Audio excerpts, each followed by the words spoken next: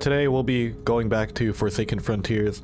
We'll be playing solo to see how far we can go, and it is now a new version, V1110 or V1110, and there have been some more balancing changes to the game since V1100. So this version has actually been out since I released the V1100 video on YouTube, so I'm a little late to this. But you know, that's just kind of how fast updates are being pushed out for this game.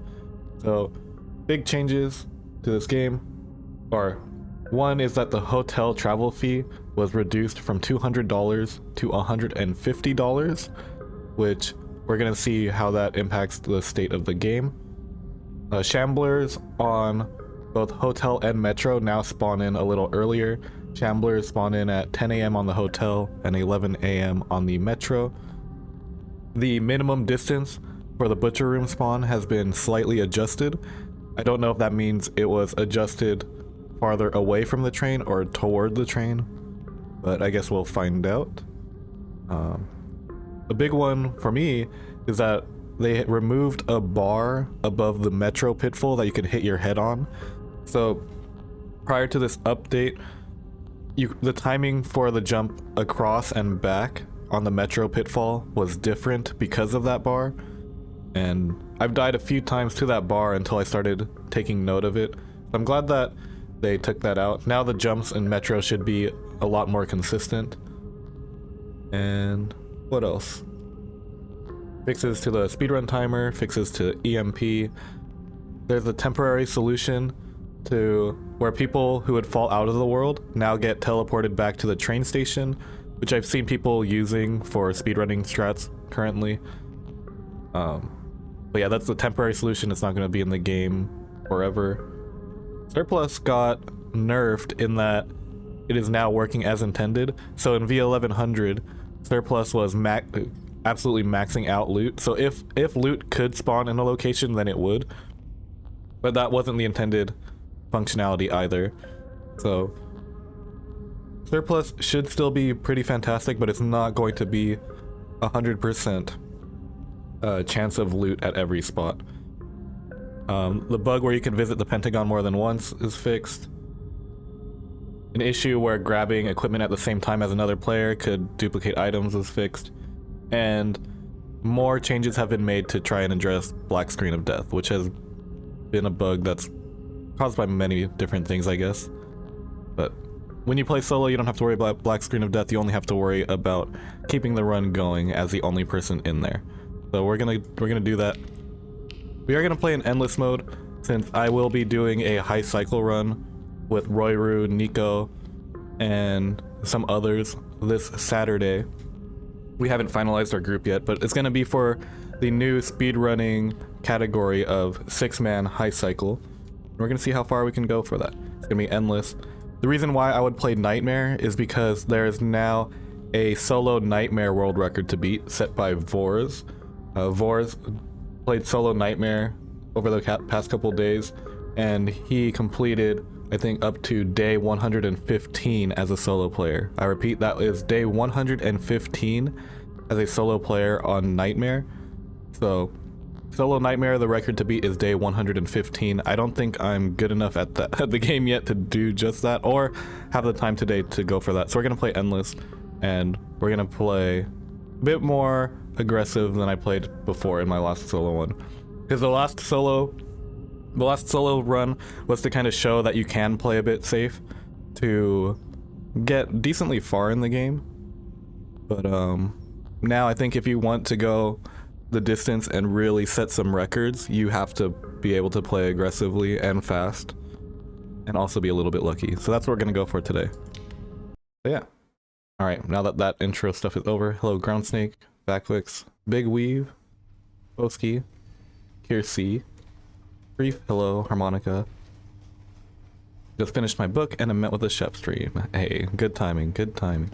V11, everyone loves V1100, huh? I don't think V1110, the balance changes are going to be significant enough to where V1100 is that much better. But I guess we'll see for ourselves, right? Obviously, like V1100 is going to be a little bit easier, but the $50 difference on Hotel is kind of big. I think maybe it'll make up for the slight surplus nerf. But even then, you know, I don't think surplus nerf is going to be insanely significant. We'll find out. It's been a little bit since I've played Forsaken Frontiers, because I've been on a strong Lethal Company grind on offense with Alter Ego and Illusion. So it's kind of nice to do something a little bit different. Not gonna lie, I have been enjoying my time playing Lethal Company. But it's nice knowing that I can switch between games, because my issue with playing Lethal Company for the past year is that there wasn't a lot of variety in the games I was playing. But Forsaken Frontiers is giving me that variety. And they perform about equally on YouTube for me, so it's not like I'm throwing by playing Forsaken Frontiers, which is super nice. I would be throwing though if I turned down a collab opportunity with Illusion and Alter Ego. Those guys are super cool. Maybe they'll get into Forsaken Frontiers one day. After everything is said and done on offense, they can come over here and chill in Forsaken Frontiers instead.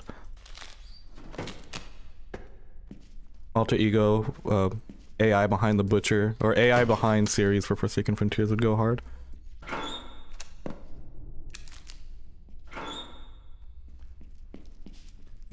Guaranteed, true, guaranteed cash register loot is nuts. That alone would make Hotel insanely more viable. That's actually stronger than the nerf to the Hotel cost, now that you bring that up, actually.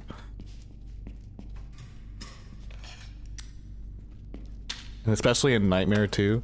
That's just guaranteed minimum value of 50 per cash register. Actually insane.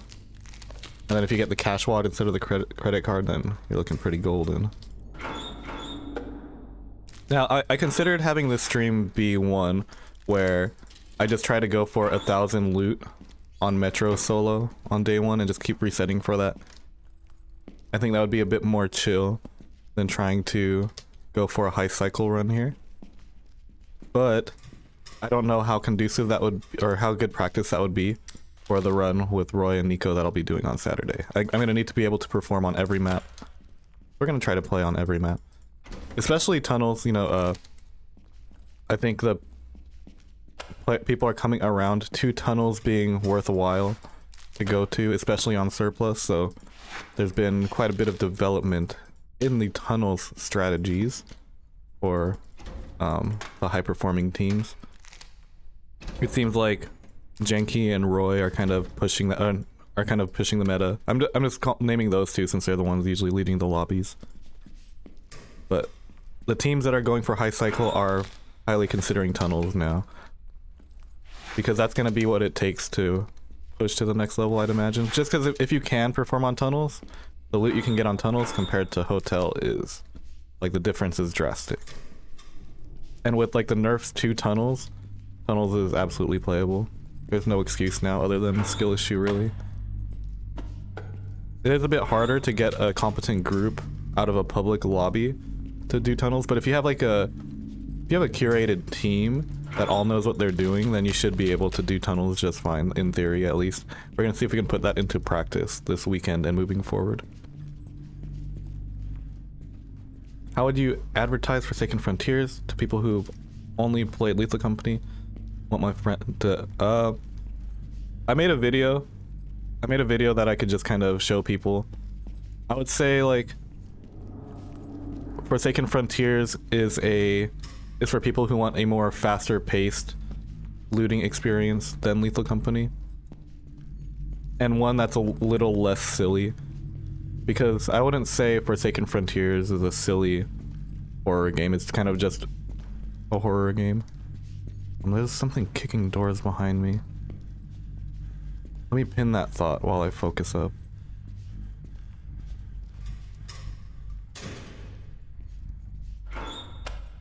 Where would that butcher come from, though?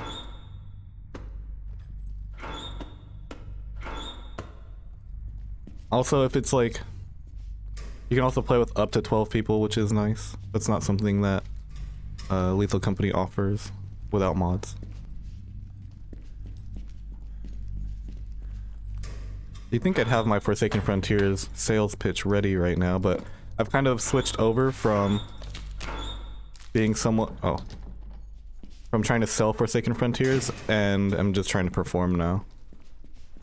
Especially with some of the feats that we want to go for.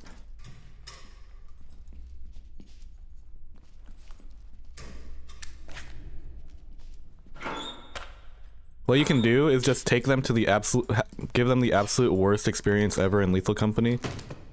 And then once they're frustrated, be like, look, I have this other game that's less frustrating. And then show them this.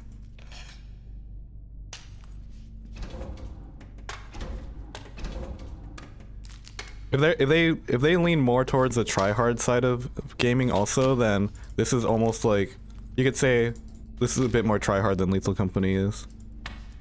Especially with the community that's been forming around it. Like, there are some serious gamers that are here, like, playing this game and making the records very difficult to beat. If they're into speedrunning, you know, this game has built-in speedrun timers. It really depends what your friends are looking for in a video game.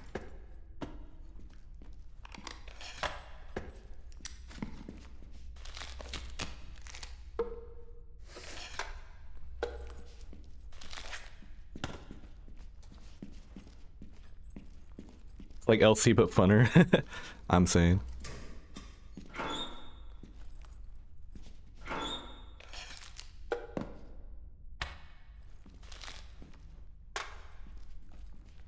Sorry if I'm not as attentive today, guys. I'm like still kind of waking up.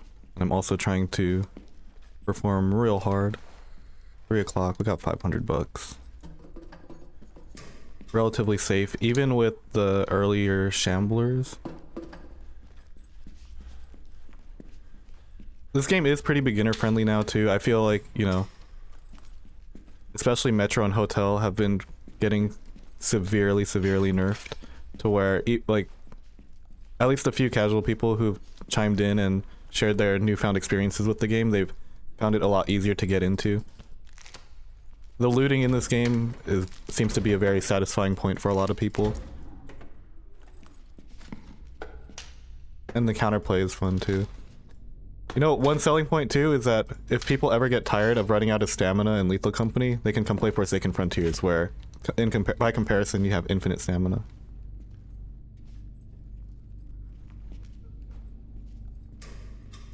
Okay, I feel like if I kick this door down, they're gonna hear me.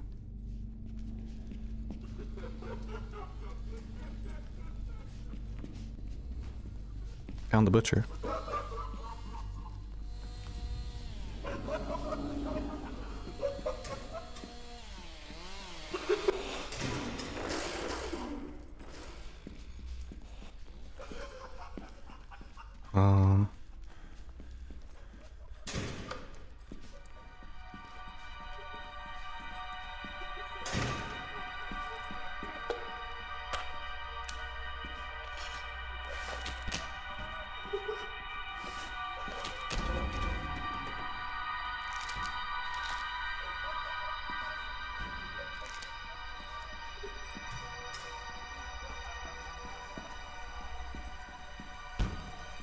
Give me a moment. Need to outplay this butcher real quick. We can just give up on these tiles. They have plenty more to work with. No more black bar of death up top there.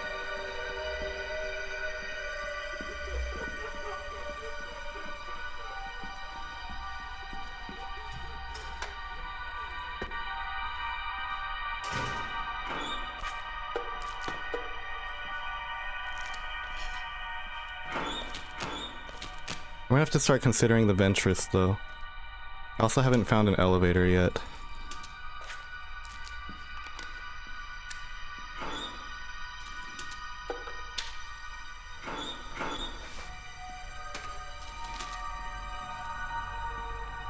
Interesting.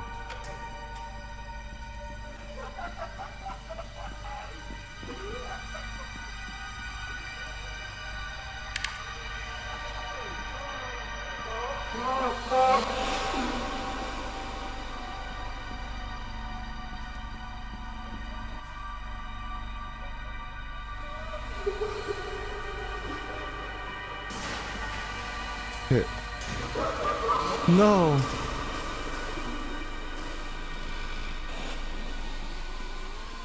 If she's down here, I'm dead.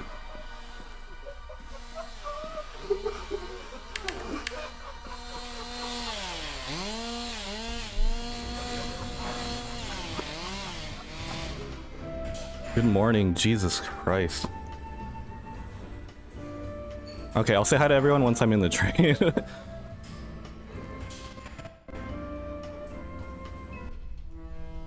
It's a little too much for me in the morning.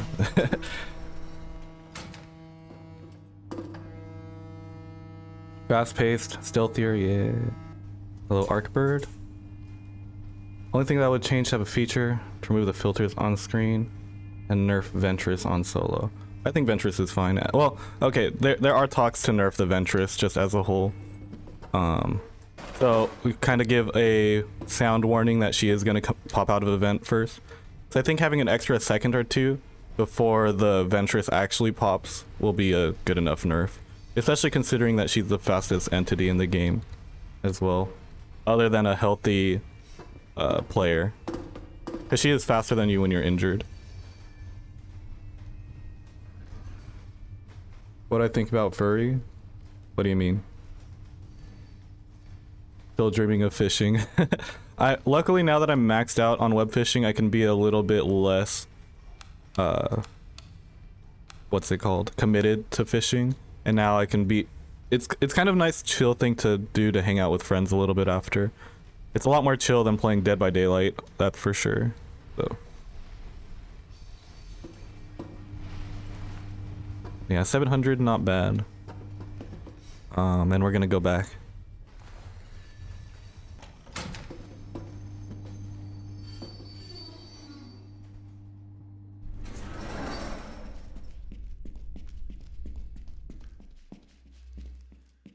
You know, I guess one of the appeals for Forsaken Frontiers over Lethal Company 2 is that, you know, Lethal Company was never intended to be a game for high-performing gameplay. It seems to be a game that you're only supposed to pick up for a couple hours with your friends and then drop later.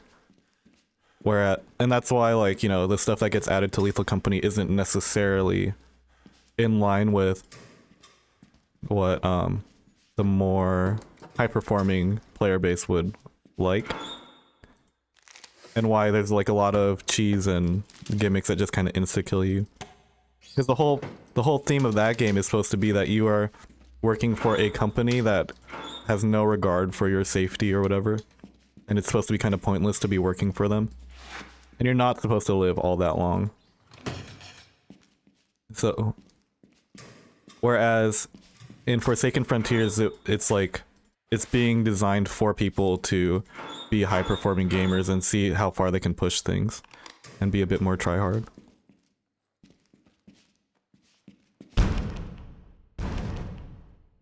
Does FF have lore? It does. In the very first playtest, it even had a story mode.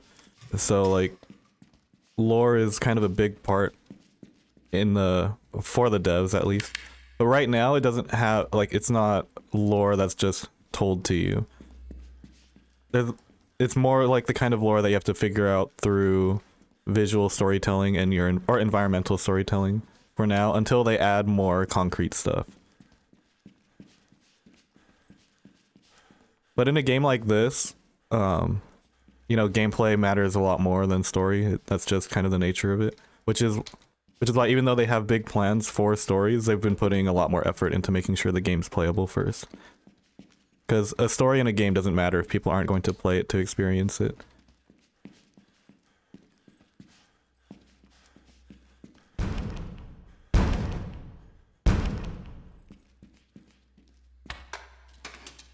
Me personally, when it comes to stories in games, I just wait till someone else figures it out.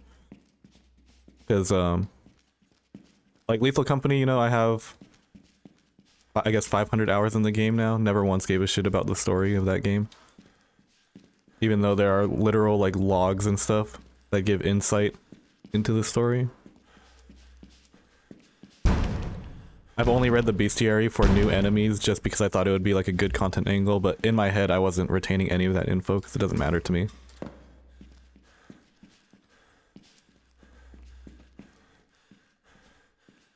And likewise, even for Forsaken Frontiers, you know, I'll entertain the lore ideas, especially if no one is gonna no one's gonna make that lore content.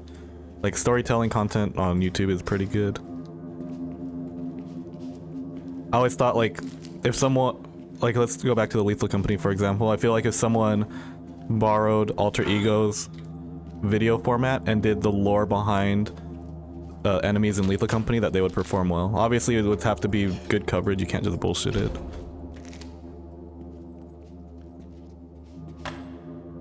But I considered doing like a lore behind the hoarding bug, etc. for Lethal Company, and even though, you know, you can get a lot of the lore from the logs, I think people would still watch it. There's probably a lot of people like me who have either not read the logs or can't interpret it enough to kind of put pieces together.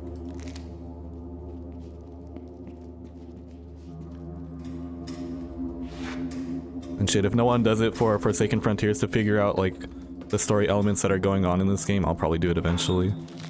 We'll see.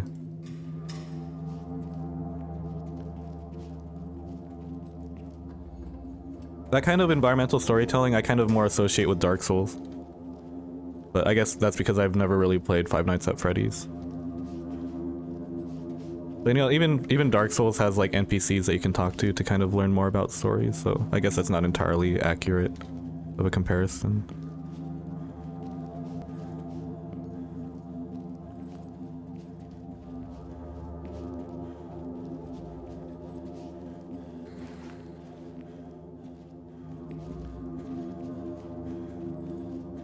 Anything this way, or was that it?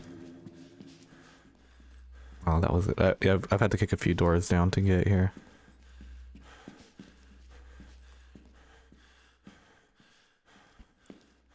I mean, I'm sure they want to bring the story mode back at some point. I can't imagine them just dropping story mode. It's just not... probably just not developed enough before main release.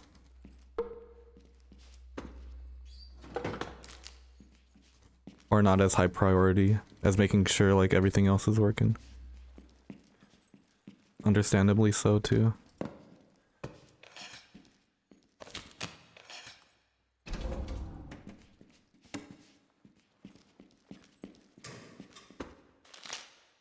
I mean, unless anyone has an example of a bad game that has a good story that kind of just makes up for it.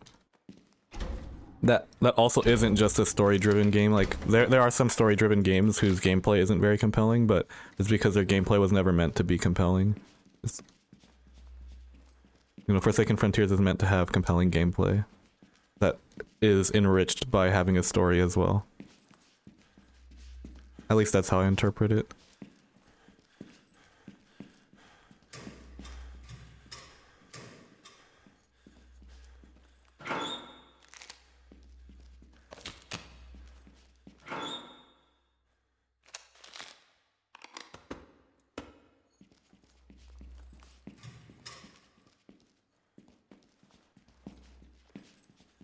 But yeah, the Made in Fairyland team is pretty tight-lipped about anything related to lore, because they're really big on like having people figure it out for themselves. Whether or not they actually do it, we'll see.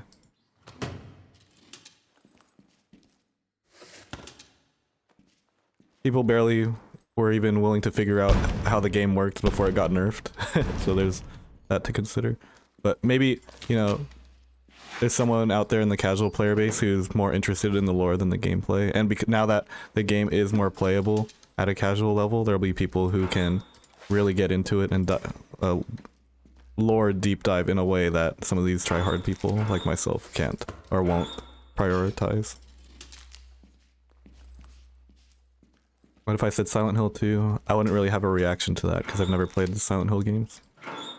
I'd imagine some people would not be too happy with that. Yeah, so this is one of the few games where when they say early access, they meant it. You know, they have a roadmap for how the development is supposed to go and where the game is supposed to be completed.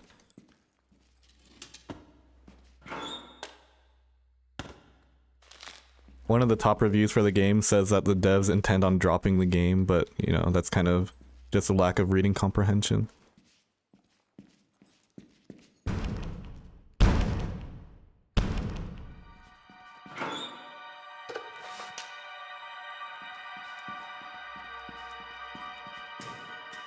It makes no sense that they would drop a game and then work on it for the next year at making sure that everything's in the game.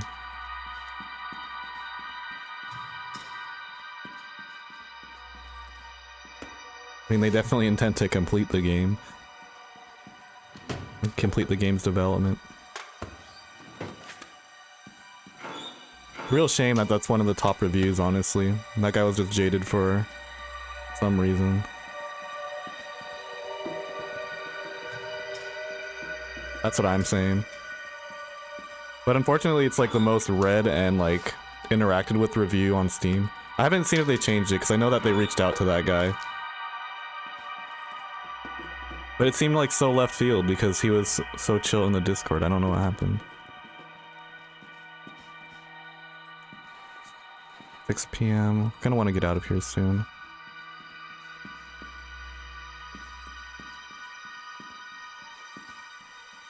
I don't want to kick this door, but I might have to. I don't think the play is to go back. Okay, well it might be now. Okay, that's not good.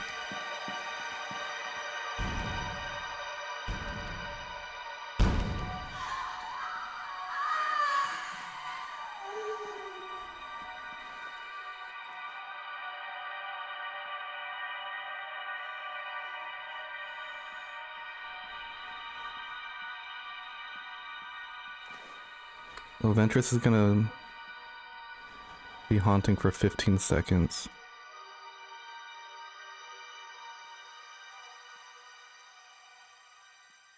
Group of experienced players can get through a single cycle. Clearly not experienced. I'm saying. Okay,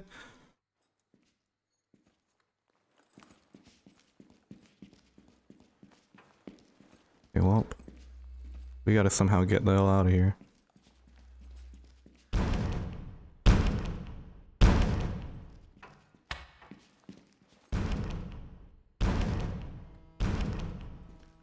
Oh, that sucks.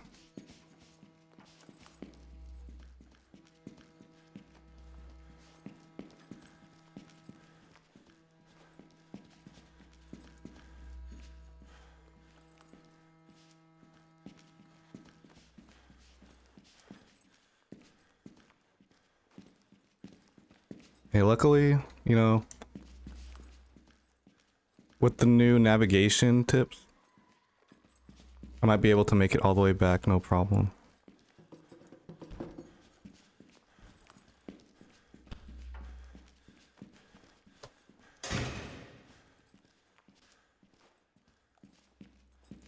So you always enter tiles from the same direction.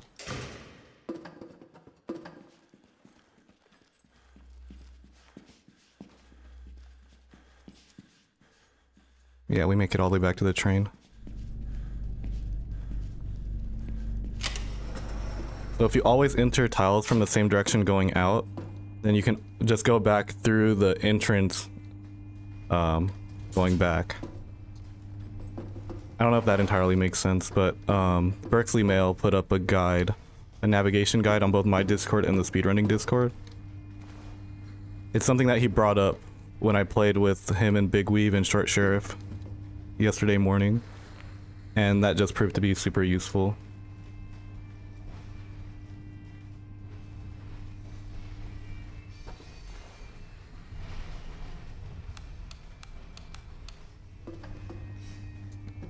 I don't know why he got banned from the Discord. That's something between him and the devs, I guess. I thought he just left. He didn't seem to do anything that was ban worthy, but that must have been lost on me. Metro Infestation isn't that bad. Basically just nightmare mode.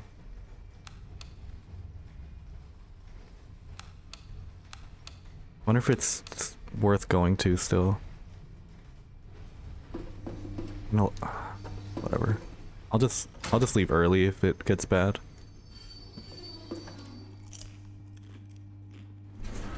It's definitely not worth losing 400 bucks to go to a hotel. But I can get insta-downed by butchers now, so I'll have to be a little bit careful. Insta-down because there's going to be 2 butchers.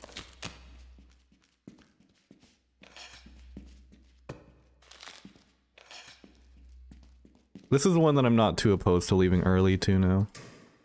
I mean, I feel like I pushed the other 2 days pretty far.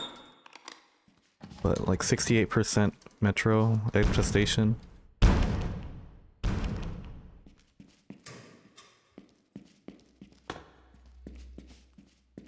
wonder if it's worth just skipping too. It doesn't... I mean, obviously not really, but...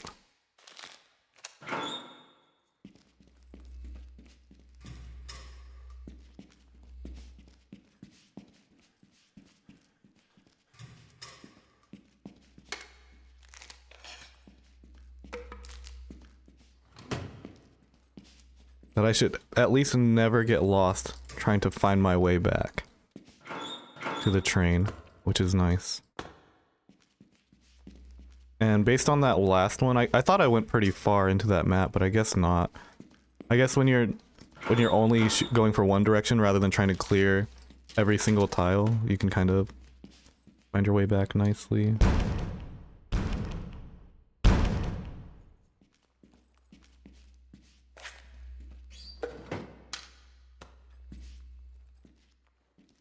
I don't really have an amount that I'm supposed to be making on this first cycle. That would make sense. 85 bucks. I mean, we're at 1200 right now. Like, what is the acceptable amount?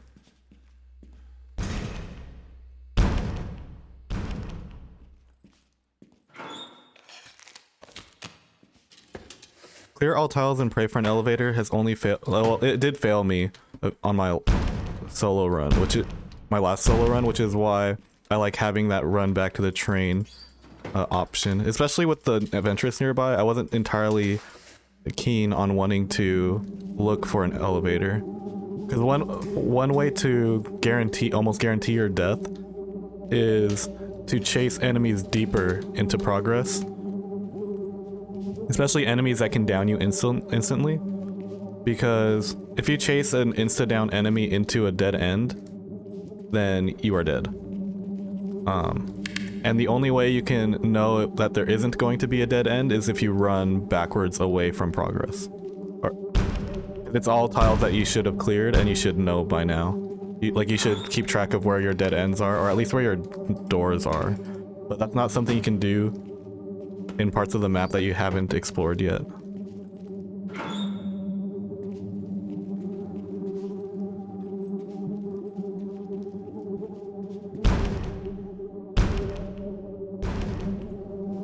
Even if you recognize a tile, you might, like, the next thing is, other than a dead end, is reaching a locked door that you can't kick down in time. Or, you know, running out of stamina because you ran out of resources to use in your escape.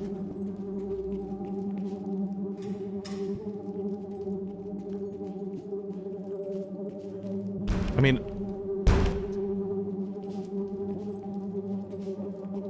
greeting works most of the time, but then if the one time it doesn't work ends your run, then that kind of sucks.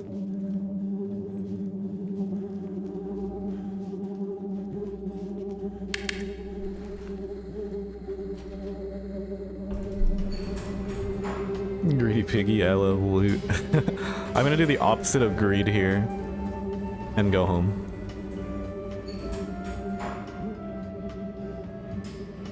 How much debt is it? We can figure that out right now. I know I think the debt amount was nerfed at some point.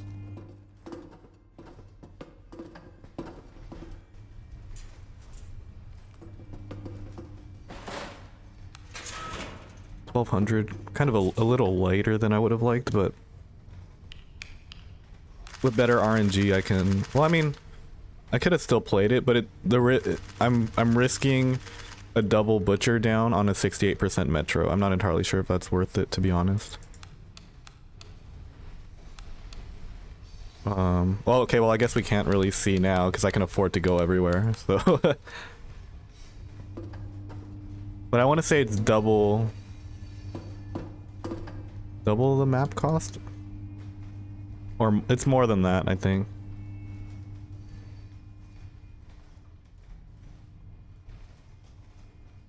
I think there'll be a patch tonight. Maylene forcing me to play Forsaken Frontiers every day by pushing out these patches at crazy speeds. I think we'll buy... I don't think we'll buy the full loadout yet. I think we'll buy bolt cutters and adrenaline.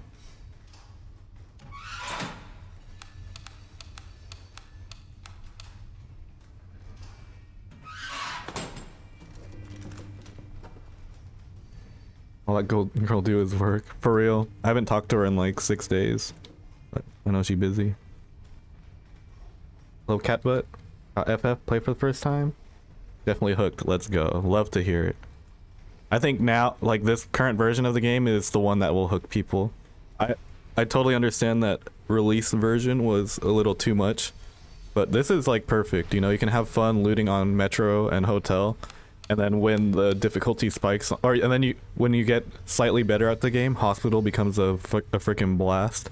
And currently, for the people who are trying to really figure out the intricacies of the game, they're developing strategies for tunnels. Or people who want something more difficult can actually go to Nightmare and get that difficulty increase that they're looking for, while still maintaining, you know, the fun of looting and whatever. But yeah, we go to Hotel. Hotel is now $150 as opposed to $200, which means going here for a whole cycle will only cost $300 compared to $400, and I think that's a pretty significant amount. That basically pays off the bolt cutters that I purchased.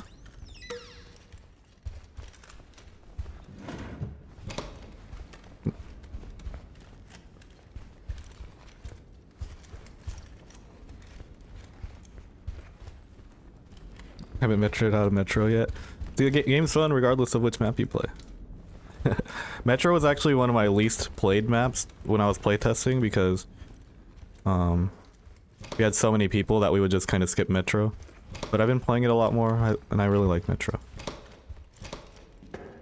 Metro is staple, at least for, you know, first cycle, and also it's a nice break from playing the other maps as well, because sometimes it's best to go to Metro over some of the other maps, which I wasn't expecting, but I think it's because of the modifiers too.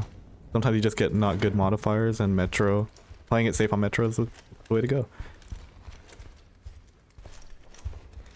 And it's hard to not play safe on Metro with how the spawns work in the current version. But it's nice, you know.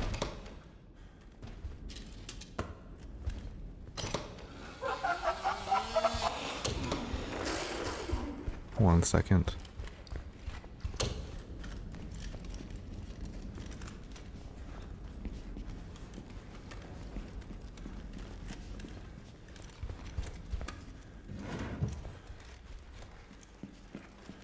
Let me just lose this butcher real quick.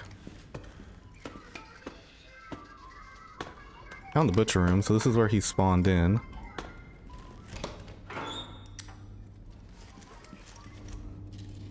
Seems like I outran him also.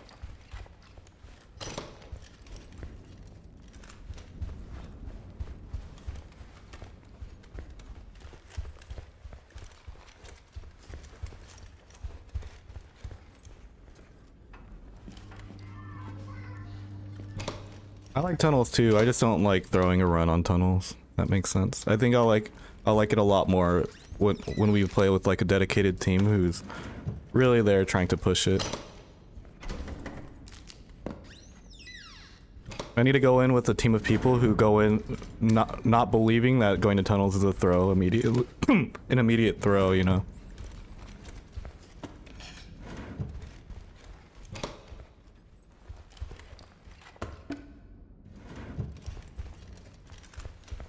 Turns out I am a bit of a tryhard in video games, huh? I spent like a whole year not being a tryhard in Lethal Company, but I'm now going back to my roots. of being a frickin' gamer for once.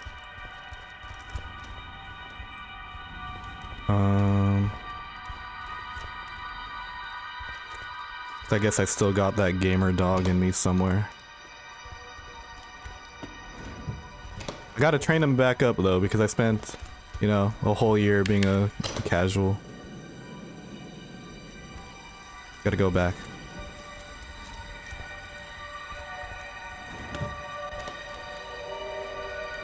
And it's because of, and I guess Forsaken Frontiers brought that back out of me.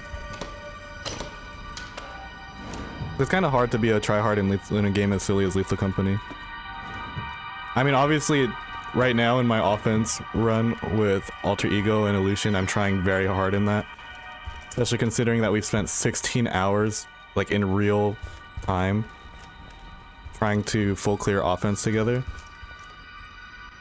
Like, I'm invested. We're gonna do that. We're actually gonna revisit it tomorrow and hopefully get it. But like the current full clear offense challenge with them too is like the hardest I've ever tried in Lethal Company ever, and I don't want to say it's gonna be the hardest I'll ever try because we'll be going back to Titan, trying to full clear Titan also, and I'd imagine like that's gonna pose a challenge as well. But damn, I didn't even try that hard in my high quota runs, like solo or with Nico.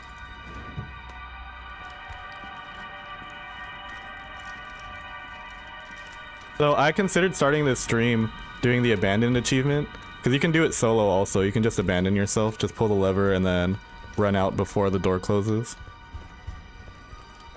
I'm like 20 something away from getting that achievement. I only need to do it like 8 tries, or...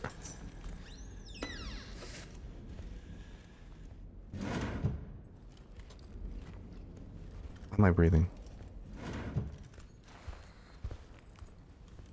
I do have adrenaline. I don't remember what time the Ventress spawns.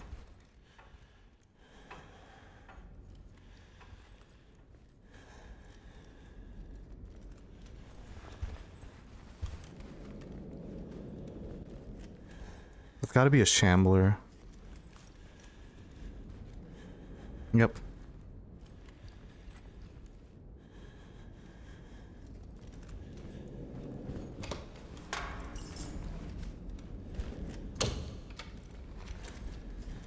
I guess we'll wait for him to pass.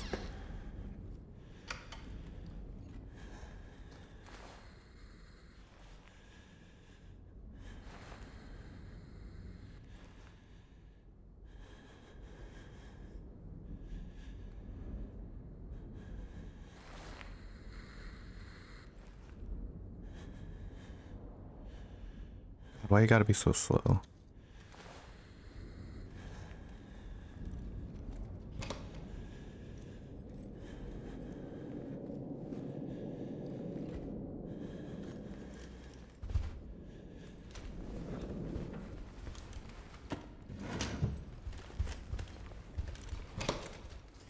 Hopefully I'm not throwing by going this way.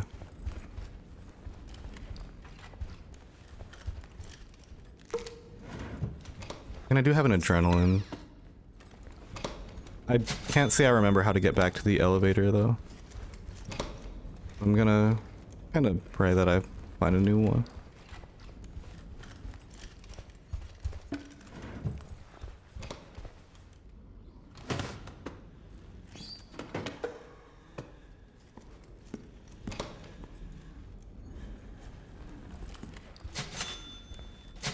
Wow.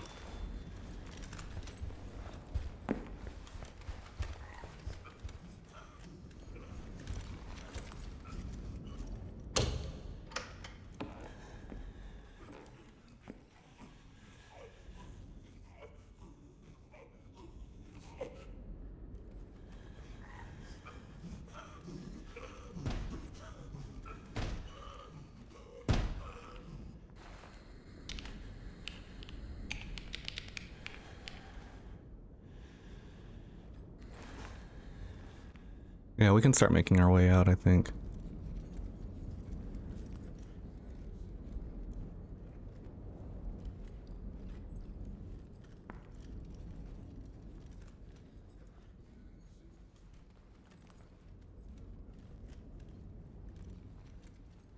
Because I don't want to go down to the spider. I said it before, but in solo, one of the worst enemies to go down to is the spider because he cocoons you in place, and then you have to figure out how to escape from there. And sometimes the spot that you get cocooned in isn't ideal for escape. The second worst one to go down to in solo is the butcher, because then you have to consider the butcher carry, so you're on a bit of a timer. But going down to the Ventress, going down to the Forsaken, not a problem, because you can just crawl to safety before making a move.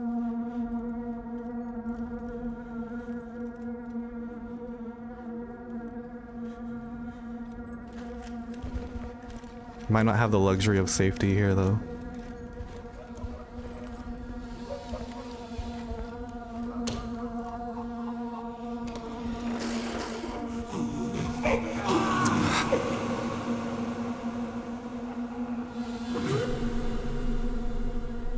Huh?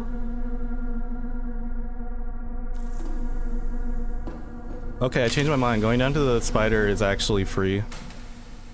It just teleports you back to the train. I forgot that that's a temporary fix right now. The wait, right? It says temporary solution to address players falling out the world. Now automatically teleporting them back to the train to prevent progress loss. Huh. Maybe V1110 is good for speedrunning, eh?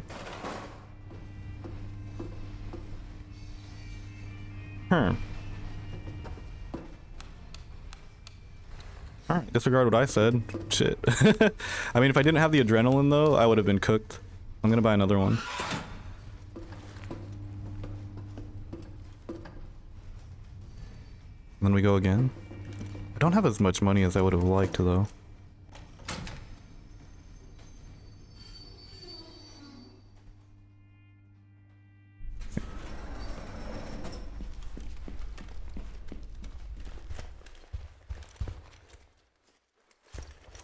Huh. I kind of just broke my brain. I was a little sad because I was like, dang, now I have to outplay the spider and butcher combo and potentially deal with the Ventress at the same time. And I wasn't entirely sure where the elevator was either. The day restarted. It's more that, so there's been a bug in the game where okay, maybe I should have bought a second bolt cutter, I don't know. There's been a bug in the game where sometimes when you get cocooned by the spider and someone saves you from it, you, what's it called, you fall through the map and you're kind of just stuck there until the day is over. So that's a current workaround right now. Obviously temporary, but it sends you back to the train if you're in a situation that would otherwise send you under the map. So I guess that cocoon specifically might have sent me under the map, but I don't even know. I was just cocooned directly into the train. I mean, it saved my run, so I'll take it. I'm not gonna complain about what has transpired.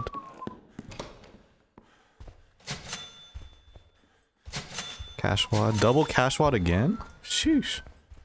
Those cash wads are worth $50 a piece, so that's like the best loot item you can get on the hotel. The highest loot otherwise is a coffee tin at 13, or actually, well, credit card at 20, which is also found in those cash registers, and then coffee tin at 13, and then a few items like hairdryer, perfume, and a few other things at 12. So if you ever come across those cash register tiles, check the cash registers. The likelihood of you getting something in them isn't crazy high, but when you do get something, you know, it's absolutely worth it.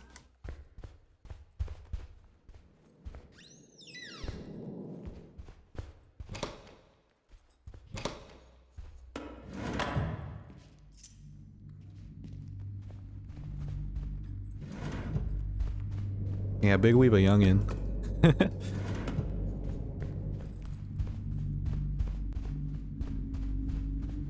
Apparently I'm old at 29.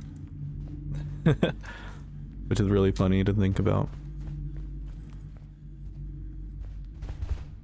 Especially considering where I'm coming from, I was always like the youngest. At least in like culinary scenes, settings.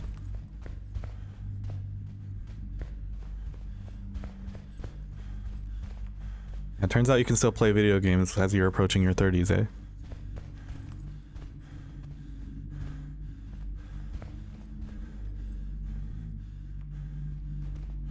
It's cool to see that the people pushing the game super hard too, you know, Jenky and Vors, those guys are around my age also. I think they're older than me actually. Their age is in their bio, so.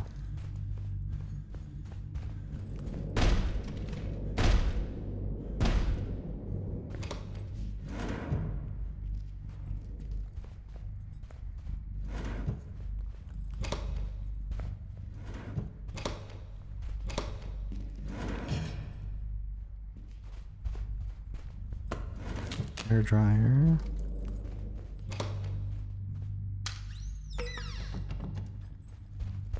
Bathroom door not really worth kicking down, this one is. Nice.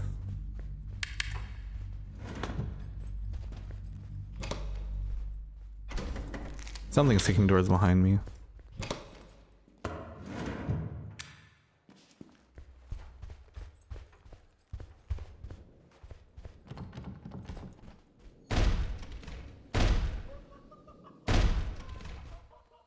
Someone who grew up watching Twitch and YouTube would have to realize a lot of the content creators I watch nowadays are around my age. Right? You know, the people who are into like the social media game and stuff, they're younger. It's not something that like older generations had as an option.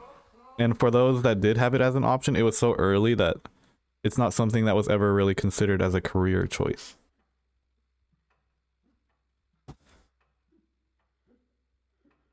Now what the fuck am I supposed to do about this? I know. I get behind him. 'Cause he's gonna kick that door down now.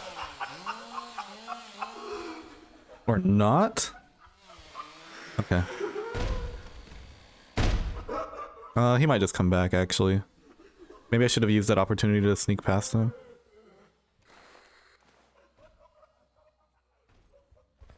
Now I'm going to use it. He's kicking another door down. Better late than never, I suppose.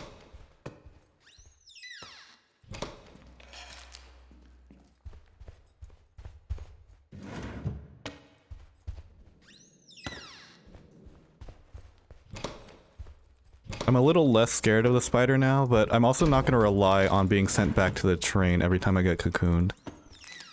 But if I do get sent back to the train every time I get cocooned,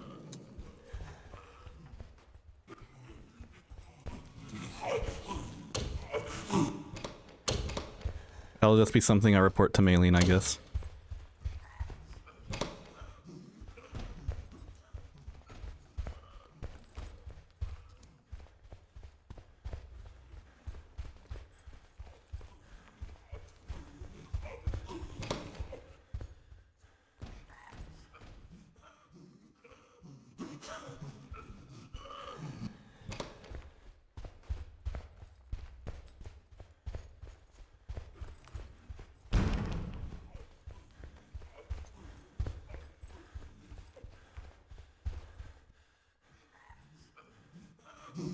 Surely we're good, right? He turned the corner. Okay.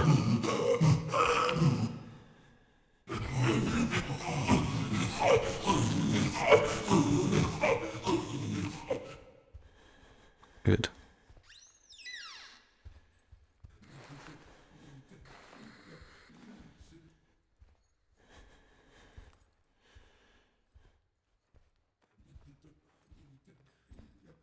We'll go this way for now. We're behind the spider, butcher, and 2 shamblers, so kind of doing okay.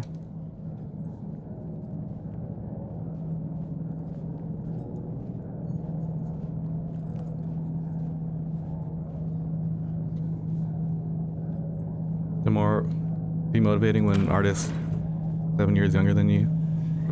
Oh.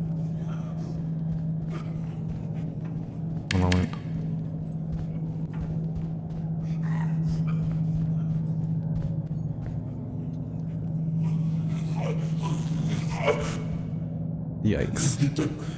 I can't believe he heard me, bro.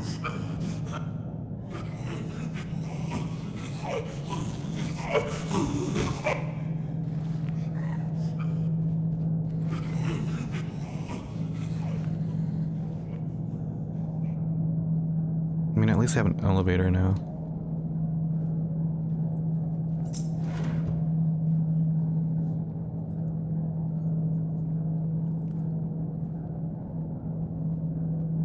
I think it's good when younger people are able to find success so early on.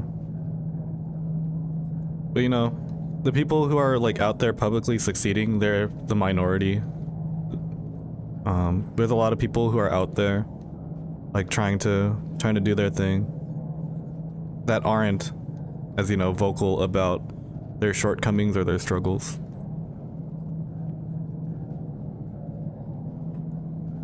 I think it's more common for people to not be successful at what they're doing. But you know,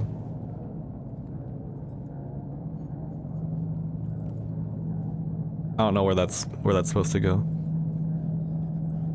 But I guess what I'm trying to say is that just because like some people are hyper successful at what they do and they're very visible and they're younger at you for doing it, that doesn't mean that you should like beat yourself up over not having the progress, because they're the exception, not the expectation.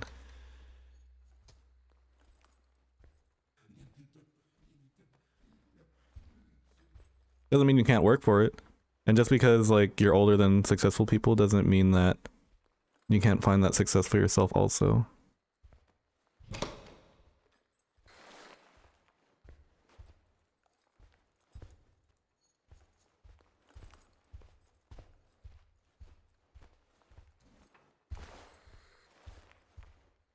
Yeah, it's never too late to be successful, exactly.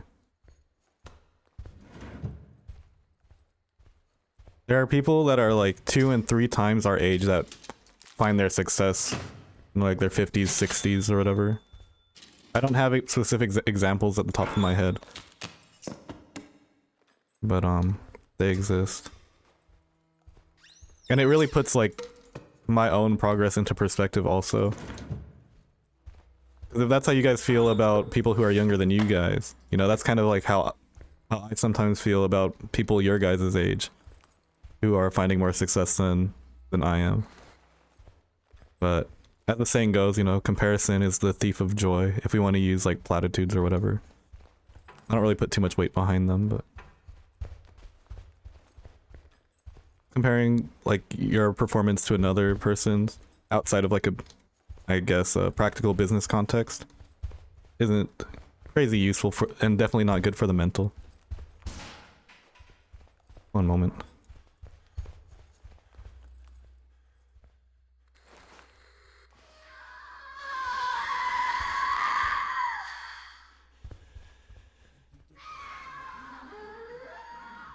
I think it's in my best interest to make it back to that elevator. I didn't realize how late it was.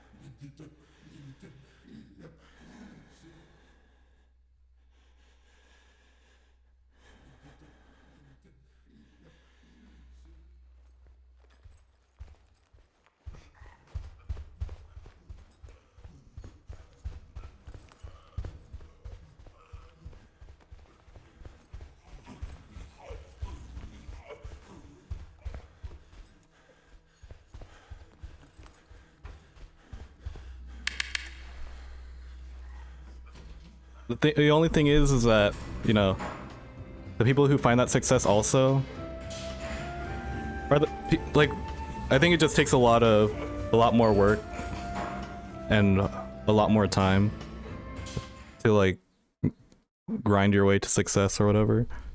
And I think that's where a bit of luck comes into play. Like you can only get lucky in regards to like, especially artistic endeavors or like business endeavors, if you actually have the skills to capitalize on that luck. But for everyone else who isn't lucky, you can kind of just work your way there. And it often takes a lot longer than anticipated. I remember a quote saying something about how like, as long as you keep working towards your goal or whatever, or toward the success that you seek, you'll eventually get there. It just won't happen on the time horizon of your choosing. So that's why saying stuff like I'll be, or a lot of that, like, you know, manifesting mindset stuff just doesn't really work. Because I could say like I will be a millionaire by 25 or whatever, but then if that's all I'm doing and I'm not putting in like building an actual system or like strategy to get to that million, then I'm not doing myself any favors. But if, let's say I do have that mindset and then I'm building up a strategy to be a millionaire by 25 or whatever, I might not get there by 25, but because I spent my years leading up to 25 trying to build a system or infrastructure or, you know, network that'll help me get there, maybe I'll get there by 30 instead. Whereas if I didn't have that, it would take me longer, etc. Surplus Hospital. We're absolutely going there. Why can't I just be perfect at everything? I think it's unrealistic to be perfect at everything. I think or at least what I've read from like Naval Ravikant, who was a big inspiration, or is a big inspiration for me. Like, you know, he says that you have only so much time on Earth, and you know, you can't perfect everything. And if you're gonna, so you might as well figure out what the one thing is that you want to like master, which has been like opposite of my mindset up to 29, right? Because I think, you know, being a little bit competent at everything or being jack of all trades has been a nice thing. But for someone who wants to be like a high performing individual, I guess it's kind of hard to do that if you don't eventually find one thing to master. And that's like what I'm trying to figure out here too. You know, being a YouTuber, content creator, it's best if you actually just stick to one thing, which is why I have such a conflicting time thinking about Lethal Company, because Lethal Company is not the one thing that I want to master, and I just know that for sure, but it's the one thing that performs best on my channel too. So it's like I have to go back a layer or something. I don't entirely have that figured out. It's been a while since I've exercised that part of my brain, to be honest, because I've just been in pure gamer mode for the most part, and just churning out gaming content creator mode, just churning out videos, not really thinking too hard about the stuff that goes on behind it. But yeah, jack of all trades, master of none, but better than a master of one. It depends. Like, you know, the full both sides of the coin have like meaning to it. The reason why you'd want to be a jack of all trades in the first place is to make sure like you experience a lot of things out there. Because if you just immediately dive into mastering one thing, you know, maybe somewhere down the line you'll realize you select something better. I'm not trying to give life advice or anything, but I'm definitely someone who's gone broad and am looking for the one thing that I can go deep on. If that makes sense. So like the reason, or at least according to Naval Ravikant, like the reason why you go broad first and experience the world and everything it has to offer is so you can cross things off one at a time for things that you don't want to devote the rest of your life to. But a lot of people don't live like that too. But it's something that I resonate with. Is there ever a reason to not deposit all scrap in the hatch? If you want to only personal reasons, really. Like one reason I can think of is trying to see how much, like going for a world record for how much money you hold in this bag right here, which would require either you to put in enough money here so that way you can just start stacking up cash in your backpack if you're doing it solo, or for one person to be the designated bag stacker while everyone else just completes the cycles for you. But there's no actual practical reason to not putting stuff in here. How's it going, Nico? Yeah, having a broad range of experience is surprisingly useful when you want to focus on specific things, for sure.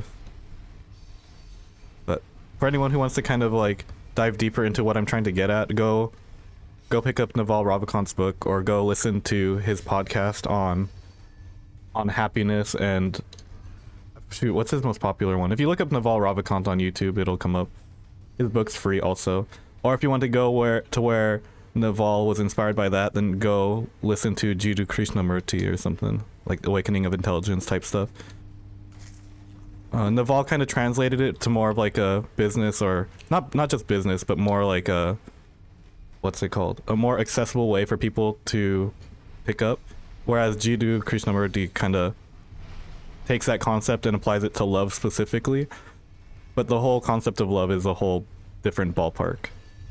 Like, one of Jiddu Krishnamurti's things isn't about like identifying what love is, but identifying what love isn't. And that's kind of like the same thing about choosing your one thing in life to do. You do all these things not to figure out what your passion is or what your purpose is, or not even purpose, what your one thing is, but you do all these things that can cross off things that your one thing isn't, which may or may not make sense, but it makes sense to me, and I think that's what matters. We are gonna go to Surplus Hospital though. I wonder if it's worth taking in the debt. 400. Well, let's buy the bolt cutters first, because I'm not going to Surplus Hospital without bolt cutters. That's for sure.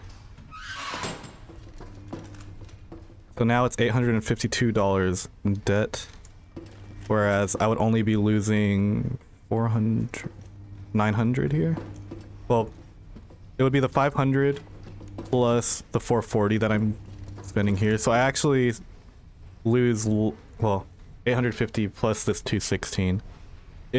I lose less money selling this and then going to hospital without incurring debt. So let's do that. The question is, do I get more than just this though? I think I do, because I should be able, like, this is the best case scenario. I have Surplus Hospital. So I think I should kit myself out here and go for gold. Yeah, the Almanac of Naval Ravikant. You can download it for free, PDF form. You can listen it to for free audiobook form. There's a free transcript of the book on the website.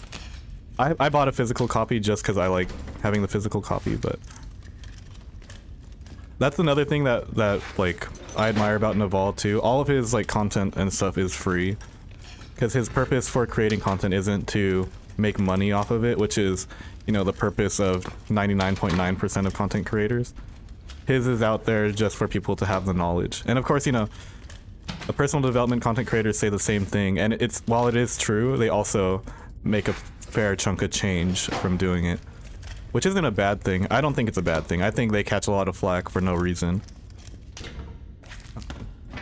People just kind of see it as like an MLM like scam or whatever, but the thing is, the knowledge that those people, like the real ones, are sharing isn't a scam. It's just actual real good strategy or whatever. There are a lot of scams out there, but the ones who are out there actually offering life value just kind of catch strays among them.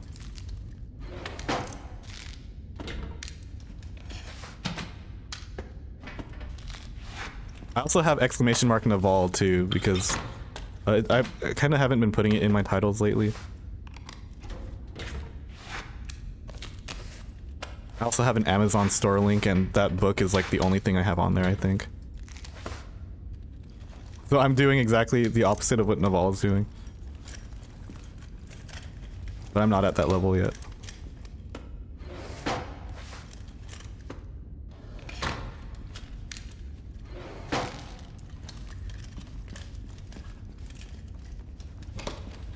Really insightful stuff. He also sounds like nothing like a lot of, like, you know, the personal development, quote unquote, and financial gurus that are a bit more popular. But a lot of them look up to him too, which is kind of cool. Like, a lot of the people that I listen to or have listened to, they all draw inspiration from Naval, and that kind of speaks to me.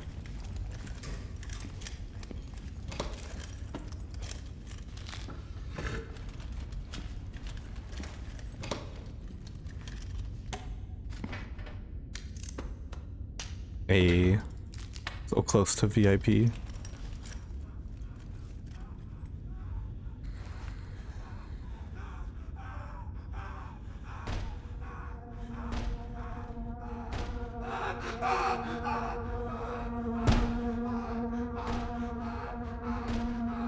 Damn, he must have heard me from somewhere, I guess. Start walking.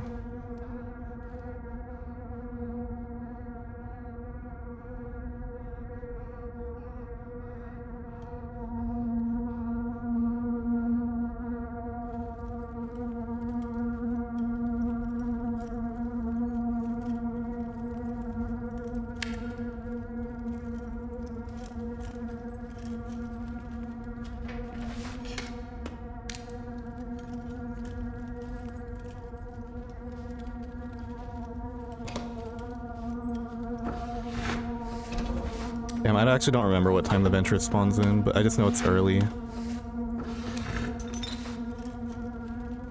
But I mean, I have double adrenaline, so what's the worst that could happen?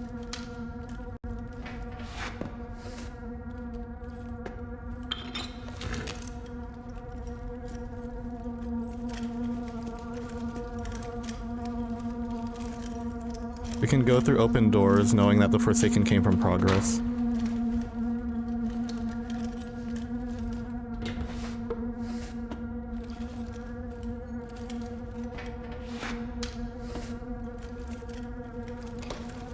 Give me a moment while I lock in a little bit. This is a big day for the run for sure. This is nerfed surplus, by the way. So anyone who was worried about surplus getting nerfed probably shouldn't be too worried.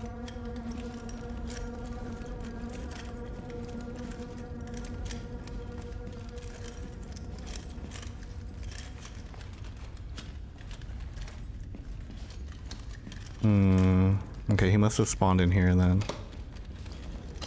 Big room. I think this is the biggest of the security rooms.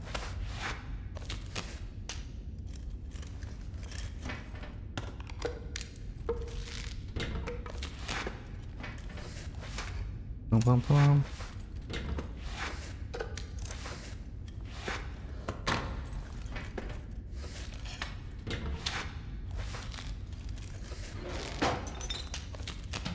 Damn, son.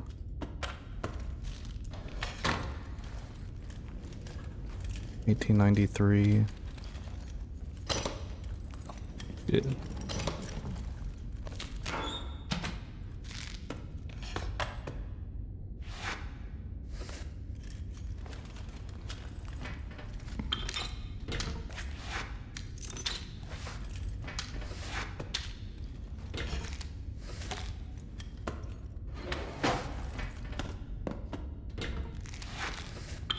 Have all this.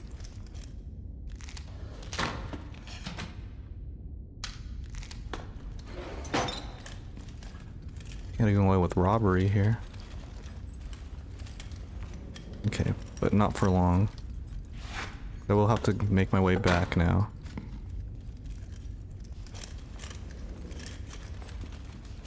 I don't necessarily like the idea of backtracking, if I'm being honest.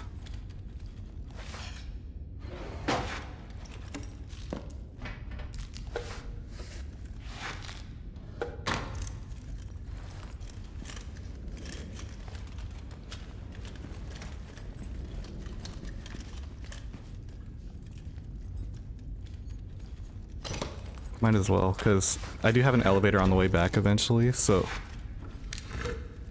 And I think I might just take the elevator at this point, so I can use my bolt cutters. Damn, that sucks that I used it for that, though.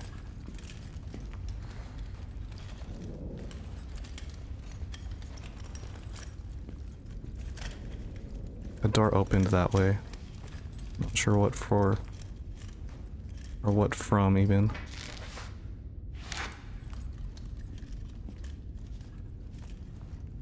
Where's my costume? True, it is Halloween, isn't it? I didn't come up with one this year. I've been too hard on the gaming grind.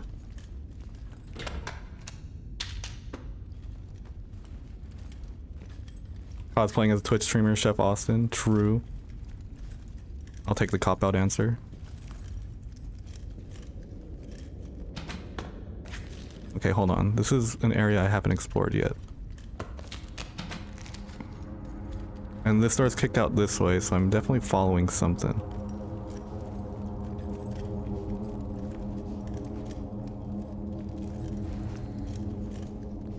Unless this... Okay. Well, we can open this. There's an alarm door in front of me as well.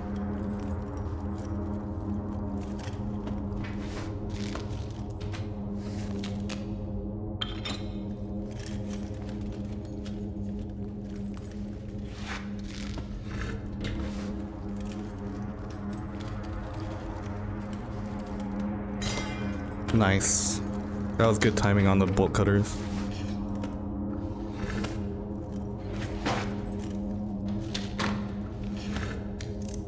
Almost perfect use of bolt cutters.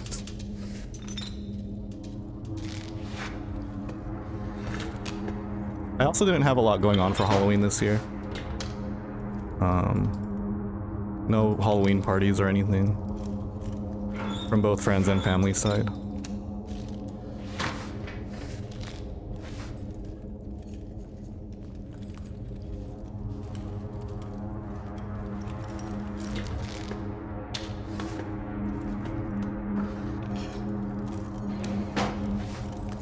And I'm definitely not gonna be hanging out downstairs. Okay, hold on. This might be the last thing I do here on this day.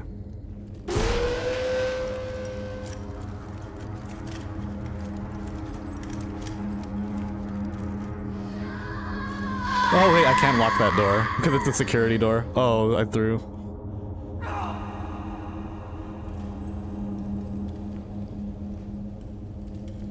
Could have been a complete company employee.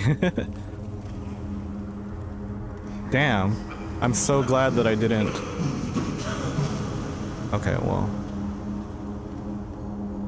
At least the elevator's right there.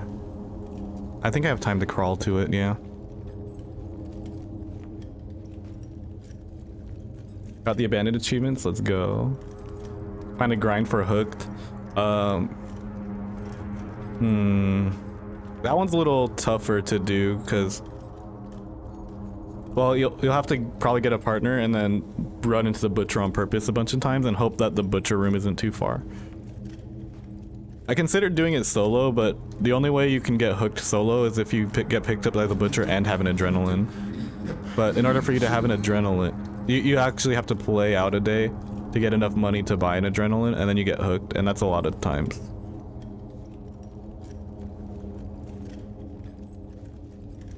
I was a little greedy, you know, I kind of want the payoff, if I got away with that, was that I would have had an extra room before I go.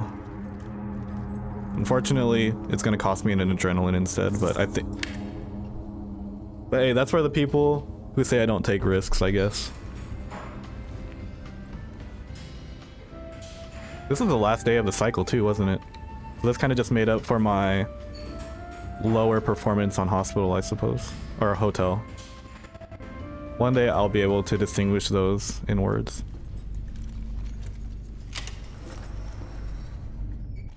I feel like 3400 is only okay though. For surplus hospital, I feel like I could do better. Oh, I had $0 because I sold already, that's right. Okay. Do that. Pay off our debt. What is a hospital but a medical hotel, I'm saying. And then we go back to hospital, it's unlocked. I'm still gonna bring bolt cutters though, because the security doors are not unlocked in unlocked mode. And I'll get my second adrenaline too. It's also cheapest for me to go to hospital right now. You know, I got the halved price at $250. I got 3,000 in the bank. We're doing quite alright. We're definitely doing better than our last run. So let's kind of hopefully keep it that way.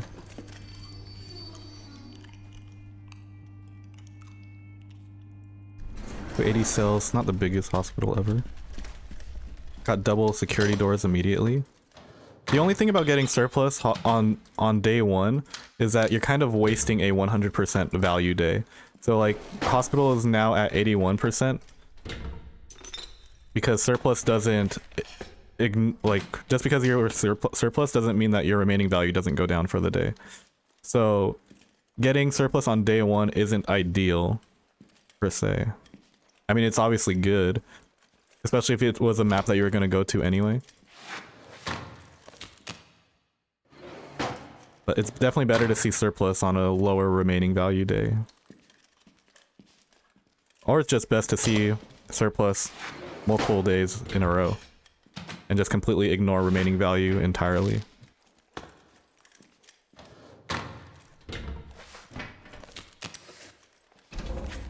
Yeah, I made 3,400 on hospital. It was surplus though, so that's kind of within expectation. I say that's really like how much you're supposed to be making, honestly. If not, then I think you have to play surplus a bit more aggressively.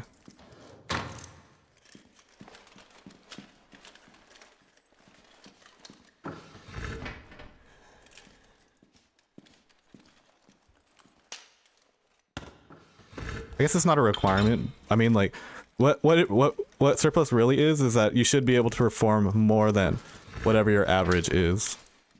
Like, you don't have to get 3,400, but you should be getting more than what you normally get. And I think that's fair for all levels to kind of shoot for. Because otherwise, why bother with the surplus? Want a surplus only mod?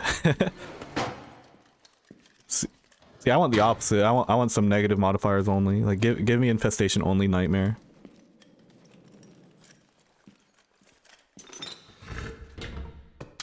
I was breathing, but I wasn't sure if it was from the running. I guess we're safe to run again then.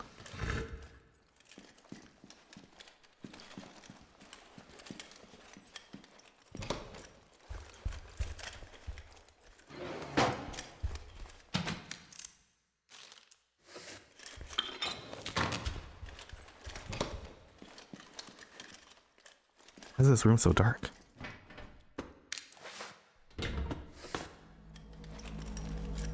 I want to buy a glow stick just to see a bit better, but you know, like, I can't really afford an inventory slot for lighting. Not on this kind of run. Blank sheet of paper opening up Forsaken Frontiers. Let's go. See, Blank doing what I think is a good and healthy way to play both. To have both Forsaken Frontiers and Lethal Company in your arsenal. Before I started stream today, I was kind of watching him do some solo 10 quota runs on his stream. I was lurking. I was doing a little bit of lurking. And now that the Lethal Company session is done, what do you do after? You go play Forsaken Frontiers. That is probably the order of operations too, because I don't know if I'd want to play Lethal Company after playing Forsaken Frontiers. But depending on the type of Lethal Company run I do, I'd definitely be down for Forsaken Frontiers afterwards. Like, if I physically had it in me to play Forsaken Frontiers after playing offense for 8 hours, I would. I just would. But I did not physically have it in me, especially considering that I actually want to perform well and also be kind of present for the people who show up to this. I opted for rest instead.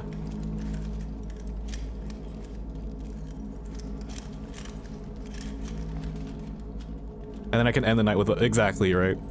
I actually fell asleep still in the web fishing mod. That's kind of how exhausted I was. Nico actually left the lobby open too, because the lobby was still up when I woke up.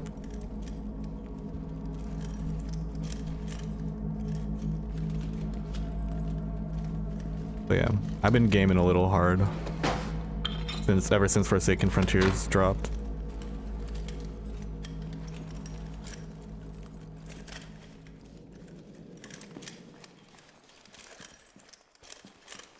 And then the web.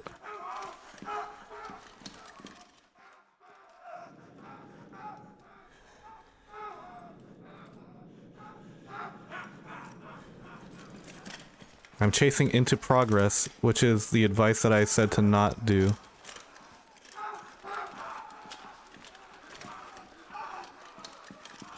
There's more than one.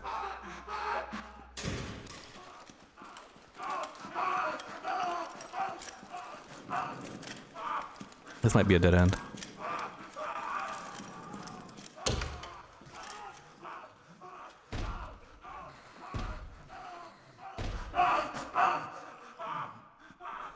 Two Forsaken and a spider.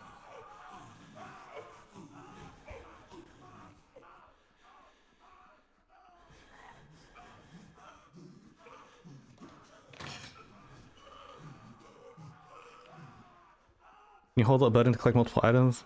It needs to be individual inputs right now. I did see someone suggest a hold button just kind of for like accessibility purposes. I don't know if the devs saw it or not though.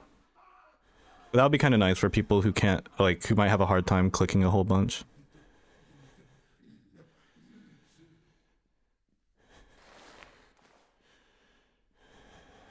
And you know, the team is definitely much about accessibility. And I say that because one of the first things that really caught my eye was how many colorblind filters there are. I didn't even know there was this many versions of colorblindness.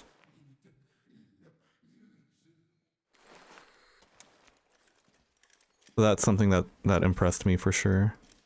Okay, I think we go back now. Because there was definitely other ways I could explore. And I think we're behind... Oh, I only saw one Forsaken though. I don't know if I'm behind both of them.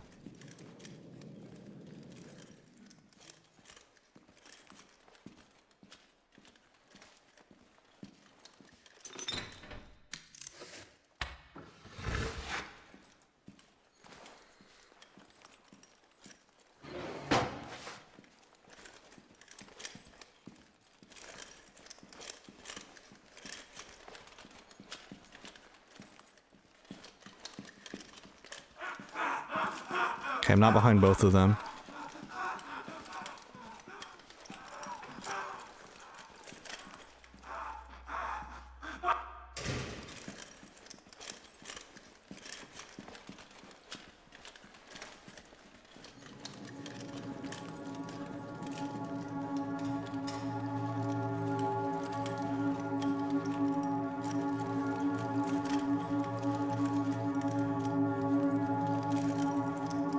Maybe I just start making my way back then.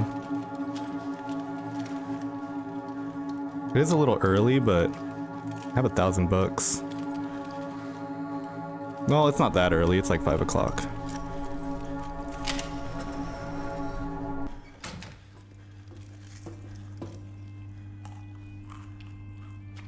I also didn't like my odds progressing through there. Ooh, surplus tunnels. I think I go surplus tunnels. I think we'll be okay. Question is, do I buy a lantern? I don't think I do. I think it's just a quick in and out. Let's go.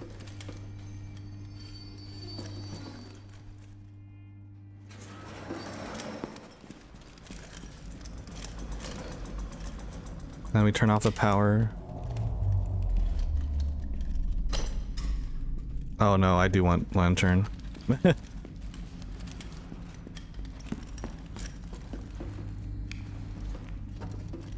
I forgot. I'm just not going to be able to navigate without this.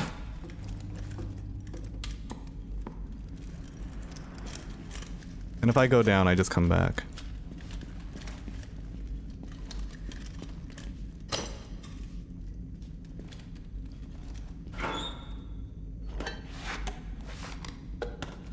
Yeah, surplus tunnel is a little too much to ignore, I think.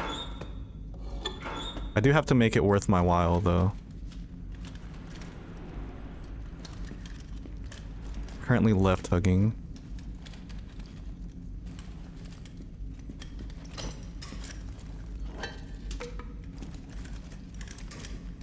No longer left hugging.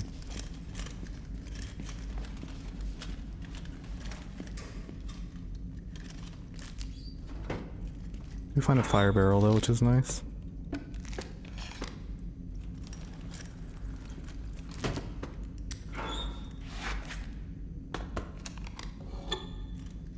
Now I've said that the tunnels meta is being developed. I haven't personally had, or, you know, put my input into it. So, this probably isn't going to be optimal tunnels gaming. But because we're going to be doing tunnels for our high cycle run on Saturday, I'm just trying to familiarize myself with it. I learned immediately that I will be running a lantern just so I don't, you know, get lost navigating this map. I don't have like tiles memorized like that to where I can navigate in the dark, and I don't know if that's a realistic thing to expect people to do.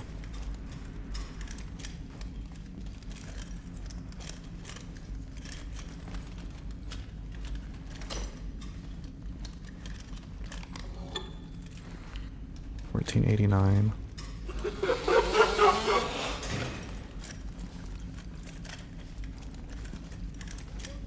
It's unfortunate.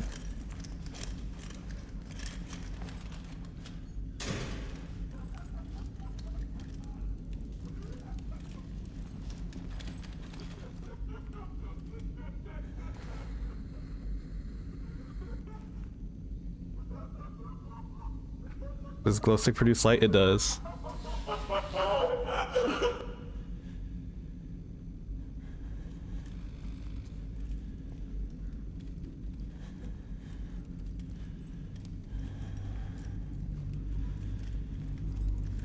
Honestly, we can go back with a net positive.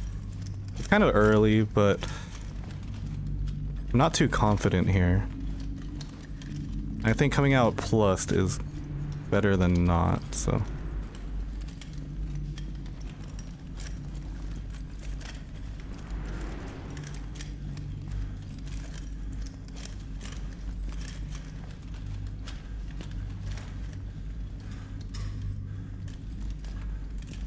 Which I might not even do because where the fuck am I?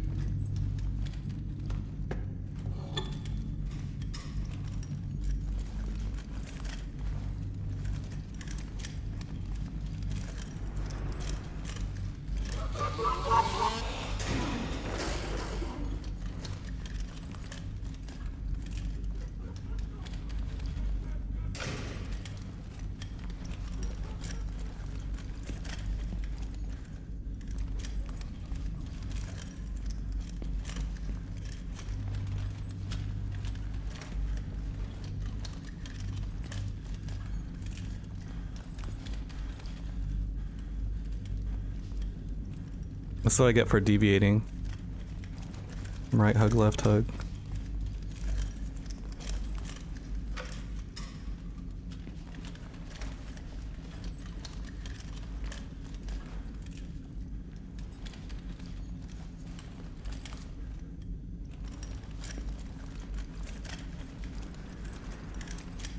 No, because this is deeper in for sure. I know that for a fact.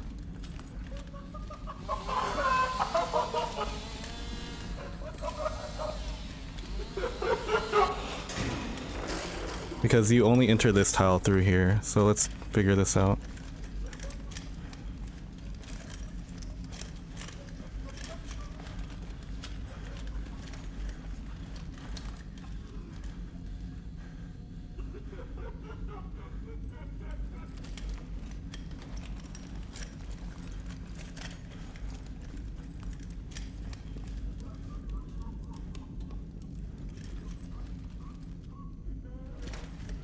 Is it really this way? I feel like it's...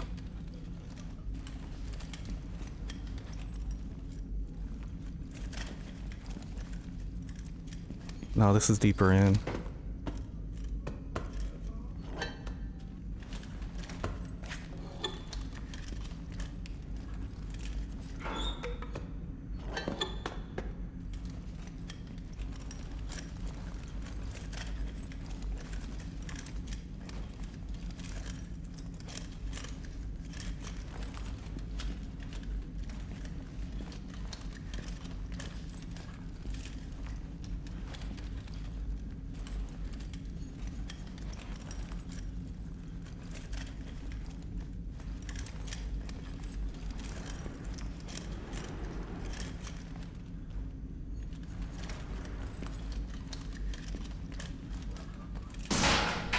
shit. I mean, I didn't really have a choice but to run into her there.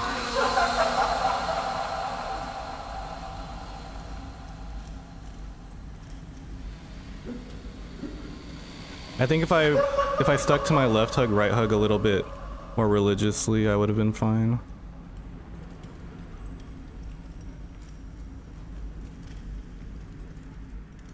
I actually think it's this way. And to the right, but I can't get hit by the butcher here.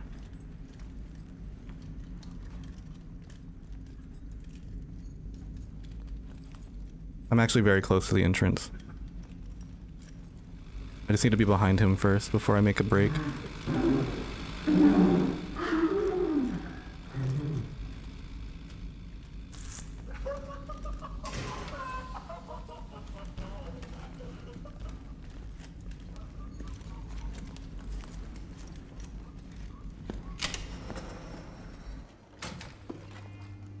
Okay. Cool. So I come out with 2,500. Dang, that would have been an expensive loss actually, because I would have lost the 1,100 also. Unbreakable wins again, right? Alright, we go to hotel.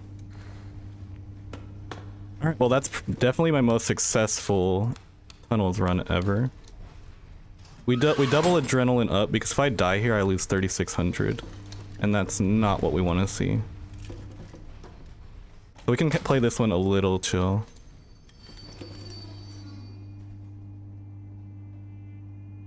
But yeah, as far as I know, I think Roy's strat for tunnels is to only go tunnels if it's surplused. Because I probably would have gotten a lot less loot there for the same amount of danger, if not for surplus. I don't know, you guys tell me. I think that was worth it. I came out net positive 1,500, well, 1,300, 1,200, 1,300 give or take. If you take away the bolt cutters. Or 1,200 because I had to buy a lantern also. We're early enough to where I can buy another bolt cutter.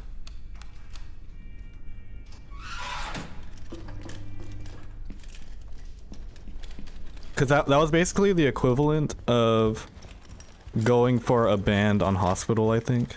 No, to make the same on Hospital, I would have had to make like 1,250 on Hospital or so.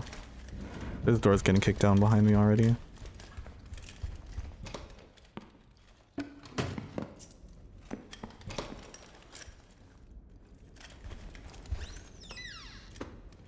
I don't think I go tunnels normally, like without surplus though. That seems like a throw. But I think it's worth exploring surplus tunnels.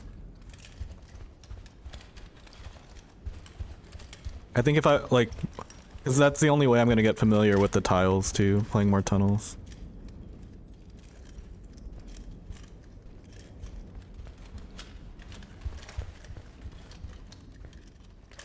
Always eventually increase. It does. It just increases at a much slower pace than Lethal Company, which is why like runs in this game can be super long.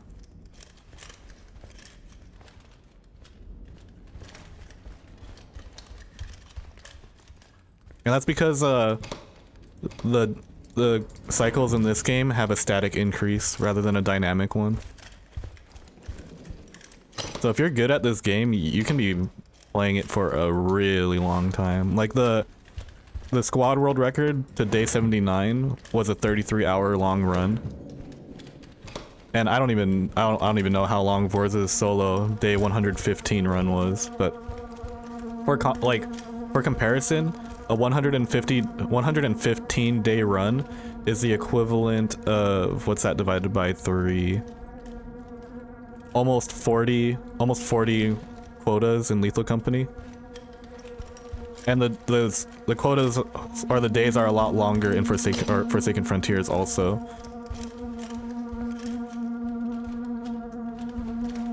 Now, and that's part of the reason why like their run is so impressive. Because we have some absolute gamers at the top of this game right now. Like Janky, Vorth, JM Dog, that lobby, they've been like gaming non-stop since this game has dropped. They weren't even playtesters either, so they're just people who like found the game and have started enjoying it a whole bunch. They are beta testers now though, and they're represented in game via their own pins and patches, and honestly I think they deserve it with how much they've been like absolute gaming. They're not even competing with anybody right now, they're just going for like personal best. But Roy is very interested in, you know, in beating their scores. And I think it'll be some good friendly competition. But in order for it to be competition, we actually have to perform first, because right now there's no squad actually competing with them as far as performance goes. And I love to see it, honestly.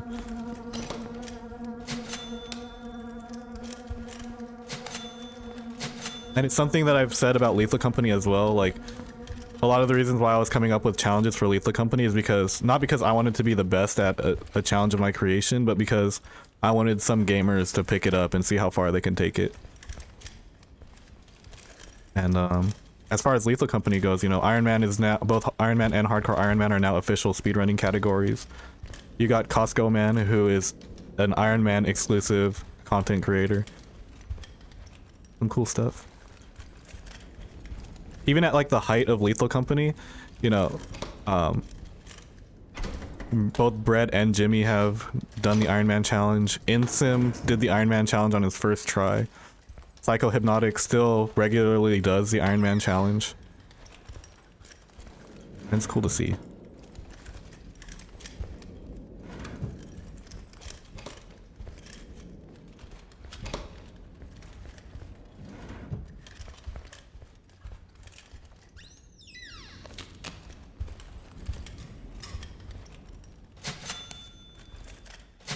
Nice. Now I feel a lot safer knowing that I got like 4K in the bank right now. Is that the money that I've already banked isn't money that I'm going to lose from dying. Oh, okay, well that was a not good use of bolt cutters, was it? But I do lose a fat chunk of change if I die though. Or if I use all of my equipment, because the equipment that I'm bringing with me isn't very cheap. I mean, it's cheaper. It's cheaper than it used to be. Like the inventory I'm currently carrying used to cost $870. So anytime I used all 4 items, you know, it was costing me $870 each time. So I have to make up my equipment cost in addition to making sure that I'm, you know, meeting the debt cycle while also being able to afford to go to every location that I need to go to. And I think that's why they don't have the debt cycle increase as much in this game, because there's a lot more variables going into like what you need to afford in order to progress. Like Lethal Company is pretty straightforward in what you need to buy, and a lot of times you don't even need to buy equipment, really. Like the equipment cost in Lethal Company is insignificant compared to like actually just meeting the profit quota. Like Lethal Company does have a random, like a range, I guess, of increase that you can get, and that's like probably the most difficult math you have to do, but that math isn't even really up to you for the most part. That's just kind of RNG rolls. I mean, I guess it's a little bit more up to you now with the furniture update.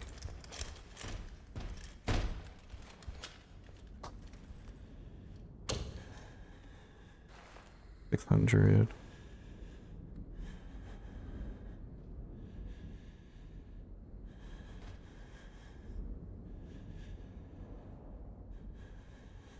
Oh, are there modes that are not endless? So the next game mode that's getting added is not an endless game mode, and I'm pretty sure that they'll bring story mode back eventually.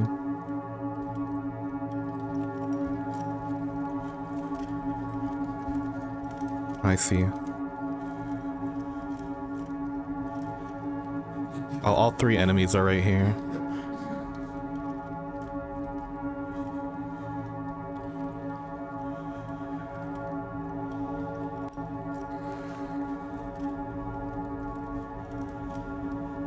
Okay, this is where I start playing like a pussy, low-key.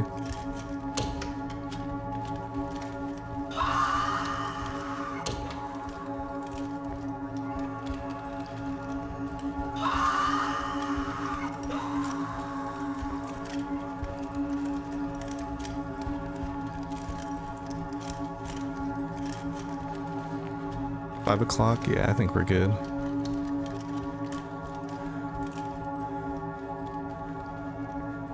Loboski. We are currently, on cycle, I don't know, but we're gonna make it out alive on hotel with 600 bucks. This is just a bonus round anyway, right? Yeah. I want to make sure I secure all this and not spend more money than I have to.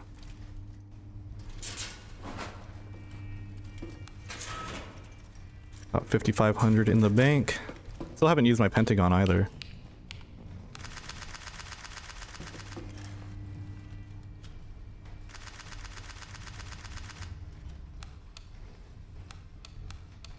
I think I can afford to go hotel one more time. Unless I just want to... I think I actually send Metro, because if I send hotel right now and hospital has a bad... and hospital and Metro have a bad roll, then the math doesn't work out. Like I would have to go to a hotel at a lot lower of a value. I think Metro is good just for resetting the other maps, honestly. Like, dipping 500 to go to hospital right now might not be worth it. Or maybe it is. I don't know. Maybe it is. It probably is, actually. I don't know. Metro... I think Metro's just good.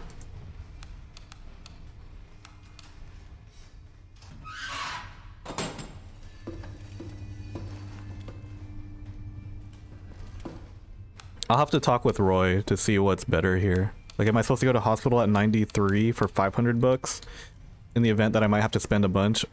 Or do I just go to Metro and get guaranteed value? I really think it's Metro. I think Metro's the play.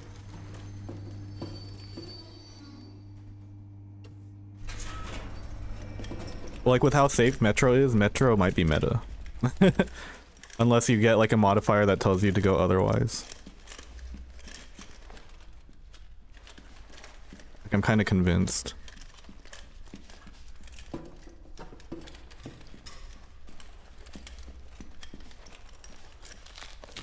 Well, unless you know, Metro is not at 100%. Metro not at 100% isn't really worth it, but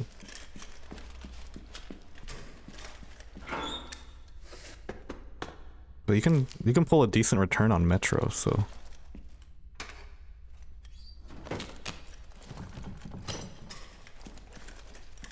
Damn, so many locked doors though. Don't love to see it. Especially because it only costs 30 bucks. And then 15 if you go again. I mean, even though it's a static increase on the cycle itself, it does start to add up if you start spending too much money.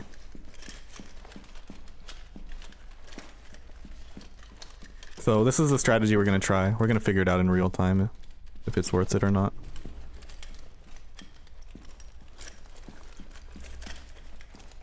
Using bolt cutters on Metro at all is a waste. You know what? I think you're right, actually. I was doing just fine without bolt cutters on Metro. Cause now, like, if I use these up, it's like 220 bucks that I've wasted. I'm just gonna bring it though, cause I have it. Might as well. See if it makes much of a difference on my Metro run, I guess.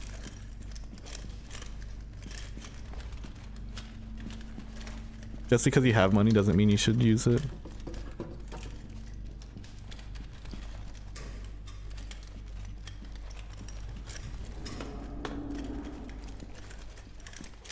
True.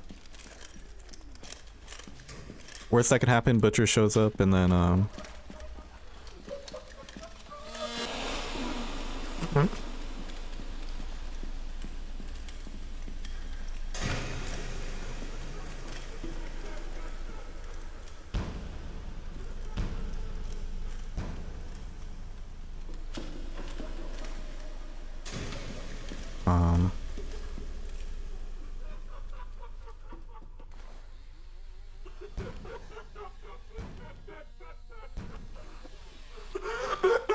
I almost walked out. I almost walked out of this table. That would have sucked.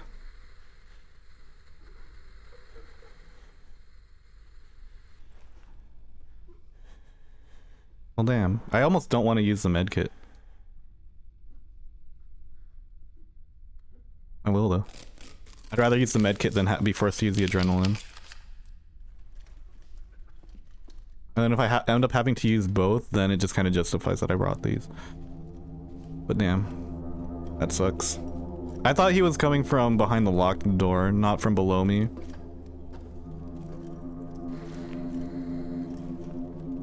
And I realized where he was actually coming from a little bit too late.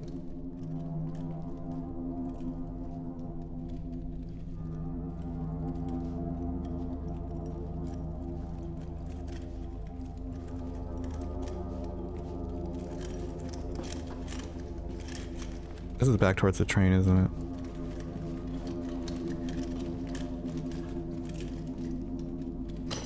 Whatever, we'll go this way. No, we won't.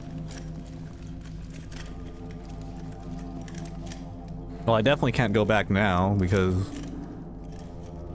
definitely just a waste of money otherwise. We'll left hug though.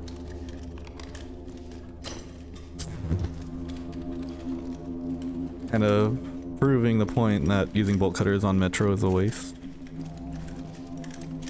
But if I'm not gonna waste my bolt cutters on Metro, who else will? It's for learning purposes. I now basically have to come out of here with 100, 320, 350. More than 350, so I don't come out of here at a net loss.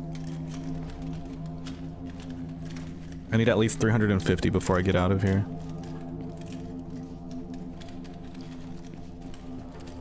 And then add more to that with the more equipment that I use.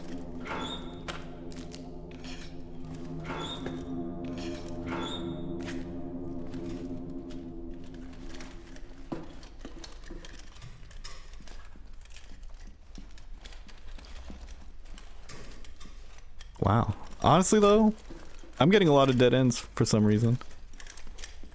I wouldn't say that's too common. I'd say that's a little bit unlucky, even.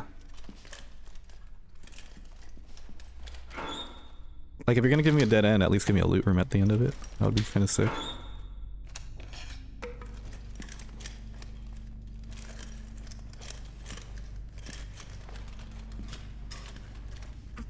Okay, well, don't do it immediately, because I kind of need some more areas to go, but whatever.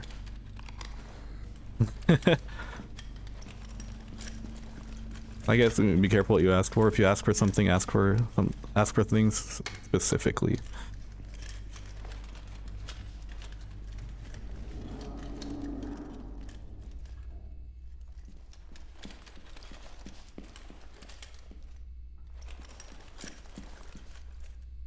Oh. Okay.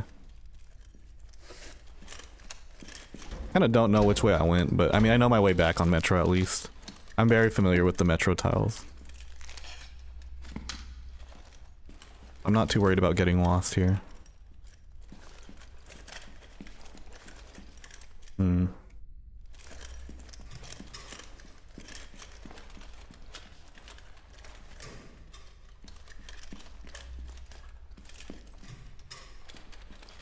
Wow. Let's see if there's a dead end down here. Okay.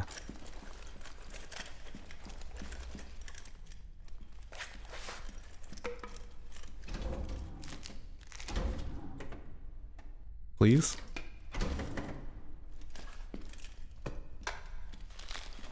Obviously I do want to get more than 350.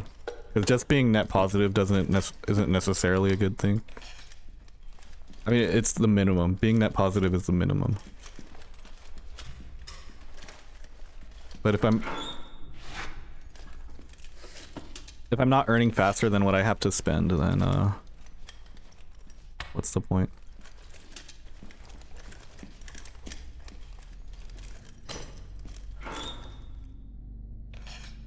I want to sit down and do some actual math later, see how much money I actually need to complete a certain number of cycles. Because there's now a DC10 category, so people are speedrunning to complete 10 debt cycles as we speak. And I did the math at least for how much money I need to pay off the debt. So to complete 10 cycles of debt with no deaths, you need $10,900. But that doesn't include your travel fees. And the travel fee calculation is a bit more, is a bit different, and can also vary depending on what modifiers you get. And since that was something that I was just thinking about while I was waking up, it's not like something that I fully fleshed out. And it's something that I expect someone else to fully flesh out at some point. So I'm not too much in a rush for it. Oh, I should probably check that fire exit, huh? If I didn't already.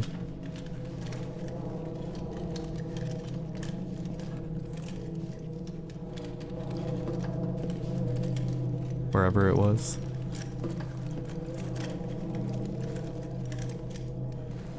Oh boy. I've gotten lost.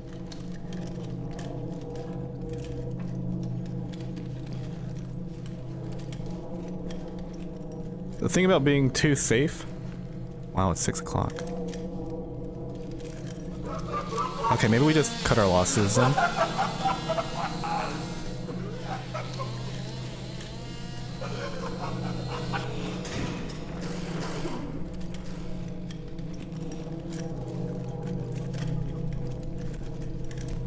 Yeah, we just cut our losses instead.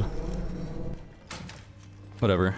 Not my proudest moment on the metro, to be honest.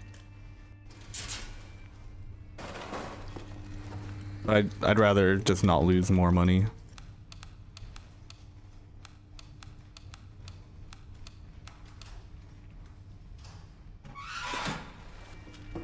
Shadow Step Metro. Okay, well, we go to hospital. I'm gonna bring a new set of bolt cutters though.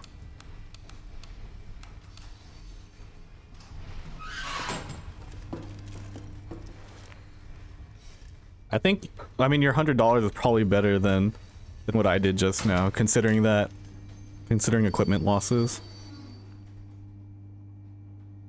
I would have been better off if I just skipped the day. And not played it.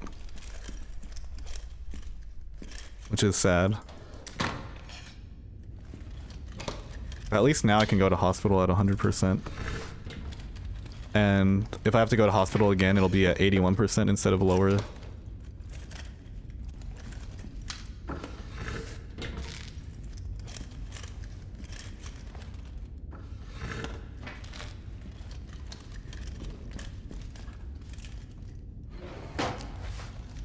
That.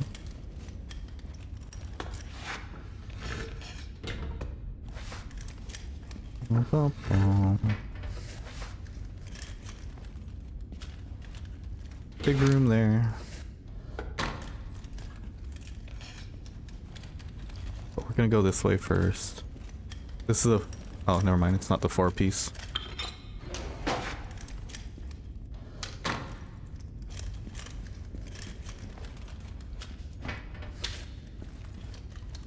$100 Nightmare Metro.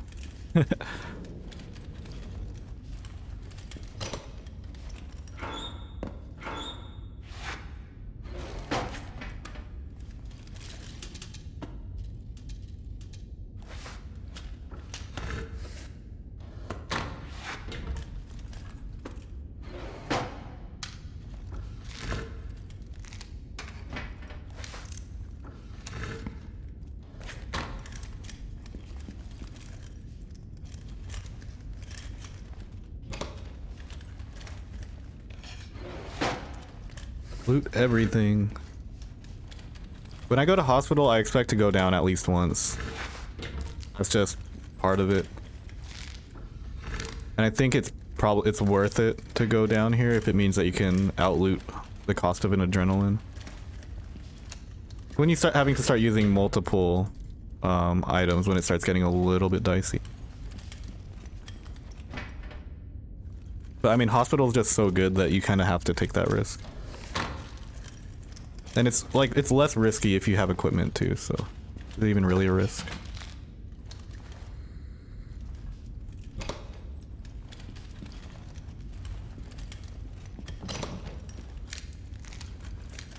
I can save those old bolt cutters for hotel or hospital or metro. I mean, because it probably only has a few charges left on it anyway.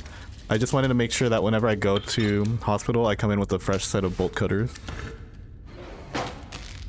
Because the more of these security doors that I can open and loot, the better for the run.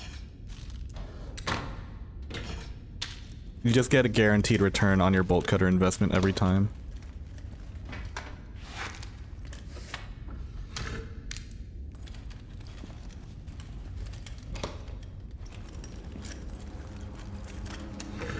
I'm gonna stick to the right hug here.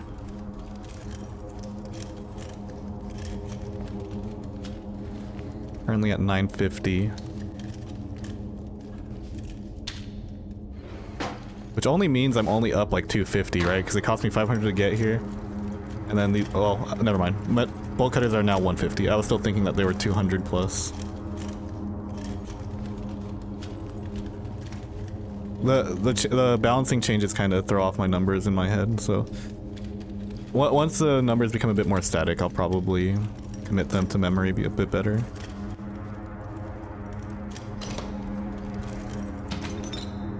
The point is, like, the amount that I have to come back is more than just the travel fee. It also has to account for equipment costs.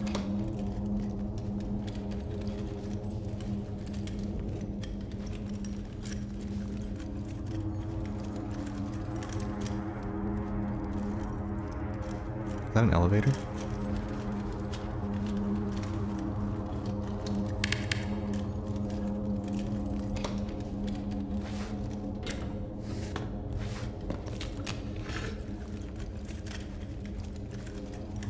We commit all the way back to the right hook. No, I probably could have just committed over there, yeah.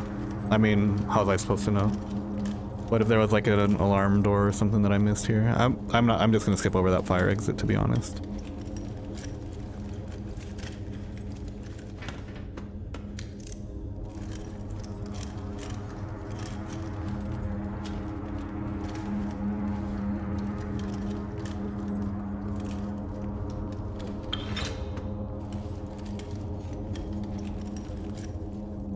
Door there.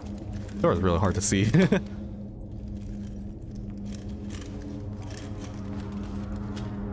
a lantern, get a glow stick.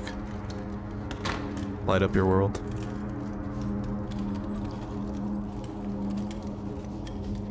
I thought that was a spider. That makes no sense.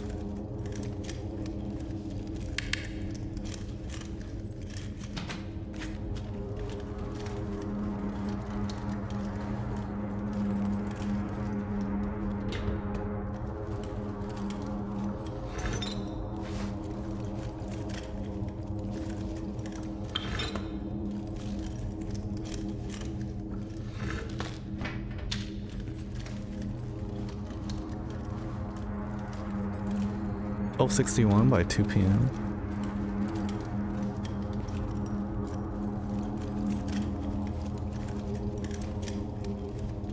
I think now I have to go to that fire exit.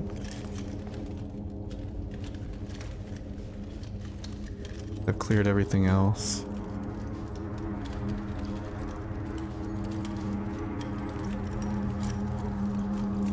I mean, I could just go back also, but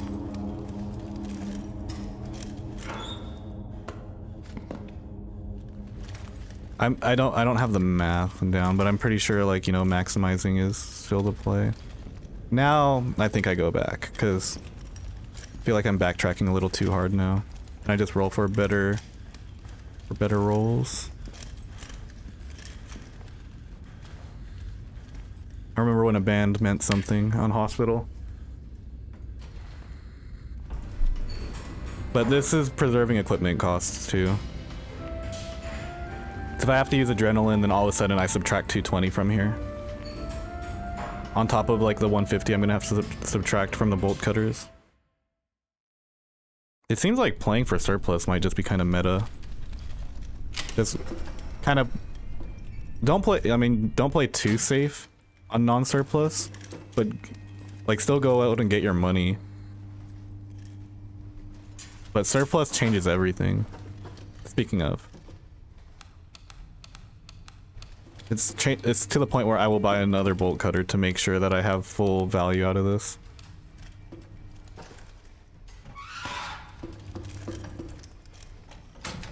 Surplus hospital.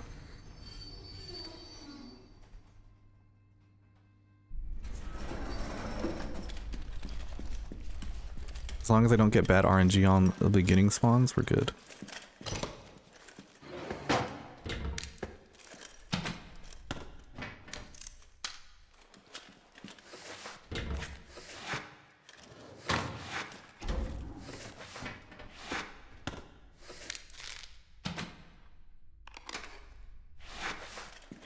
Yeah.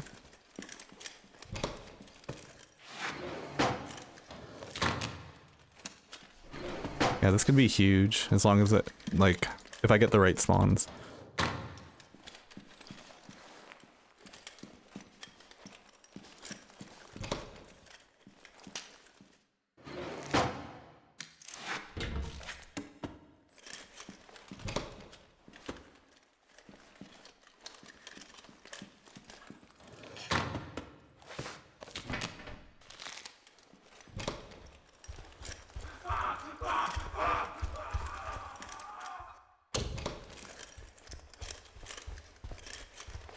I would entirely love to see that, but...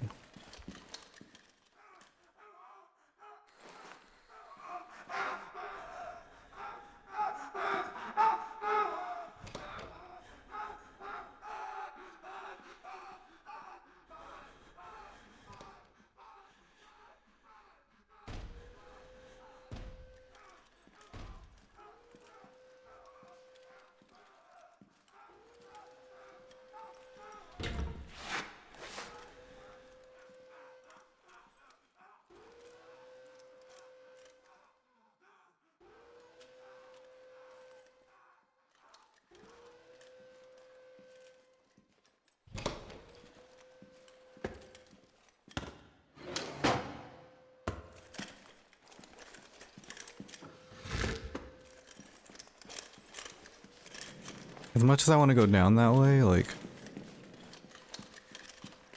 there's more security rooms to be looted.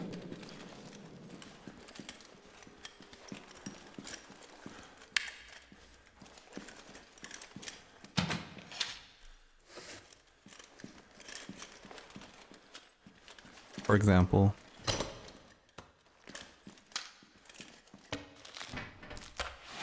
maps are so big, like... good to not fixate too hard on one part of it when you have the whole map available to you. And as someone who just loaded into this map, I still have the whole map available to me.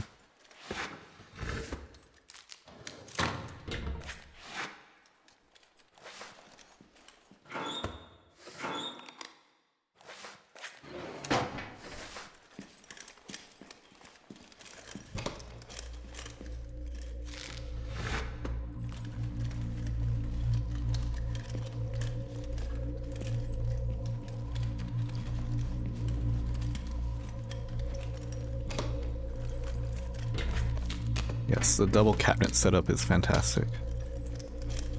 Locked door right here, so if an enemy comes from that side, I'll have a couple seconds to hide first. If entrance comes from there, though, I'm a little screwed.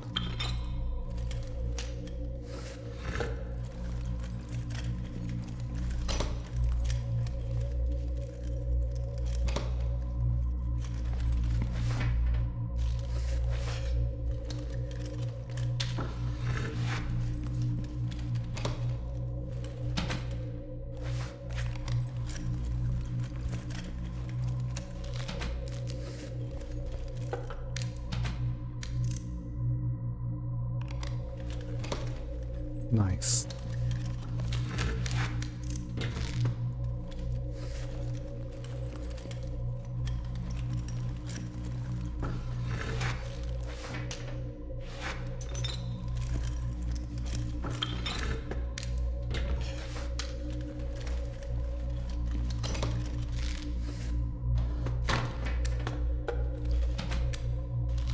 Damn, son.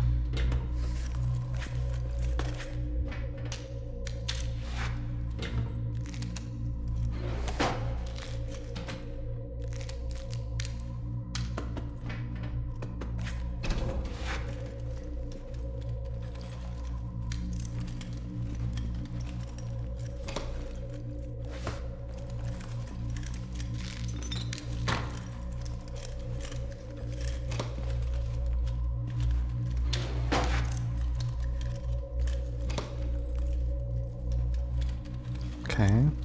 Currently at 1800.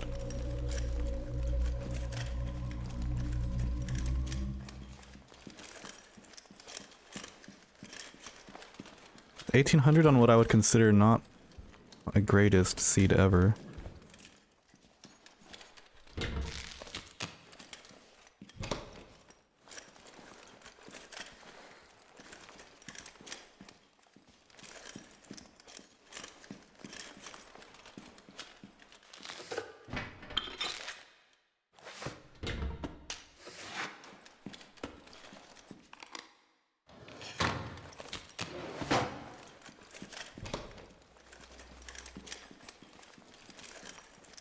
I think the minimum that you want out of this is to use up all of your bolt cutter charges. And then that's when you start considering going back. Or if you take damage, then you go back. How many security doors so far? I'm not really counting. The only number that matters to me is whether or not I have my bolt cutters or not. Or how many bolt cutters do I have? Do I have one or do I don't have one?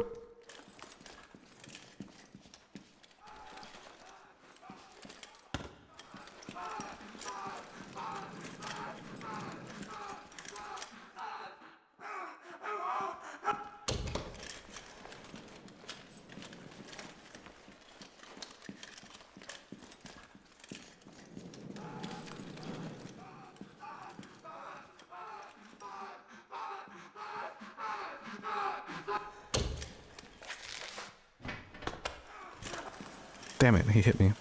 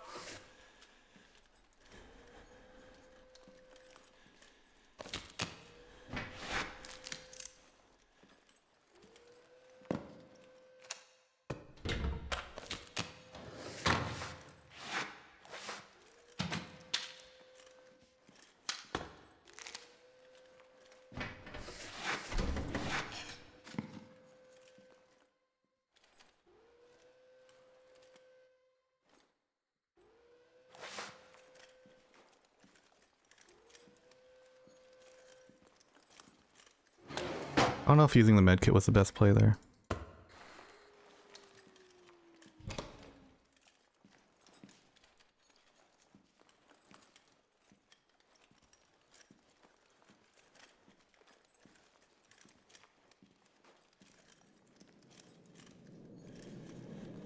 Surely you're not just in here.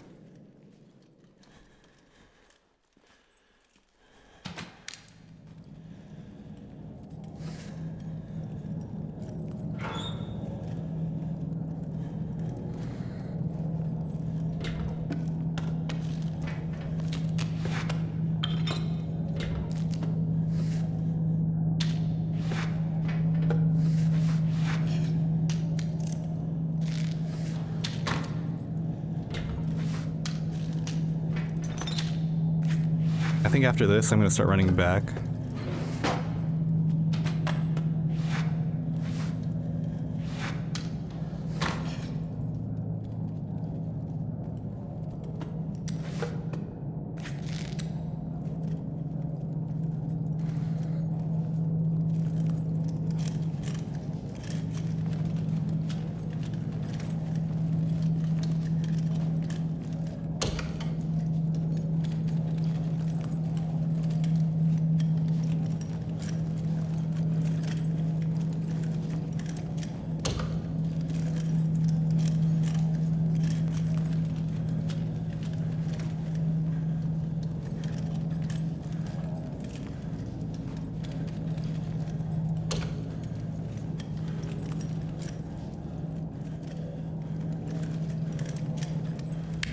Nice. 2,900. Let's already use my med kit too. So if I get downed by something and then the Ventress comes up, like I'm not healthy enough to outrun her.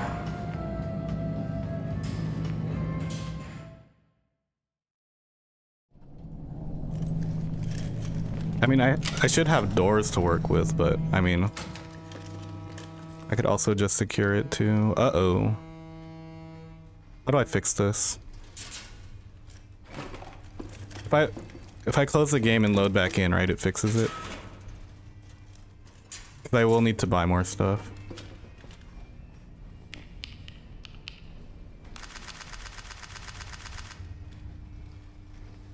Morning cupcake? So, okay. Kiersey, you have some insight into this. How will this work? Because I want to reload the game so I can buy my medkit. But I want to mitigate how much I lose. Do I just lose my inventory right now? Like, do I drop my inventory first? And then reload? What's the best way to do this? Because I know this is a bug that's in the current version.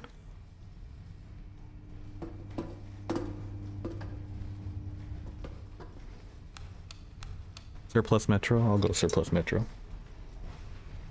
Yeah, so my store door is stuck here, so I need to reload the game. Never encountered the bug? Okay. Oh, you know, you mostly do single day clears. Items should be saved even if you quit with them, but it's safer to drop them first. Okay, cool.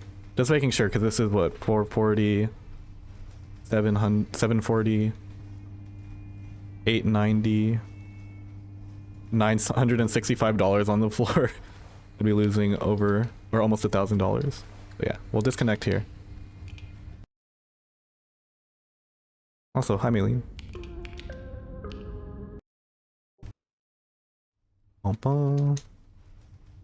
Alright, let's go.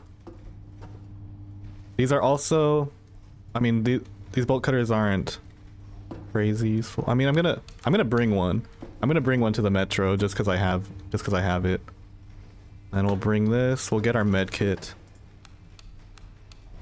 Cool. So if your store gets stuck, I guess drop all your items, reload the game, and you'll be set. Metro surplus, I think, is better than... Yeah, it's definitely better than 66% hospital. We're gonna go here. But we are doing pretty fantastic. We have $7,000 in the bank going into cycle 4.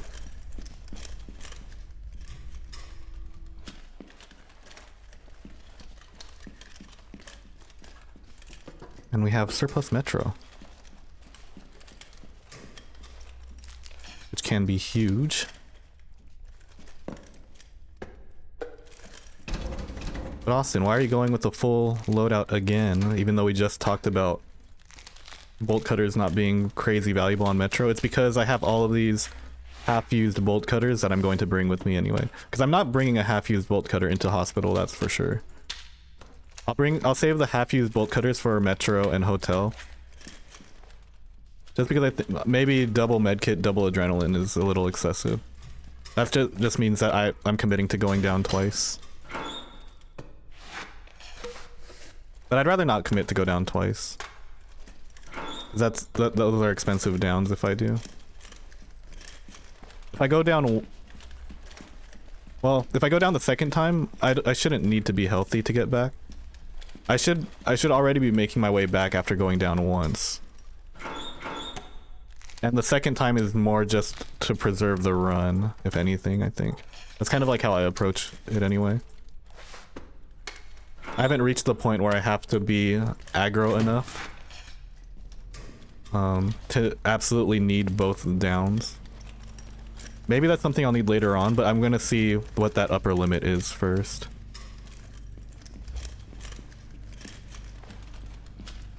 At least on endless mode.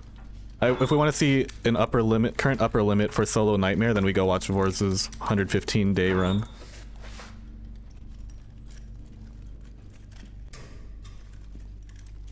Stores plan to be overhauled at some point. Word. No big deal. I'm just glad that there was a fix for it. and that I didn't need to buy anything mid-run. That's something that I'm gonna look out for now, though. Because if my store bugs, I'm gonna check and reset before the day, I guess. Because if it bugs and I need to buy something midday, then I might be a little screwed, but I didn't need to buy anything that day. It's kind of, honestly though, a bug or like one of the fixes, like the fix where you teleport to the train saved my run earlier in the run, so it kind of, it's like equivalent exchange that the store stopped working there and I had to risk some things. 'Cause without that, without the spider teleport thing at the beginning of this run might have looked a lot different.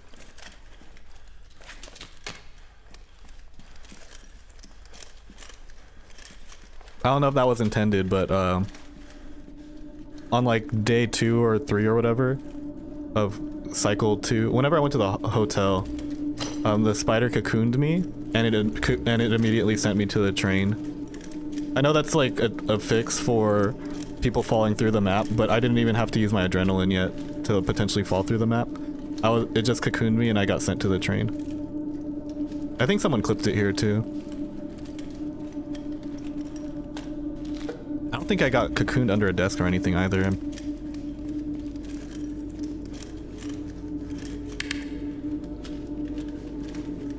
Definitely isn't. Okay, word. Well, if you want to take a look at it, I think my Koof clipped it, and it should be under recent clips for me somewhere.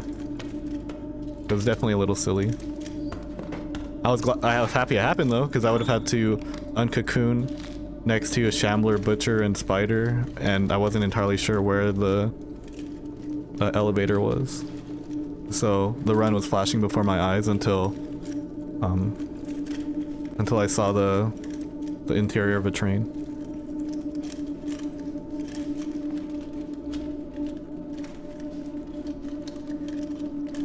Now, if I used my adrenaline and then fell through the map and then landed in the train, then I'm like, okay, well that's just a fix that's currently in place.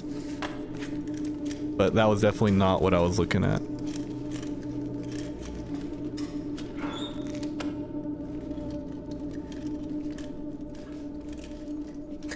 Thank you, Baleen, for saving my run. From the scary Spider-Man. I'm not good enough at the game to have lived that otherwise. Only wish to have as much skill as Janky, Vors, or Sky, or Kiersey, rather. Until then I have to just grind my way to that level. I'm backtracking super hard now, by the way. Word. The live patching begins once again. Butcher room? Huh?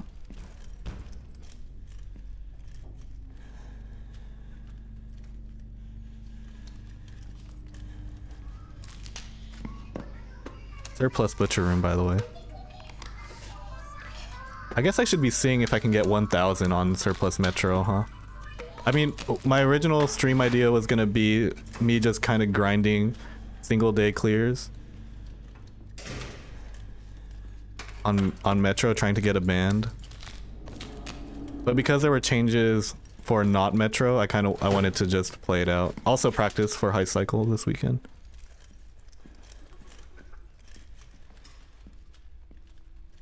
Okay, he's back. Trying to fix some elevator bugs in V1200, which should be ready in time for release later today. Hey, let's go. V1200 coming soon.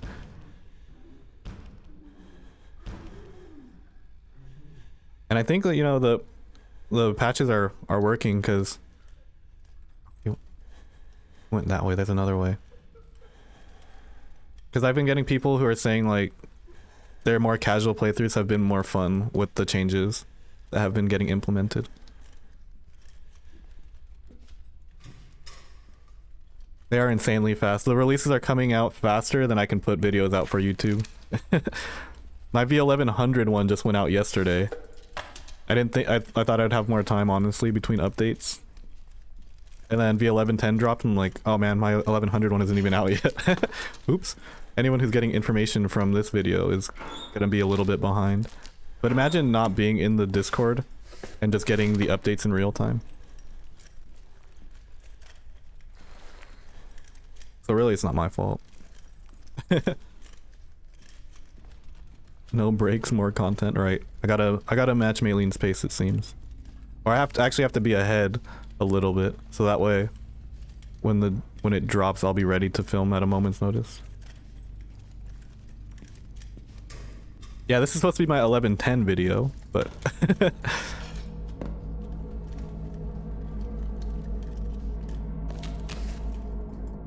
it's still going to be. It's not gonna stop me.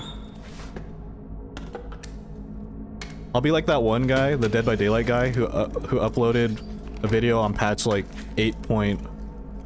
Prehistoric update, even though 8.3 point something was already out. Like he was a whole year late. I'm not gonna be a year late to covering Forsaken Frontiers content. I thought that was really funny though. Nico thought like some Dead by Daylight stuff was happening. I'm like, no dude, that was a long ass time ago. It's not misinformation on the internet, it's just very outdated information.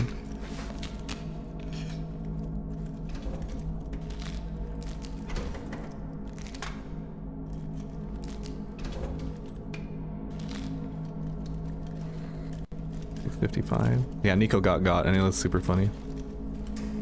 Anything back here? I won't use this just yet. I have some more rooms to go this way. It wasn't even an April Fool's joke. It was like a month or two ago, because our Dead by Daylight sessions were a more recent thing.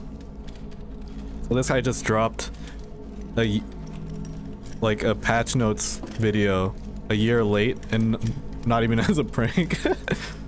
Maybe it was a prank, it just not timed for April Fools. I think, you know, pranks that aren't on April Fools tend to be a bit more effective because people are expecting it on April 1st.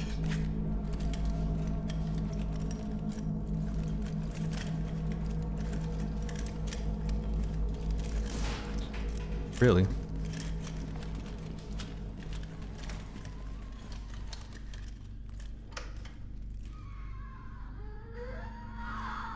You know what? Let's do this.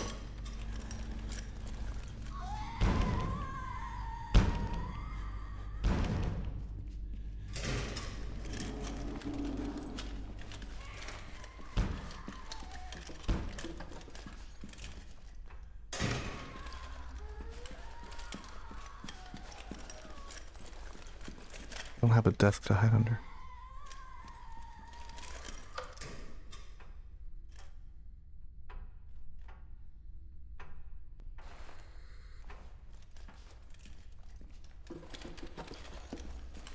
Yeah, I'm just gonna run back.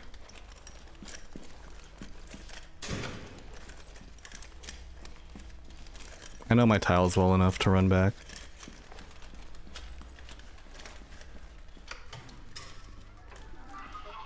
And you know what?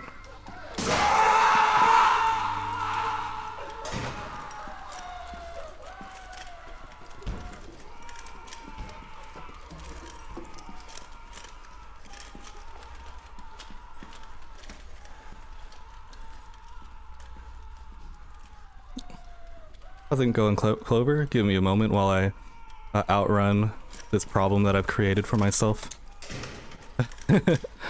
I'll read the rest of that message once I've secured my bag. Uh-oh, shit. We're okay though, we're okay.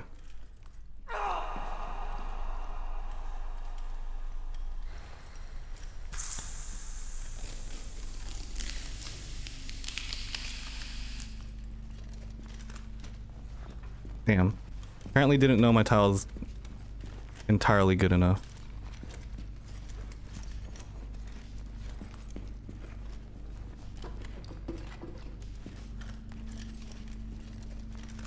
Shoot, I was so close. Alright, well, all of a sudden, I didn't get that much from this. Because that was... So 730 minus 320. So I only got like 410 out of that. unfortunate. Love your content, been watching you for a while and discovered you from your Iron Man challenge. Sick. That is like the challenge that put me on the map YouTube-wise and Lethal Company-wise. I do have a video of the a community hardcore Iron Man challenge that I ran in this game, Forsaken Frontiers, going up tomorrow.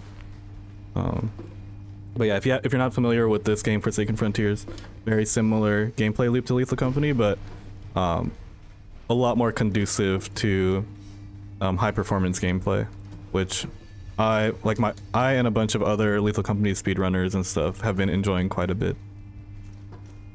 And it also gets balanced for, well, I mean, it gets balanced for casual play as well, but content updates are intended to be playable rather than kind of on the sillier side, which is something I appreciate as well. I can play this game trusting that whatever gets added to this game will make the gameplay more interesting rather than kind of just be the silly insta-kill mechanics that I might not rock with. Been playing Forsaken Frontiers ever since I saw you shouted it out. My friends have been enjoying the hell out of it. Love to hear it. Love to hear it. There's actually gonna be, well, I've been told during this stream that there may be, or that there's another update schedule or being worked on for today. This session was supposed to be a showcase of version 11.10, which is the current patch. But yeah, V1200 is set to be coming out later today. So I may hit another double stream today, depending on when this run ends, or I might just stream directly into it. We'll see. But yeah, updates for this game are being pumped out just as fast or even faster than videos I can put out, which is insane. So shoutouts to Made in Fairyland team for being based, honestly. Yeah, V1200. Yeah, another patch is gonna be coming out today, so long as there's no crazy issues. Maylene was in here earlier, kind of sharing that with everyone who was here today. I guess one of the changes is going to be an elevator fix. Not sure what elevator fix he's talking about, but it's crazy how active she is on top of things. How do I force? I mean, convince my friends to get FF and play with me. Gift them a copy. That's one way to do it. If you want, that's like the Sigma way to go about it. In my head, if I want my friend to play Forsaken Frontiers with me and they are on the fence about it, that $15 I am spending on their game is a small price to pay for the enjoyment that I will have with them and the enjoyment that they will have with the game that I believe that they will fully enjoy.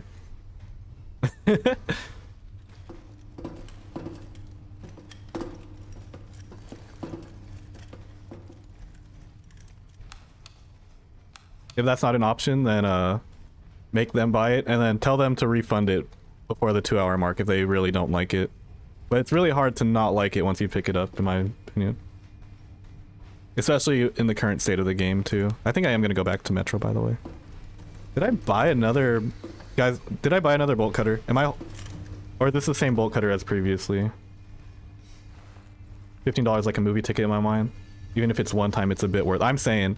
So, when we stop comparing, like, the price of Forsaken Frontiers to other games in the category, and we start comparing it to things in real life, you know, $15 is not a lot of money.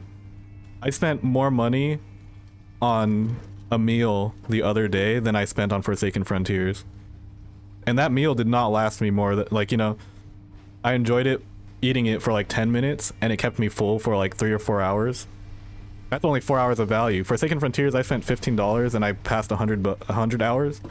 That's 100 plus hours and counting that I've gotten out of this $15 investment.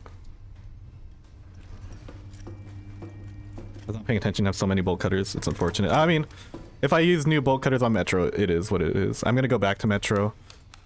Hotel's EMP'd, which isn't the worst thing ever. Hospital's at 76 though, so I don't like that. Bolt cutters have different remaining durability. All I know is that I've used these before, and my only rule is that I bring fresh bolt cutters to hospital and tunnels because I don't want them going out on me in a critical moment. But for metro and hotel, I'll bring my used ones because it's nice to have bolt cutters, but it's also not entirely necessary.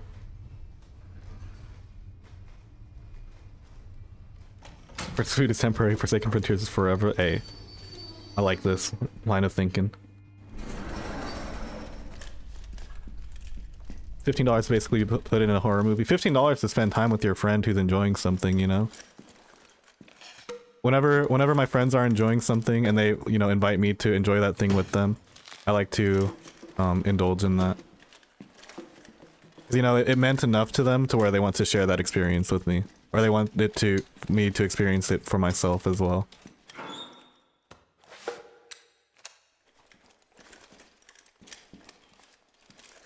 I would not invite my friends to like a bad time. And people who've been friends with me long enough will attest to that.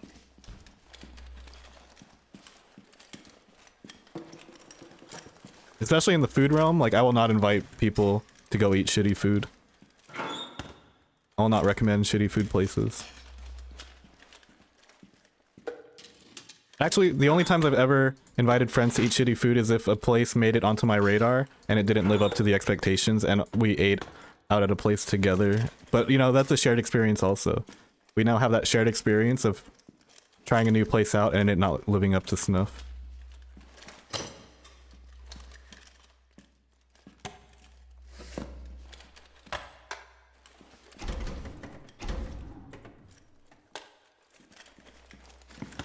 I would not push Forsaken Frontiers if I didn't genuinely enjoy it. But I do genuinely enjoy it, therefore I try to share it with as many people as possible.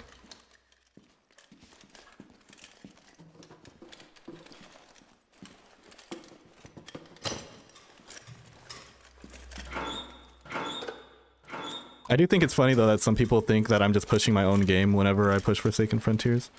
I'm not on the dev team for Made in Fairyland or Forsaken Frontiers. I didn't even know who Maylene and Dio were until after the playtest. It's just a huge plus that the people behind the game are also real cool. And actually like give a shit about, you know, the stuff they're putting out. Best way to farm the hooked and death achievements. Hooked is just go play with the friend and take turns running into the butcher, honestly. As far as which map is best for that, probably like hotel or metro. Death one, you can farm by yourself if you really wanted to. All you gotta do is run outside into the train station and fall on the train tracks. Which, as of this update, has a cool little zap sound effect. Which I haven't tested yet, but it's in the game.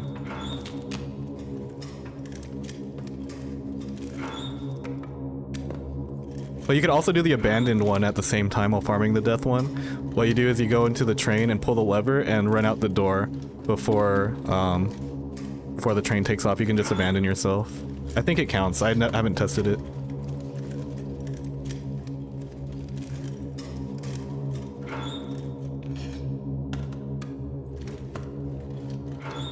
Quite a bit of resetting to do. I almost did it at the beginning of this stream, but I decided to just game instead, considering that I might be here for a while on this run.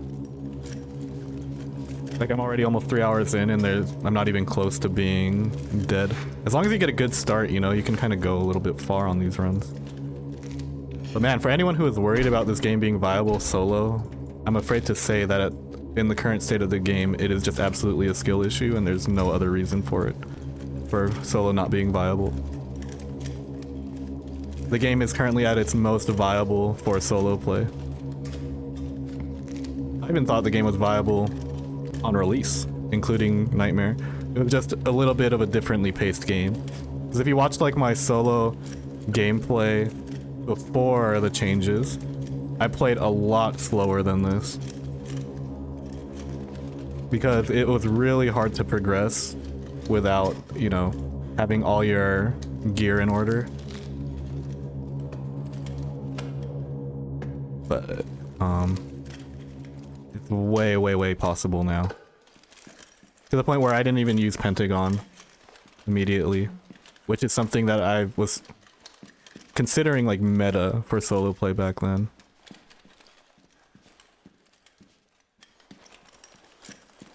Found 4 elevators right next to each other. That's the comedic element of this game.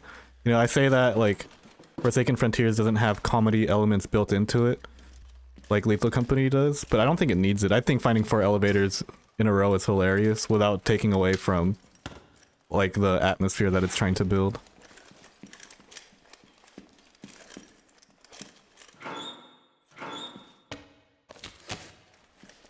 Like, I can't say I've ever been a silly gamer,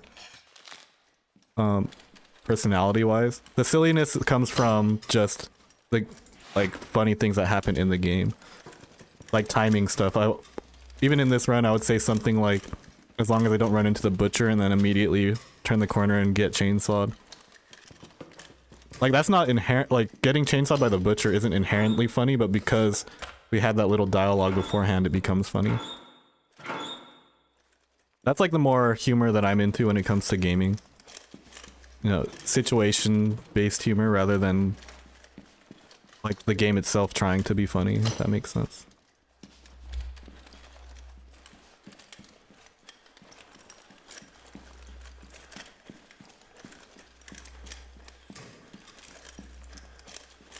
The echo effect you get down is overtuned and it's really funny to me. I'll have to see what that sounds like next time I'm down. Holes are funny too. And now if you fall in the holes, yeah, actually, yeah, the holes are still really funny. I can't believe I've fallen more in the nerfed hotel pit than I have in the regular hotel pit, and that's kind of hilarious. I have not fallen in a metro hole though in a long time. I've not fallen in a metro hole in a long time. Even pre-nerf, but because during the playtest I would fall into the metro hole too much for my liking. And the thing about falling into the metro hole early usually means that you're gonna die early, and dying early is like not something I like doing in this game, considering how long the days are. I mean, dying early in solo is not so bad, you just run it back. Dying early in multiplayer, I'm loading up web fishing. At least I have the web fishing tech now, though.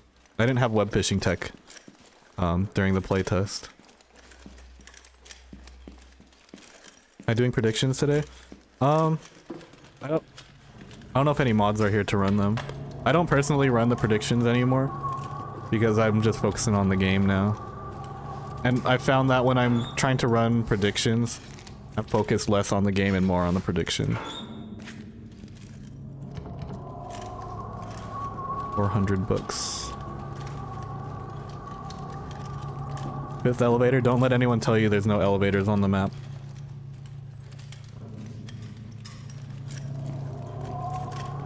Getting tickled by the spider? I've never heard someone say that you're getting tickled by him, but that tickles my fancy a little bit.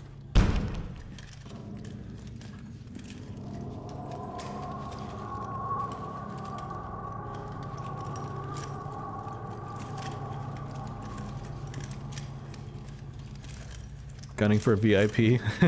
You're definitely like most contender for being a mod at this time, but yeah, that would kind of just undo your entire VIP grind if I did that.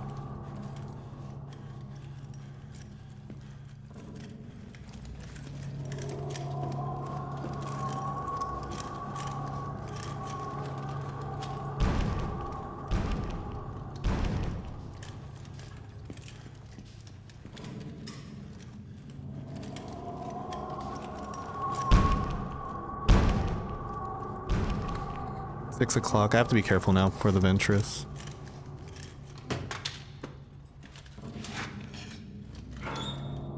I would like an elevator soon. Because unlike back quicks over here, I haven't found an elevator yet. And it's getting a little bit concerning.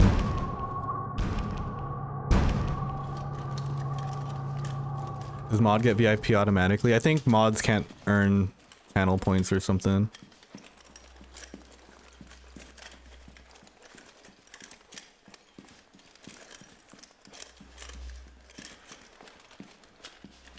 They also don't necessarily need channel points.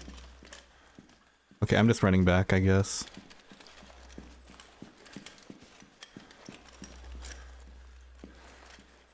First time only at 80 points. Yeah, some of the people here have been grinding them like for a long time. And a lot of the real ones have been grinding them even during like non-Lethal Company streams too.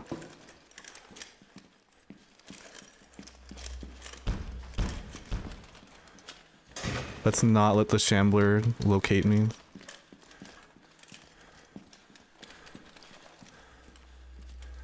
By the way, guys, if you're wondering about how I'm so confidently navigating my way back, it's because of the new navigation tech that Berkeley Mail brought up.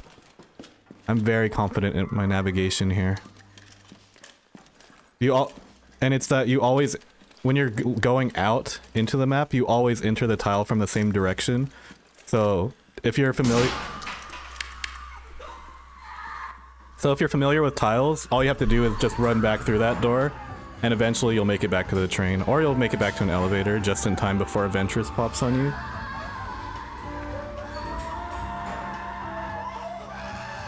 You know what's the real pro strat for the Butcher carry one?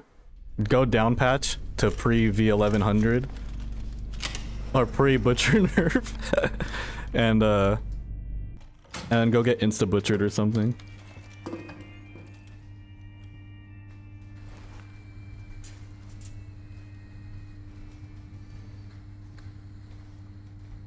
Like the interaction where you ask Larry if he calls his dad senior.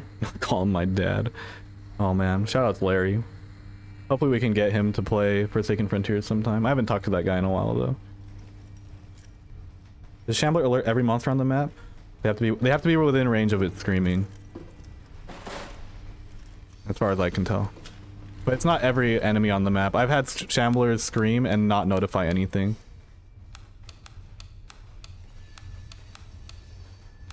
The question is, where do I go now? I guess EMP Hospital isn't that bad, or hotel, EMP Hotel isn't that bad, so we'll go to Hotel. I don't want to go to 88% Hospital. It's also the last day of the cycle. Oh wait, bolt cutter sale? For how much? 10%? Now EMP means that my timer doesn't work, and it looks like the EMP clock is working as intended now. Before it was just set at 6 o'clock, but it's supposed to be like this to show that it is. The timer is like that for a reason. It's not just bugged or anything. EMP disables electronics, so it makes it so that your clock doesn't work. I think it makes it so walkie-talkies don't work, and what else is considered an electronic? Probably flashlights. Pager. Man, RIP pager, huh? EMP is like Roy Rude's worst nightmare. Elevators still work though. Elevators don't work in blackout though, which is why I just avoid blackout like the plague. Like it's just not, for the most part, it's not worth going to a blackout map for almost any reason. Yo, Blank, thanks for the raid, man. Hope your Lethal Company and Forsaken runs were going well. I was kind of watching you before my stream for a little bit. Saw you hop onto Forsaken for a little bit. Saw that you have Forsaken to begin with, which I'm super happy about. But yeah, for those just tuning in from Blank's side, we're currently doing a solo endless run. I guess we can consider it high cycle. I'm definitely not speed running. I don't know what cycle we're on right now, but we're kind of cruising, honestly. This is the last day of this current cycle. I'm on EMP Hotel. Got a couple thousand stored up in the bank. We're mad chillin'. Trying to do some speedrunning? Yeah. I'm hyped to see all you guys in the speedrunning Discord. Speedrunning so much. DC10 and DC15 are exciting categories.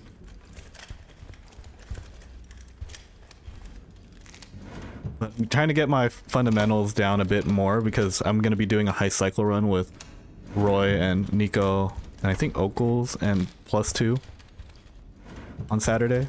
So speedrunning isn't in my list of priorities right now. It's more just being high performing. But the better you get at performing, just general performance, I think the better of baseline you'll have for speedrunning. Obviously, the approaches are a little bit different. But yeah. Doing some Cycle 6, but I'm a bit cheeks. I mean, it is still a learning curve. The game isn't as difficult as it used to be, but it's still challenging enough to make it, you know, challenging. Because if it wasn't challenging, it wouldn't be interesting, right?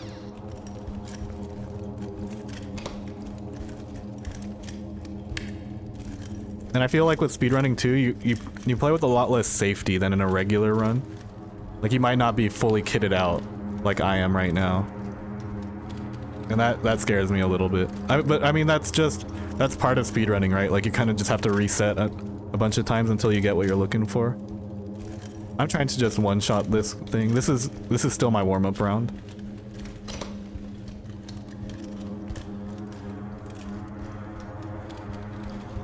Hey, you know, for people who are more into speedrunning, sometimes, you know, you only need the speedrunning fundamentals.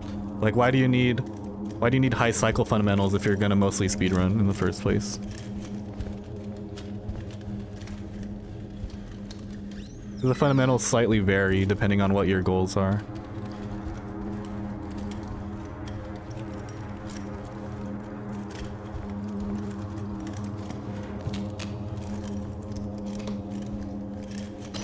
What's that sound?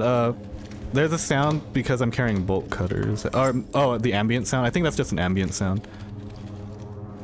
Like that soundtrack. Make things a little bit more unnerving. Speaking of unnerving, I'm out of my bolt cutters. That's unnerving, faux show. Not kicking that down, that's not worth it.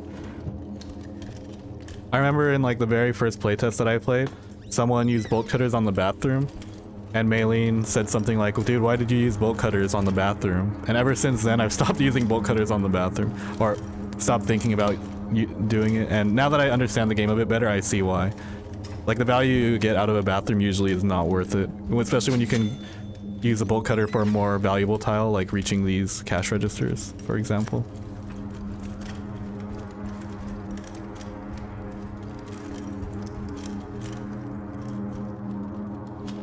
Hey, yeah, I think the debt video is pretty useful, especially because, you know, it's not so straightforward how money works in this game. That's why it was one of my priority ones. It didn't get a lot of views, but I feel like everyone who watched that one got some value out of it. So sometimes it's not about like number of views when it comes to my videos. Like my guide videos just do not perform as well as my gameplay ones. But I can at least be confident that everyone who watched those guides will probably be a better Forsaken Frontiers player because of it. Or at least have a better understanding of the game as a result. And that's just good for the long-term, the life of the game, basically. Because what good are my gameplay videos if people don't understand what's going on? Like, if people don't understand what's going on, or they drop it because they don't understand things. Admittedly, I've been slacking a bit on making more guides. At this point, I just kind of just want a game, and it seems like people are starting to get the hang of it too, the gist of it. I do still want to make a modifier guide, because, you know, there's still no, like, place to where you can figure out what the modifiers do. And I think if people knew what the modifiers did, you know, they'd be able to make more informed decisions on their runs. But the info is there on the Discord somewhere. So obviously, having it somewhere more centralized, like a YouTube video, would be very useful to people. Just been gaming real hard, to be honest.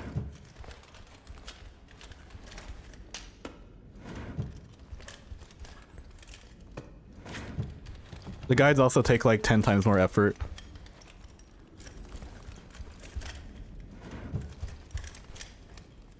Gameplay content is way easier to pump out than guide content. And I've always said that, and that's why I've always like had props for people like Bread and Alter Ego who are just pumping out guides. Even showcase stuff like Viperion showcasing Lethal Company mods and stuff. That stuff's a lot harder to do than just playing the game and uploading your playthrough.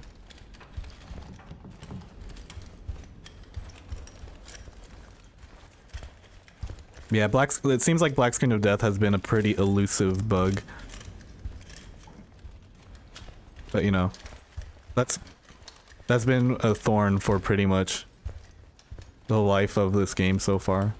But it hasn't escaped, you know, the team or anything at all. It's a huge priority to get that fixed. I think if Shadow Step made your kicks silent, it would be too strong. So I kind of disagree with Shadow Step making kicks silent. Thanks for the follow, Clover. Just like how, you know, for unlocked, you know, the security doors on Hospital used to be unlocked, but that was way too strong also.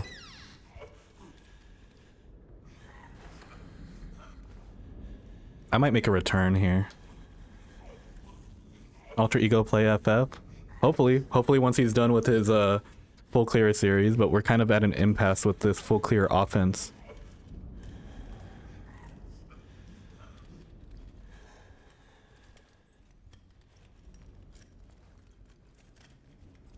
I mean, even if your steps are silent while you kick the door coming off the hinges is not silent. And if you were able to make the door hinges silent because your foot made contact with it, that would have to be explained away in the lore somehow. The Ventress is in the walls, by the way.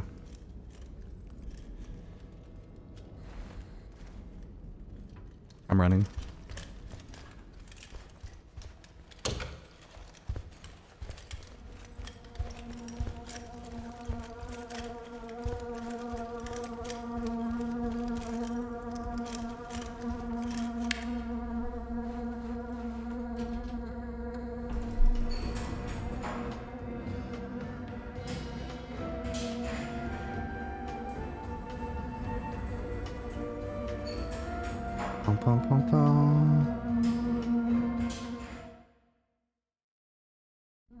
Okay, 628's not a bad return on hotel.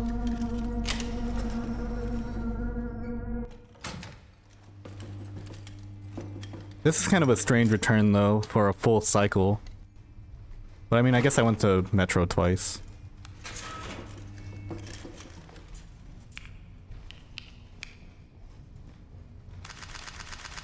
Cool. We got the reverse elite number. Opposite of elite, we got the 7331. That's now 5 cycles. Shadow Step, oh, well, Surplus Hospital is just, you have to go. And this is where the fresh bolt cutters come into play. I'm getting a lot of Surplus Hospitals this run. Let's check out what Tunnel's got, just in case. You know, maybe it is optimal to go to 100% Surplus Hospital, because it cost me 500 to go here anyway. And then it's probably still worth going to Hospital for the few days after that. But the few days after that will cost less because I spent the $500 on day 1. So maybe it's not that bad, as bad as I originally thought to go here. Especially since I'm averaging like 3K on Surplus Hospital right now. I say averaging as if I've gone to a lot of them solo.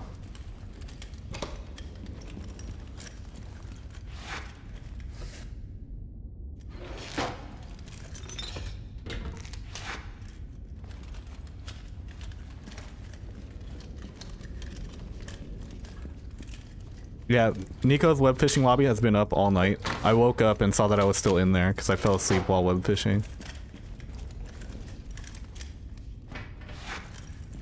And I saw that, like, in the chat that people had popped in and out throughout the night, or the morning, I guess.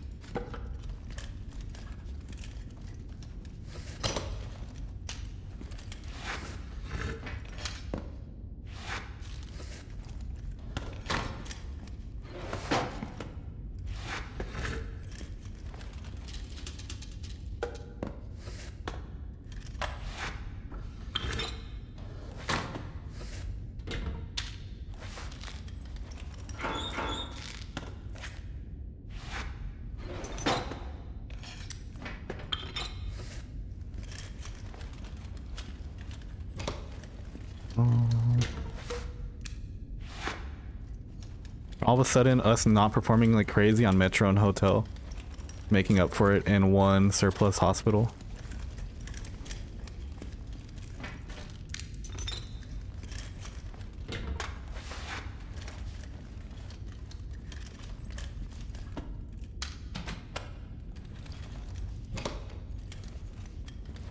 Okay, hold on, I want to check this cabinet first. A lot of options here, actually.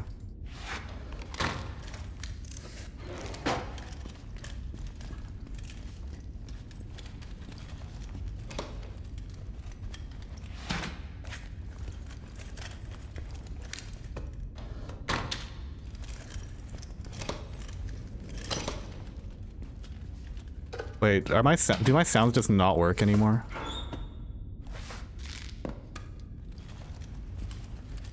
I guess I'll have to check that out, because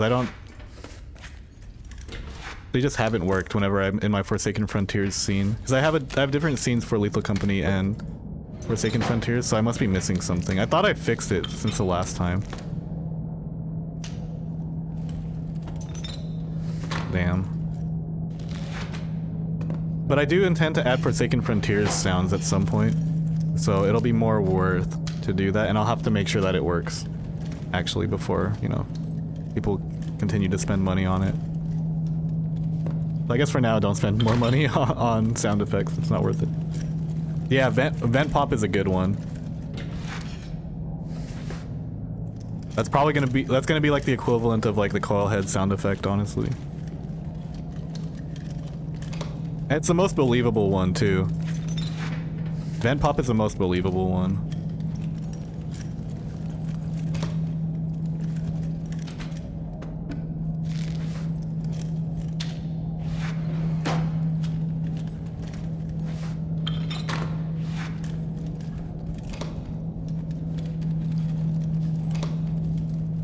We can do like the monster breath also.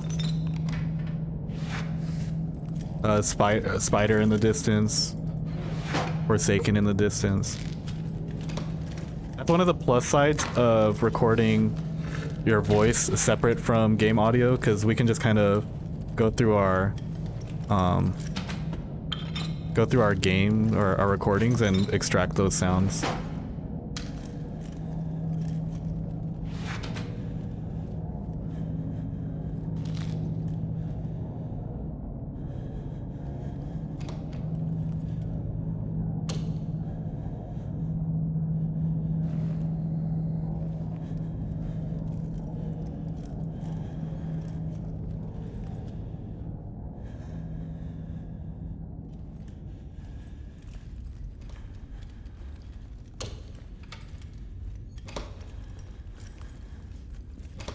Not entirely sure what I'm next to, but they opened the door over there. Either Forsaken or Shambler. I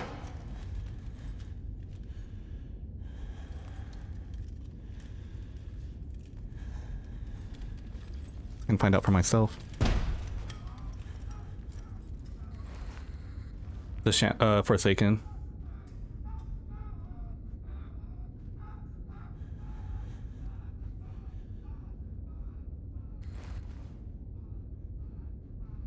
Damn, he must have not been anywhere near me then.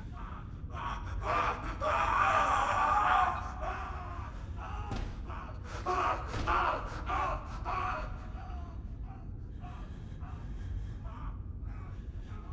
think there's two of them actually.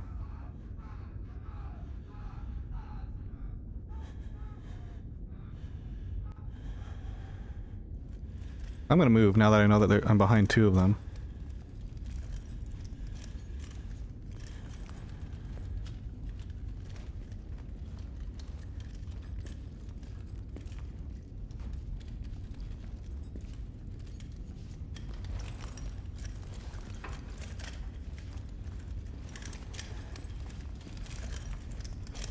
That opportunity is not going to be wasted on me.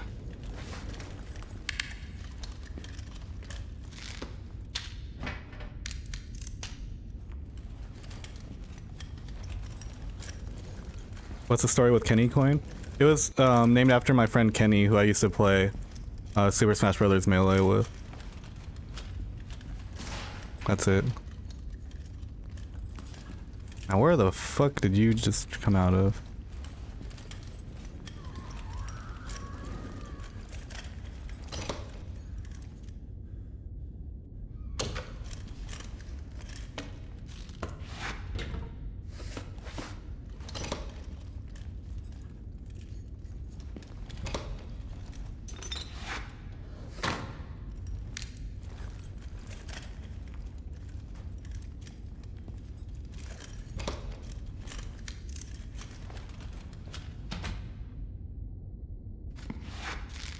Okay, she didn't track me, so that's good.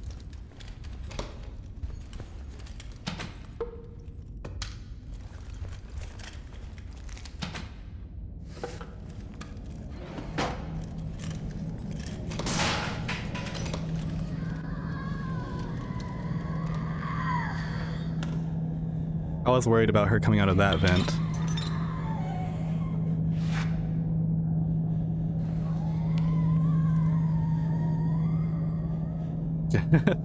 You hummed a Jack in the Box tune inside the vents. Would not be beating the Lethal Company allegations if that were the case.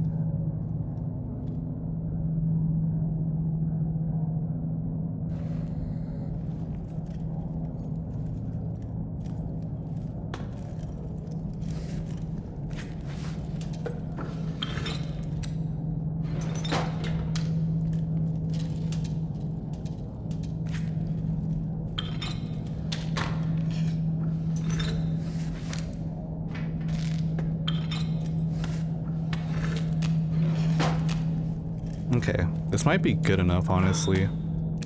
Let's just not die to the Ventress.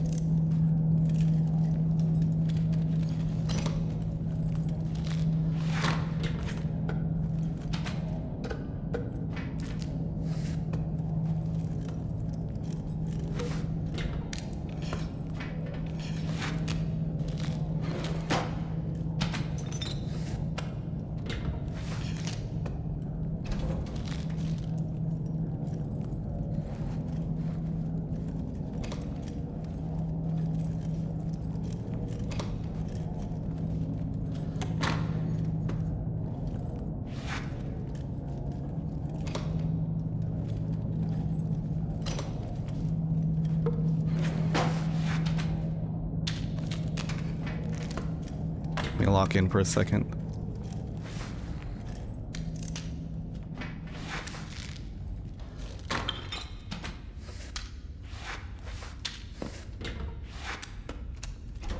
I haven't seen a spider on the hospital at all, by the way. I don't think it... No, I have seen the spider on the hospital. I'm tripping. He does spawn. I just haven't...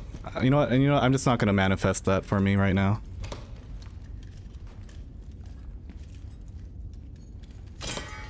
Nice.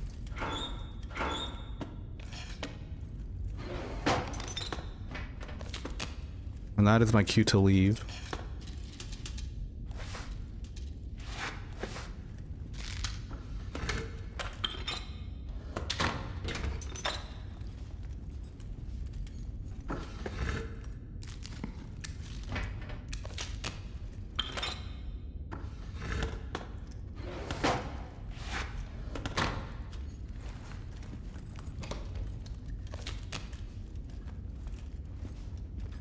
Ooh. I'm good. I got 3K.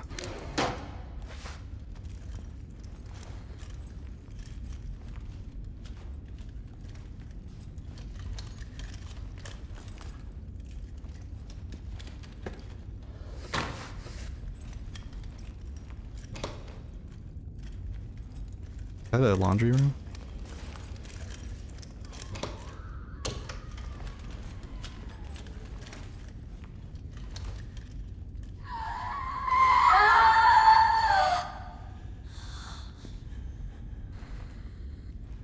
Yeah, we gotta go.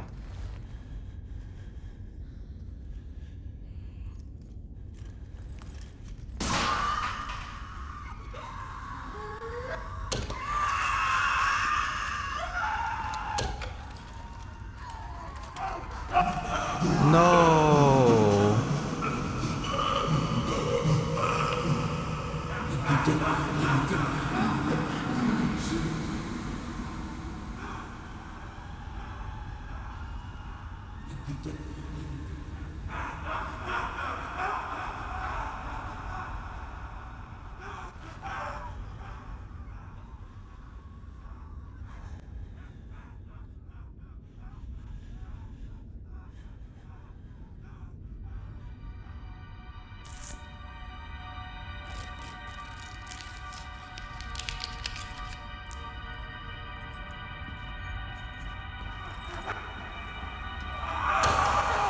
Oh, you gotta be fucking shitting me.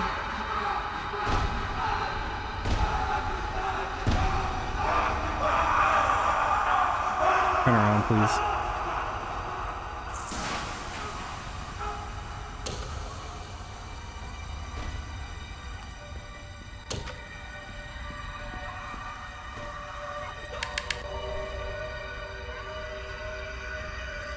All right.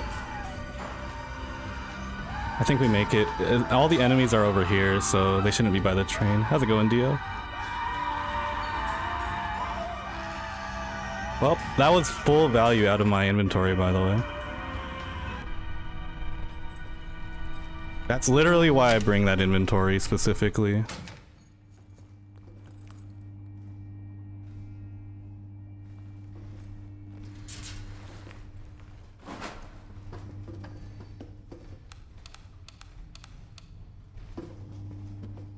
Alright, now we have to rebuy our inventory, but can't believe I lived. I had everything going for me, I guess. I couldn't wait till I was completely safe, because if any of the Forsaken made it to the other side where I needed to go, then it would have been tragic.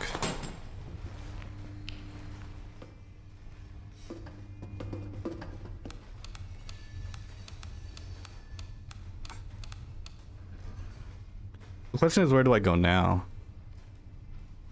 Like, 250 hospital's probably still okay. I'm not gonna bring a full bolt cutter because I'm probably gonna play a bit safe here, just so I don't lose all that back there. But I might as well. I think it's worth going a second time.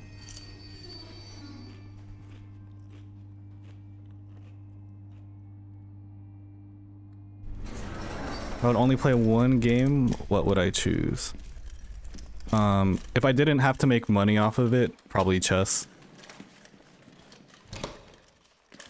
It would not be a video game.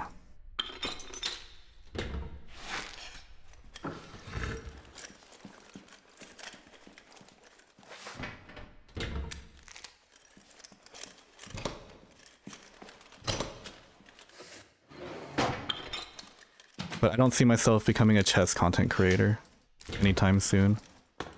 I'll have to do what like Tyler 1 did, where I get huge playing something else and then pivot into chess.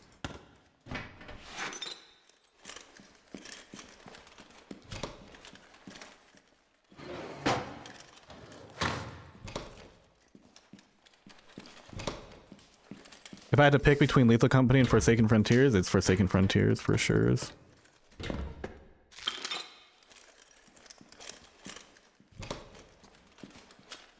Lethal Company upsets me sometimes. And when I get upset in Forsaken Frontiers, it's because it was a skill issue, not because of the game necessarily.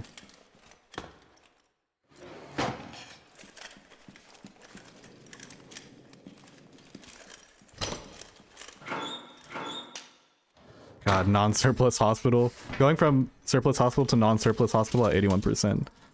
Slightly tragic. Look at this not full loot room.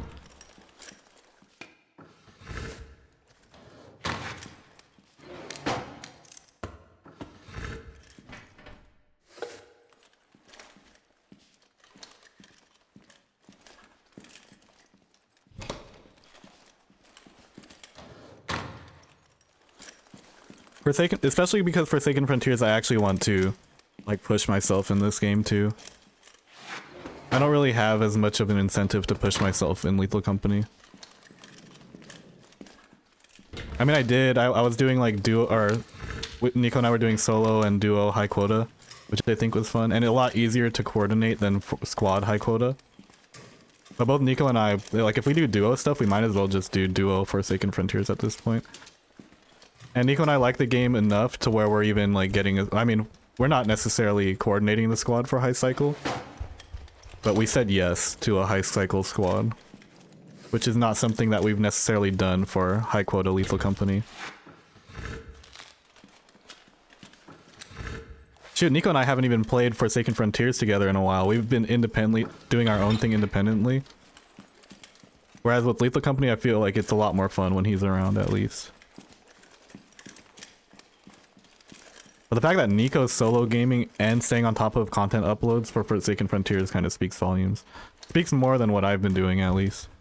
That dude been on a content hiatus, and now all of a sudden he's pumping out videos as if he's, his life depended on it. Which I love to see.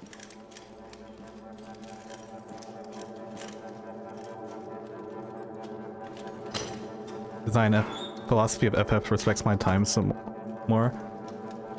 What do you mean by that?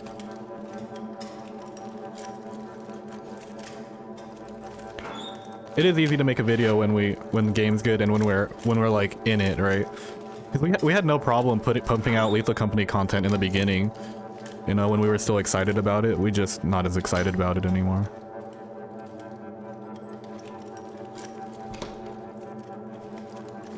Lethal Company's not a worse game just because we're not excited anymore, you know.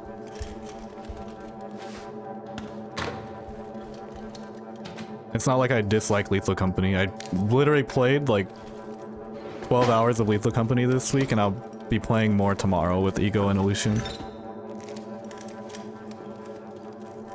And quite possibly one of the worst ways you could play Lethal Company on top of that too. Like offense only is kind of not for the faint of heart or skill.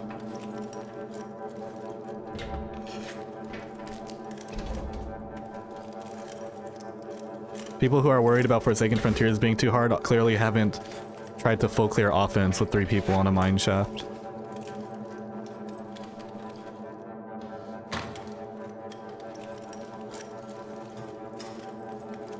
My favorite part of your content is when you release a video and a new update comes out. This one's gonna be out. By the time this video comes out, it's probably gonna be like V1300 already. Because I have a few videos queued up already for Forsaken Frontiers that need to come out first. Tomorrow's video is gonna be the V1094 Community Iron Man, which is super late in comparison.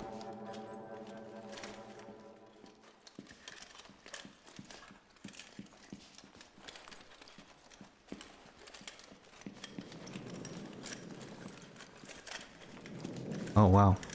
Dio, what's with this dead end, brother? What's with this cosmetic hallway that has no function? I have insider information that a new update is coming out very soon. Why does Dio have insider information? True, okay, yeah. The whole taking loot back and whatever, like, it makes sense, but I mean, when you're good at the game too, you're spending a lot of time freaking transferring. And you know, transferring loot isn't necessarily the most exciting part of the game, whereas for every second you are alive on Forsaken Frontiers, you can be diving deeper and deeper.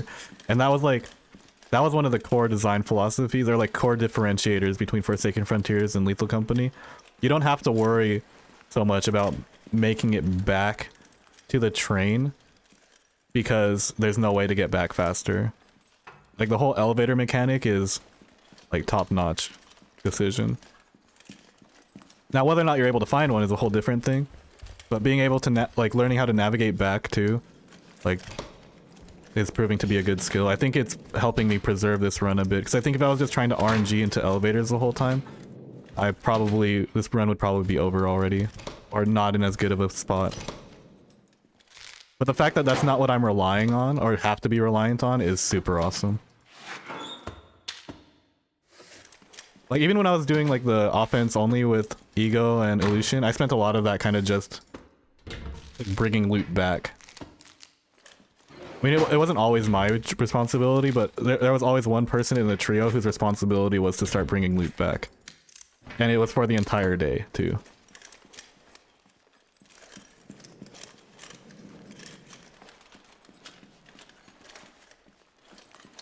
Which isn't, like, inherently a bad thing, but it's something that Forsaken Frontiers has decided to approach differently, and turns out I like the approach.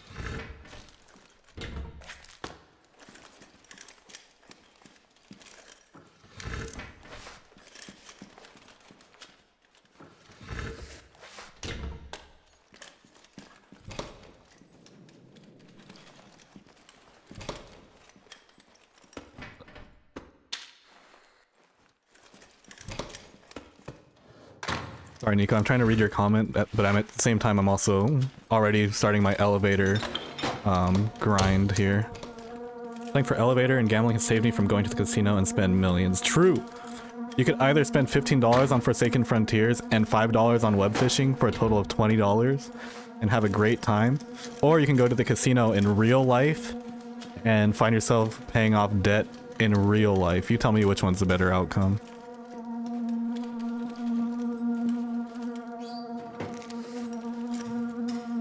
You survive 100% of the gambling addictions you don't indulge in. So, time to invest in Forsaken Frontiers instead.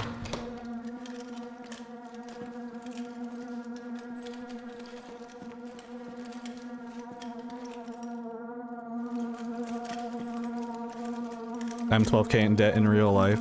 See, now if we just went and looted hospitals the way we do in Forsaken Frontiers, you know, debt wouldn't be as much of an issue. So my advice to people who are in real life debt, go to Phoenix, Arizona and loot a hospital one time, especially when it's surplus. In-game, I guess. In real life, in-game.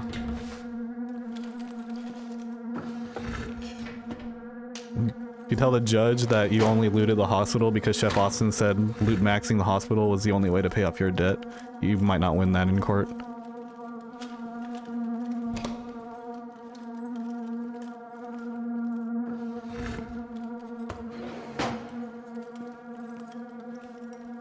Double the debt when you die at hospital for a more immersive experience. That would be funny, actually. Did I have a table tied under here? I didn't.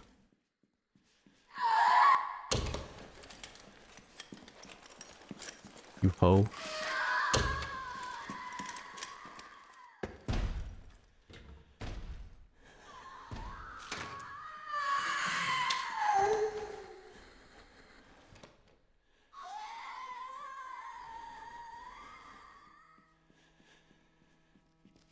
What if you just die at the hospital, your run's over because medical debt is just insane? You're not coming out of that locker until I tell you to. Or that room. There's a security door down there, but I think I'm okay with what I have right now. Before it gets too real like it did last time.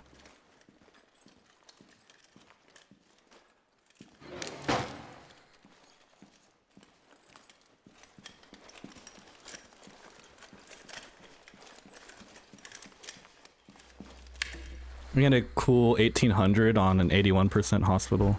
I think that's fine. I did like the suggestion of being able to find store items at different locations thematically depending on where you're at. Like being able to find a med kit or adrenaline deep in the hospital is kind of a cool idea.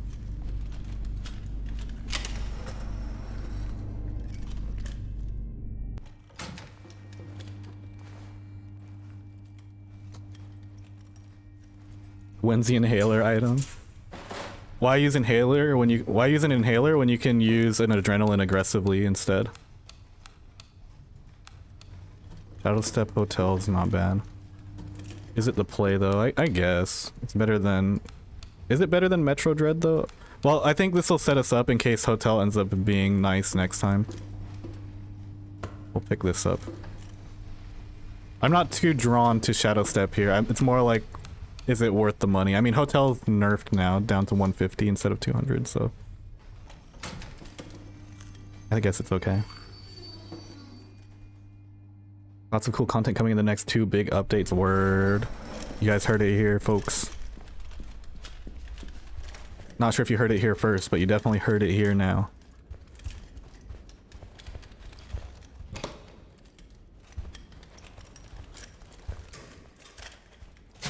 A lot of cash.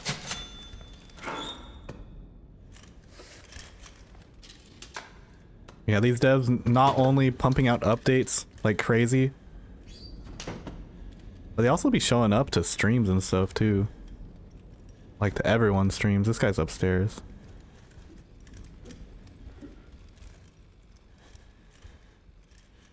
I want to see where he's gonna go. I mean, I don't really have a place to hide here, but I have loops.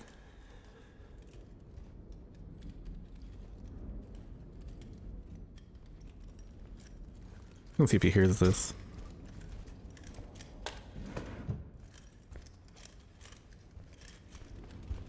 This wasn't the only way I can go. I'm gonna go the other way. I mean, butcher room's that way, so progress is that way. We don't have to just run into the butcher. We have options. If I exhaust this option, then I will go run into the butcher face first. It's also shadow step. I don't know why I'm freaking walking everywhere. Habit, I guess.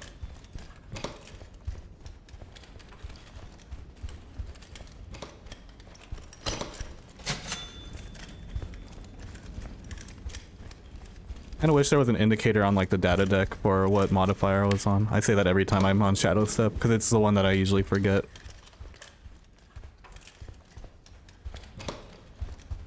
Oh my. There's so many cash register spawns here. It's kind of crazy.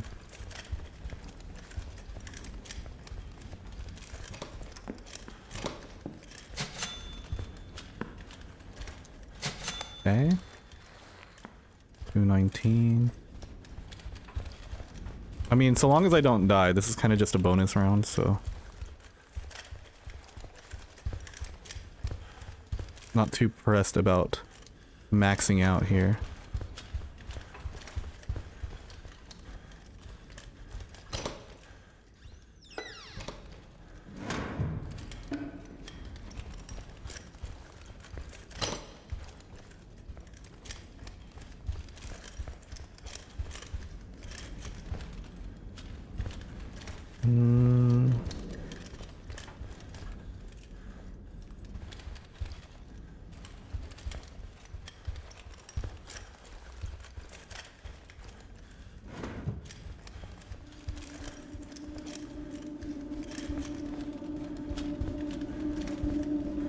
I think this is the next way? Yeah.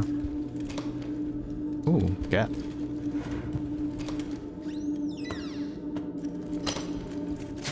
A lot of cash, love to see it. I'll check this way before the gap.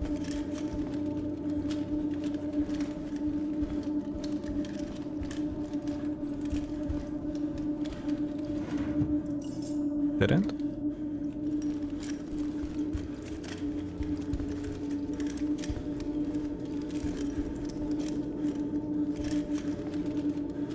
Not even using the runoff tech, considering that I've died twice running off on the new one, even though the distance hasn't changed.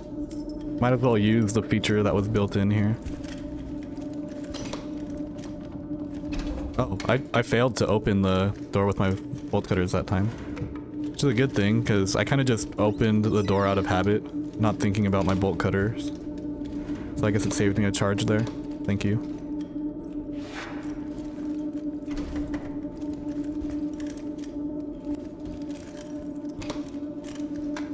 Coffee tin, love to see it. Air dryer, shout out Kiersey. Kinda wish the cash register made a sound. It would make sense, like when I was first playing I thought that it would make sound, especially since, you know, the most valuable loot comes out of it, but I feel like that would be hard to balance too with how not often you get something out of it to begin with.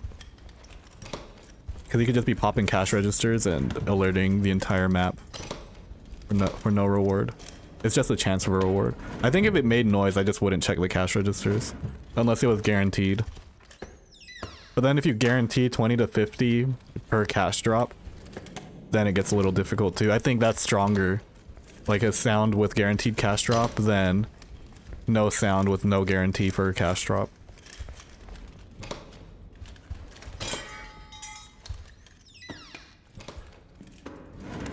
Finally used all my bolt cutters.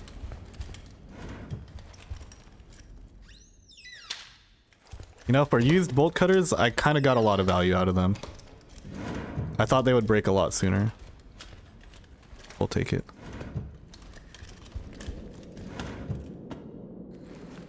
$600.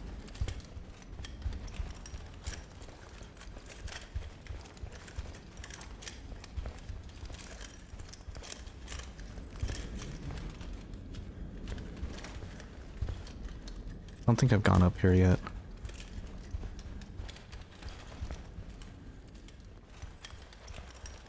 Spiders nearby, but it's shadow step, so kind of good for a little bit.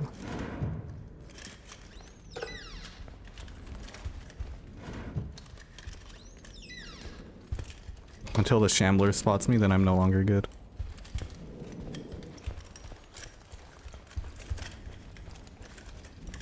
I'm not kicking doors.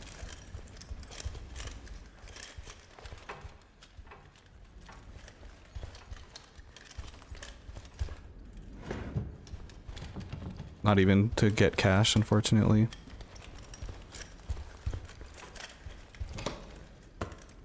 Like if I kick a door knowing that the spider is nearby, I'm just throwing. I think, personally.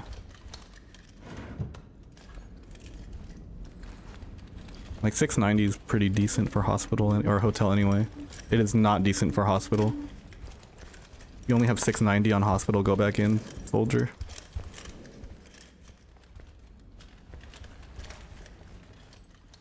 Unless, you know, it's multiplayer.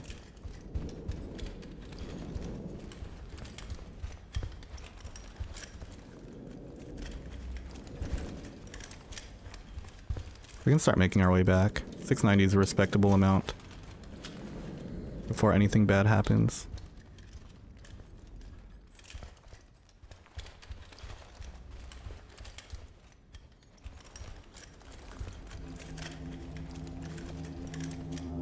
Oh, Jesus, we were a lot closer than I thought. Let's go up here then, because I definitely didn't go up here.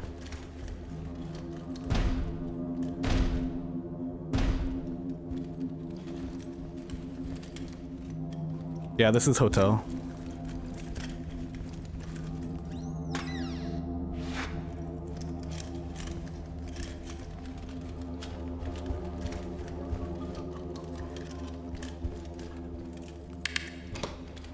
Butcher is aggroed apparently.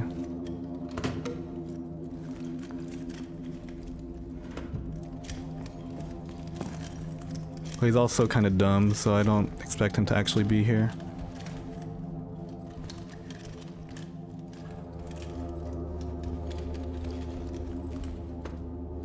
Maybe we can get 1,000 here. Depending on what we get. Maybe not.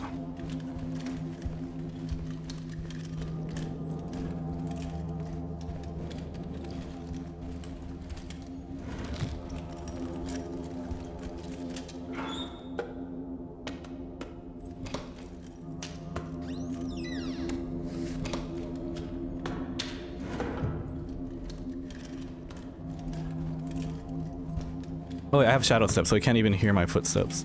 So he probably heard me kick the door, but he didn't hear anything after that.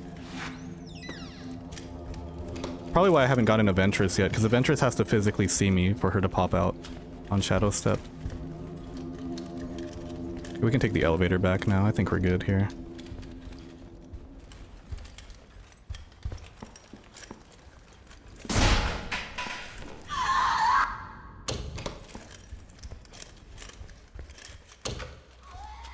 I don't know what just happened there. I guess I don't know where she was, but I'll take it.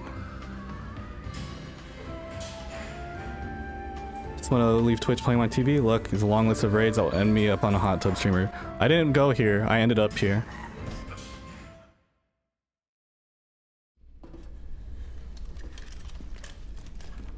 That's what I always tell Nico when he catches me on the hot tub stream. Okay. That happens often, right?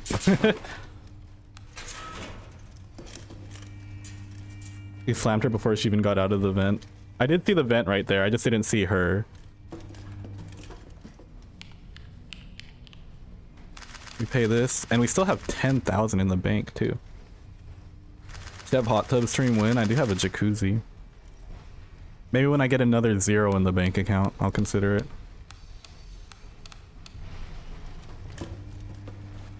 I'm now all out of bolt cutters. That's crazy. I think I will buy one still. It's more just quality of life things. It's fine. I have money, so we go.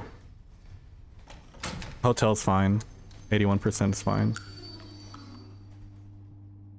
When you need money rather than when I have it. I disagree. I'd rather my money not be dependent on my body, I guess. At least in that respect. The farthest I'll go is like at least get in shape and keep myself maintained, which I think is, you know, people just get more viewers when they're nicer to look at, I guess. And when, you know, being physically fit and well maintained also increases confidence. It's just a thing. So I could probably present myself as a streamer better the more I take care of myself.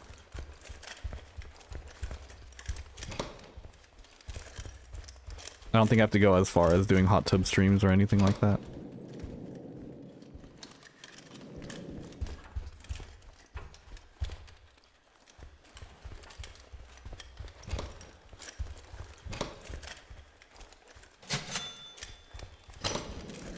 I would do a hot tub stream because I can, not because I have to.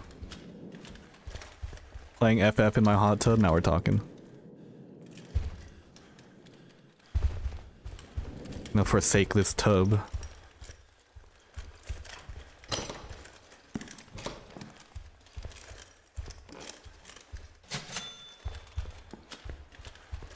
Didn't want to use my body for views. That's about OF. Listen, the hot tub, I'll live stream my hot tub content on OnlyFans. Just know that if I have an OnlyFans, it's because I made it, not because I'm trying to make it.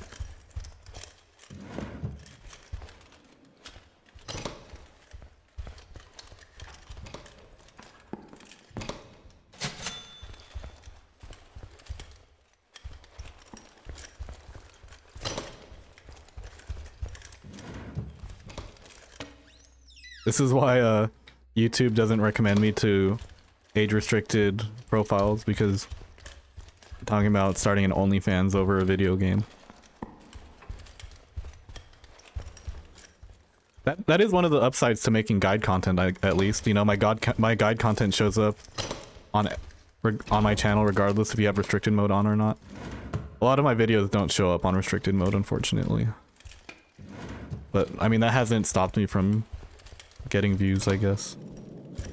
If you have an age-restricted YouTube channel, it's probably because you're not old enough, or like 18 plus, and I don't really make my stuff to be for younger audiences, I guess. Younger than me, sure, but not necessarily for children.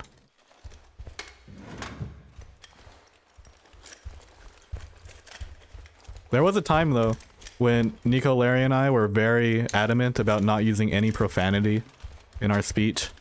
And honestly, I still hold the belief that it's a bit cleaner when I'm not using profanity. But I definitely, I devolved while playing Dead by Daylight and just letting everything rip, honestly.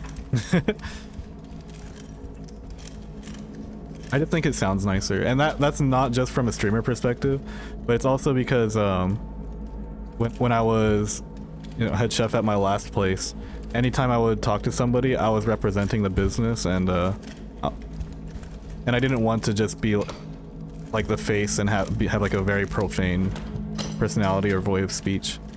Especially as a sushi chef too, it's kind of like, not that sushi chefs are held to higher standards than regular chefs or whatever, but they're, because of the presentation aspect of doing sushi as well, it's something to keep in mind. And you know, vulgar and profane isn't something you think about when you think of sushi chefs, at least during service. Sushi chefs can get kind of crazy. And they can be kind of vulgar too. And actually those ones tend to be pretty fun. But it's not what you think of immediately. It's not the first thought.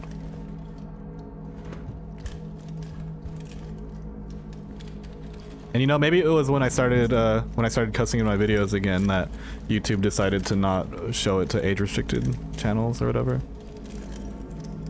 Because if you put age restriction, if you turn age restriction on your YouTube account, according to YouTube, my last uploads were my Forsaken Frontiers guides, and then my Murky Divers guide from 4 months ago.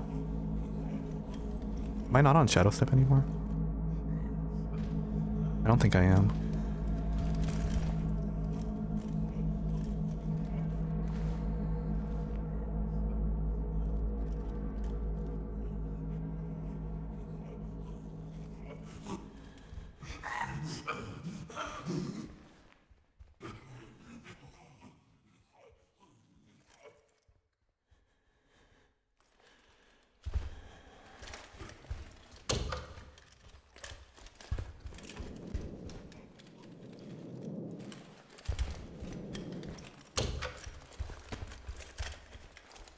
I am not locked in today on this particular day, so I think I might make an early departure, not gonna lie.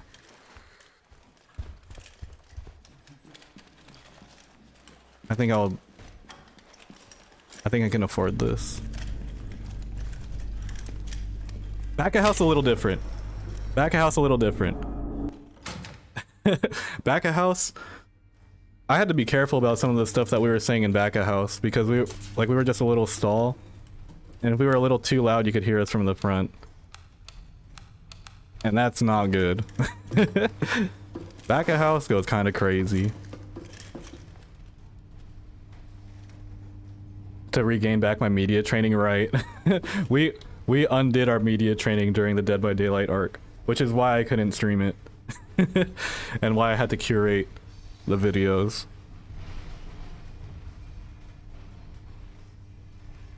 You're presenting yourself and your food, exactly.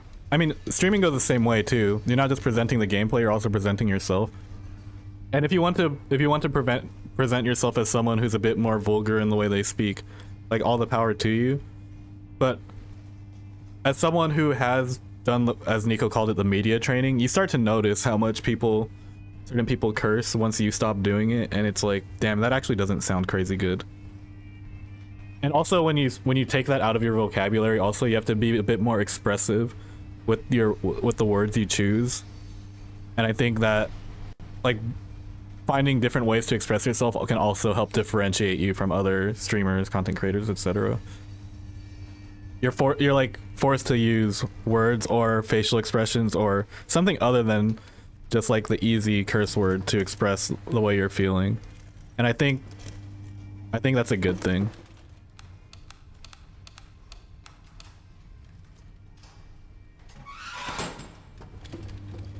And don't get me wrong, I'd be cussing again. I don't think it's that bad, you know. I do sometimes catch myself though. I'm like, okay, well, maybe I could do something a little differently here. Speaking of differently, we'll go to Metro Shadow Step. I'm not gonna bring bolt cutters, I guess, this time. Chrissy bullied me out of using them.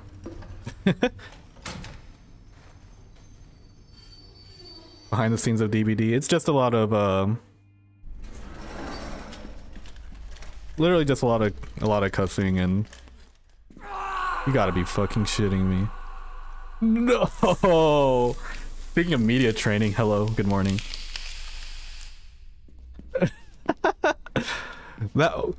What good is your rant about media training, Austin, if you're gonna just let it rip after falling into a metro hole? Holy Christ. Okay.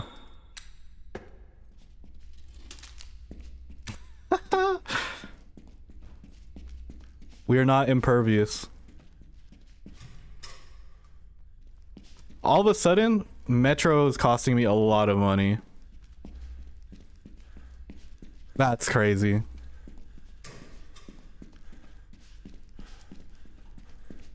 You can't make this up. I was All right. I'm about to grab those bolt cutters. If I had bolt cutters, I would have seen this hole. I'm just saying. Are there hospital holes? No, there's no hospital holes. The hospital gimmick is the security doors, which I've kind of just been playing around with bolt cutters.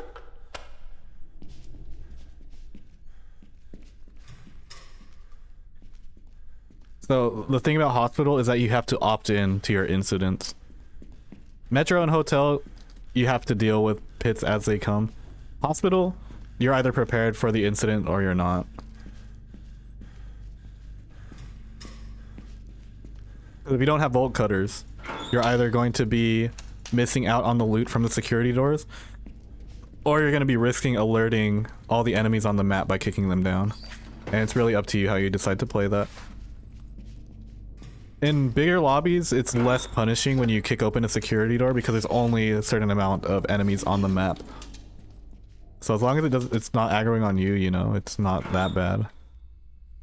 Or the fact that it's even aggroing on only a portion of the players means that the rest of them who don't get aggroed are free to move on. I might actually just restock my adrenaline, medkit, etc., and hopefully not have to use them again on Metro.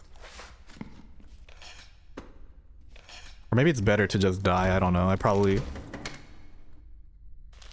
Like, the penalty for dying isn't that bad. No, wait, no, I'm in the middle of a cycle, so dying is actually pretty bad.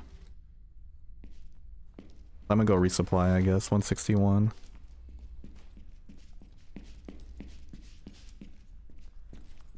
How did I not see that hole? Nah, that's crazy. I only have 259, okay. I mean, I might as well. Adrenaline's on sale. Yeah, turns out game hard. Turns out game hard, huh? I almost did it again. I almost fell again, by the way.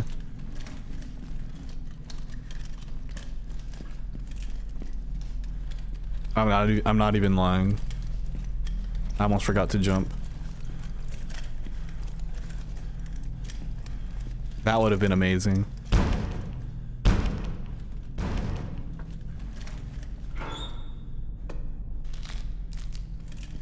Didn't learn anything, apparently.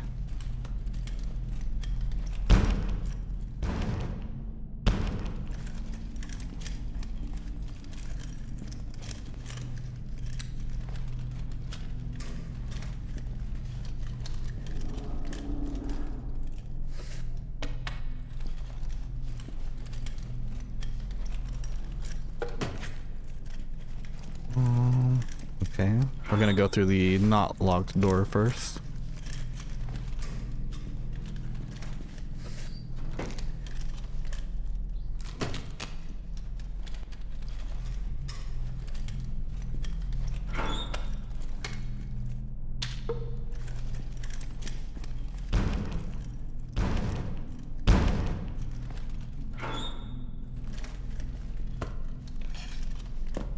You thought spinach and artichoke dip was soup. You could eat it like a chowder. I would eat it like a soup. Like a... Oh, to that lady. You know what she like.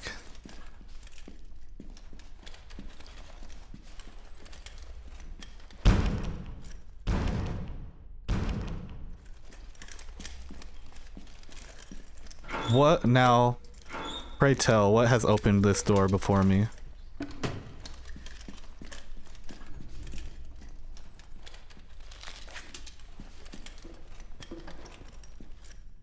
What enemy am I following at the moment? It's gotta be a shambler, right?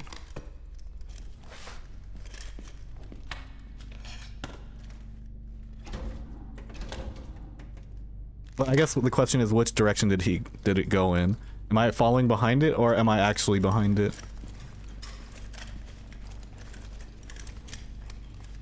Okay, it's going that way because the door is kicked that way.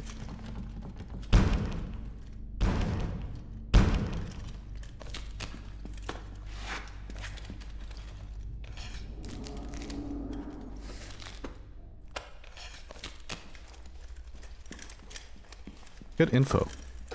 That the doors are kicked directionally, you know.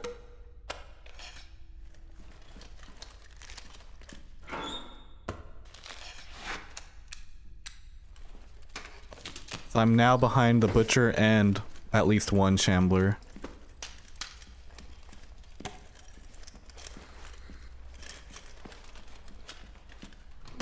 Which would be, I mean, right now we're kind of still doing some damage mitigation from the fact that I've already spent an adrenaline and a med kit. I'm behind the butcher. Yeah, I already knew I was behind the butcher actually.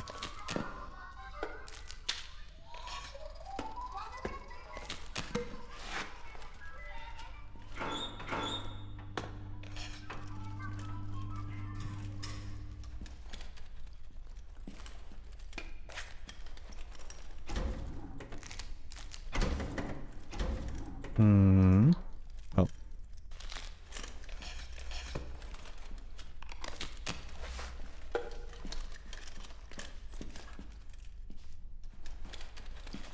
Going up this way.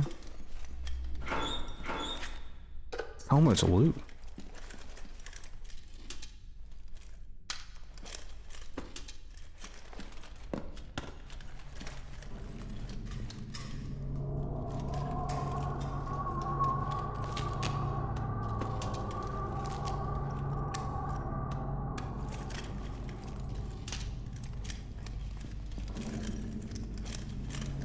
Okay, I was gonna say we're getting to the point where I hope I get an elevator soon because I do feel like we're kind of deep into the map right now. And we do get it. That's good. Ventress will be able to start spawning soon.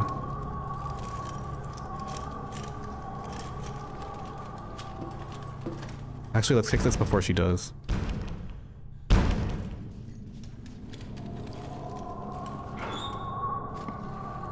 Yeah. Oh no, wait, I still have a whole other hour before she does. I thought it was 5 something. That was one of the safer door kicks I've done.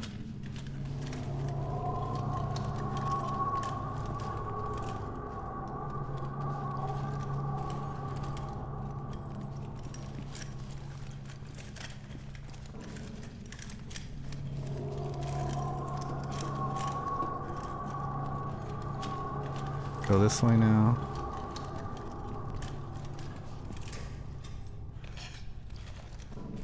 We do have an out when we need one.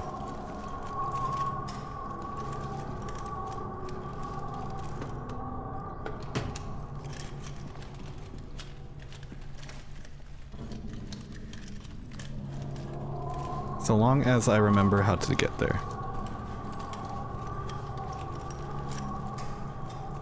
My. Now, I need these rooms to stop looking the same so I can remember how to get back. Because these chaining rooms that all look the same are going to confuse me on the way back for sure.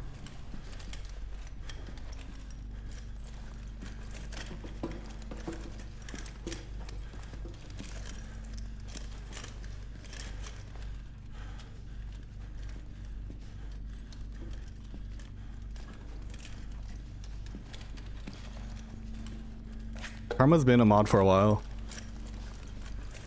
Karma and Spin were some of my first mods that weren't Nico.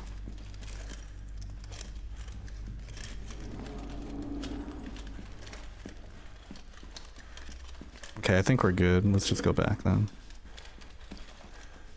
Before we get too confused. Unless there's a way this way.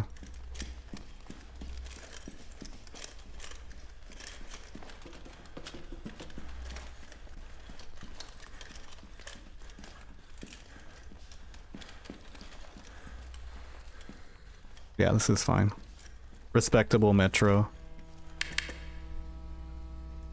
Now, oh wait, no. The Ventress was able to spawn 2 hours ago. Alright, peace out, Karma. Good luck with your appointment.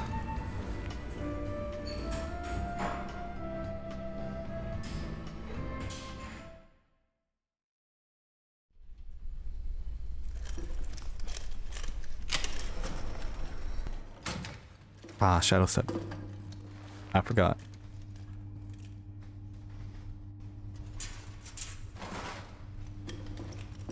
Infestation, Metro, infestation. What the fuck? Triple infestation. Well, we definitely go Metro. And we kind of just play it safe.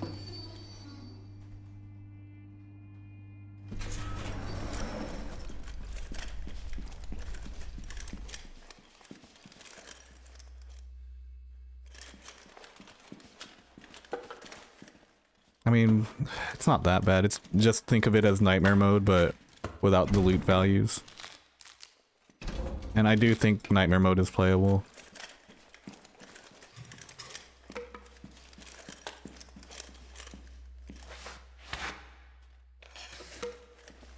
Can't avoid all of them.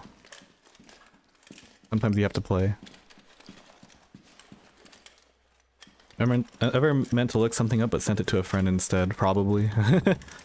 No specific examples come to mind though.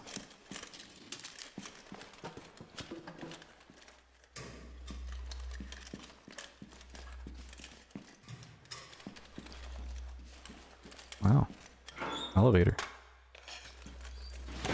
We can open it. I mean, if we get double butchered, you know, it's gonna be real nice to have.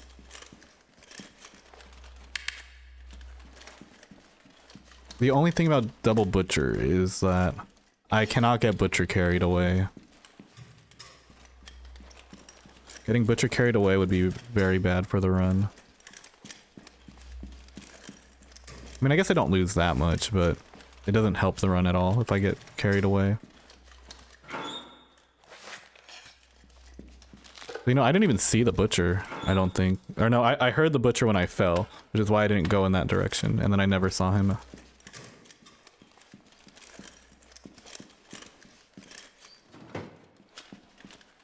I thought I was on Nightmare. No, I'm just on regular Endless right now. If I was on Nightmare, the game would either be a lot harder or I'd have a lot more money. So I guess the solo record to beat right now is on Nightmare mode. But I figure I can work my way up there. Oh. Because the high cycle run that I'll be playing on Saturday will be in regular Endless, not in Nightmare, I'm pretty sure. Because the leaderboards are separate for a moment. I'm not sure which way the butcher went. Or this is definitely not me that opened this. I need to choose wisely here.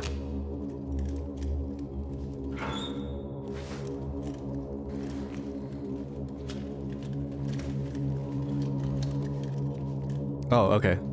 I'm behind the butchers. They probably went downstairs.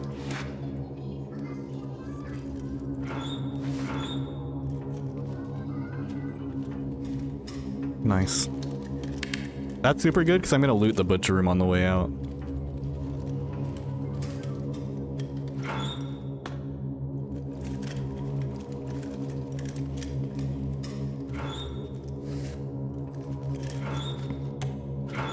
Ideally. But I mean, it is still kind of early, so saying way out right now is a little too much, maybe.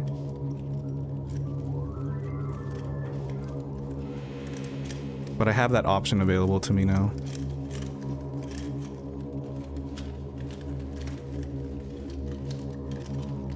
And as long as the butchers still move together at the beginning, I should be behind both of them still.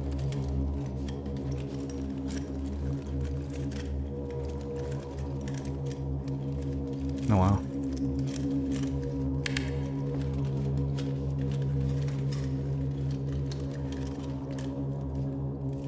Always scared of, yeah. Luckily it's pretty consistent that it only screams if you go on that side. I've never had it scream without going to the other side, but it is something to keep in mind, you know.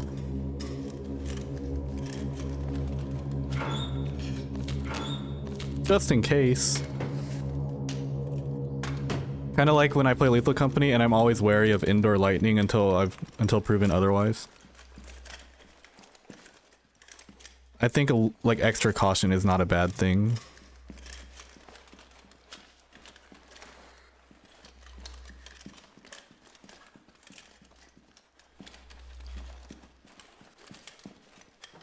And it starts screaming as the world generates it.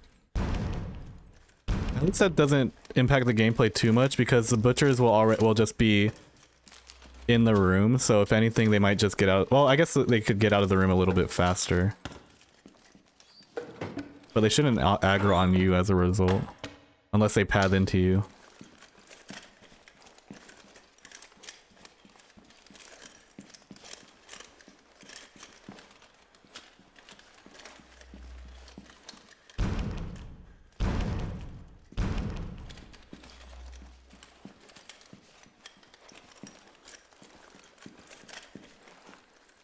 $65. Jesus Christ.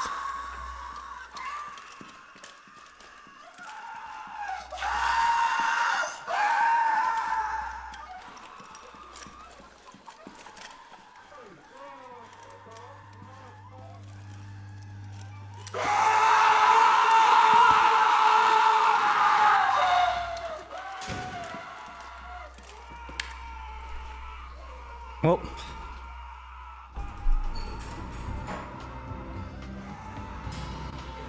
currently at day 16, taking my time. Yeah, you know, it's a marathon, not a sprint. I feel like I just got a little unlucky with the metro loot this time, but it's fine. Oh, it was 84% also.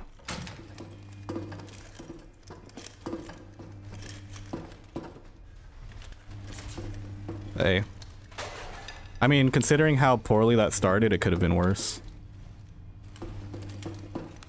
So we'll sell that.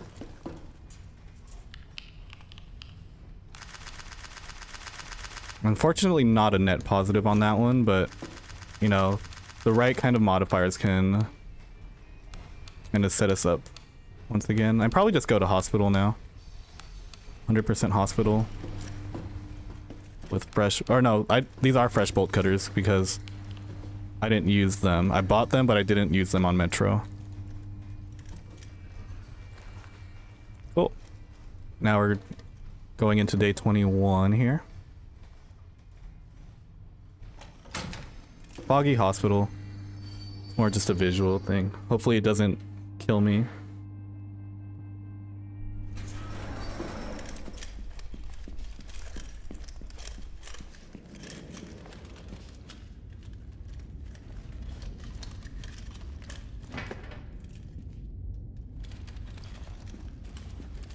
Damn.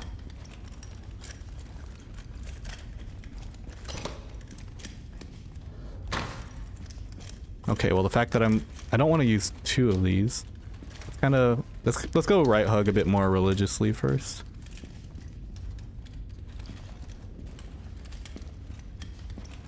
No immediate security doors is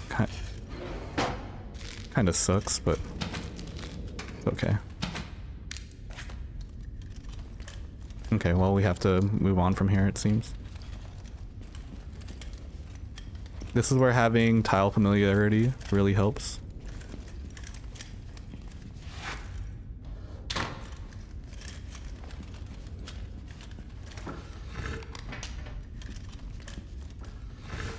Can't escape all the modifiers. I mean, I probably could, but I probably wouldn't get as much of a return if I went to somewhere else, especially since I brought the metro value down to 69%. And I have the money, I might as well go to a hotel.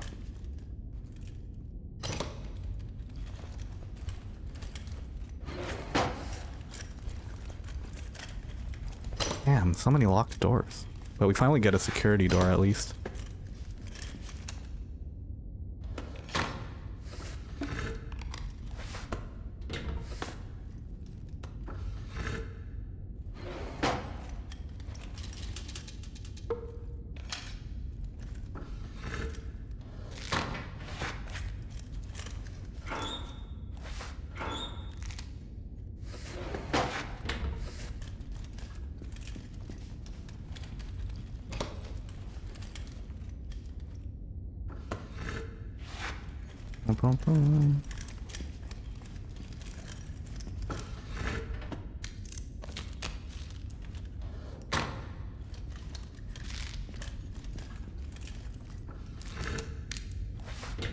I don't mind the fog, but I think if there was something you can buy to help see in it a little bit better, I think that would be nice.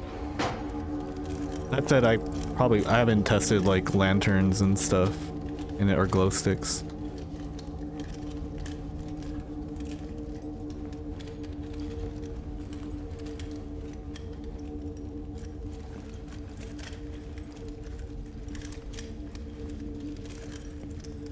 Damn, I'm gonna have to open that locked door, huh? I got crazy dead ends here, it seems.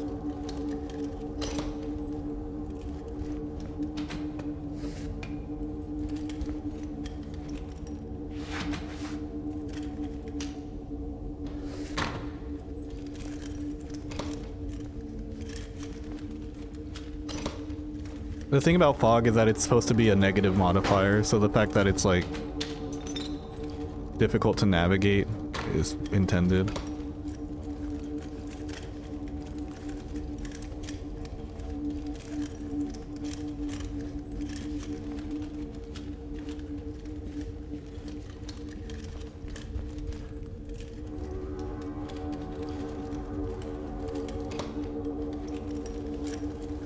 Alright, peace out, harmonica.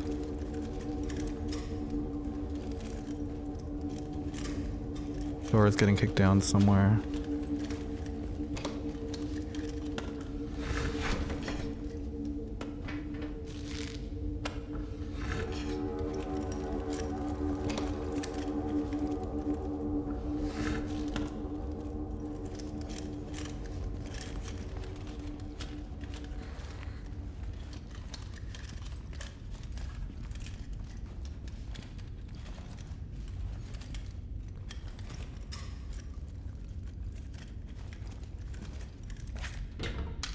I'm gonna be a little careful now, because I'm not sure where the enemy was kicking the door down from.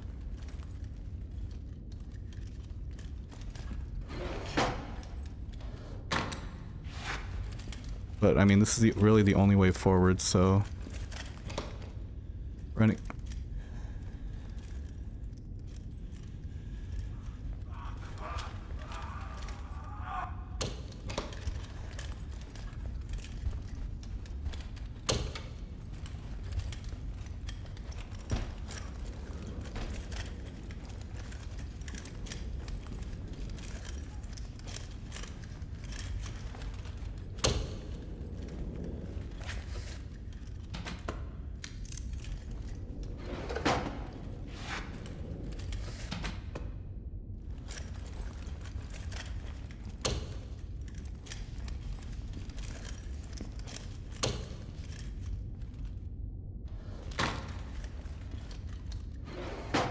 Yeah, this is probably where it spawned in from then, if these doors are closed.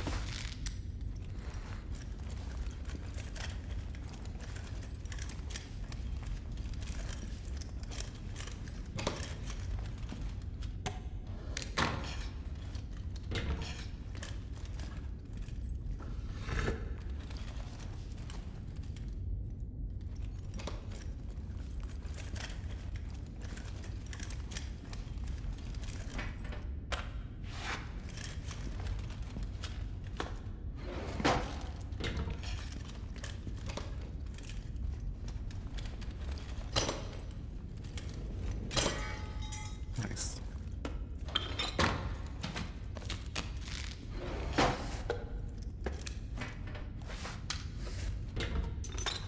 Broken bolt cutters is my cue to get out.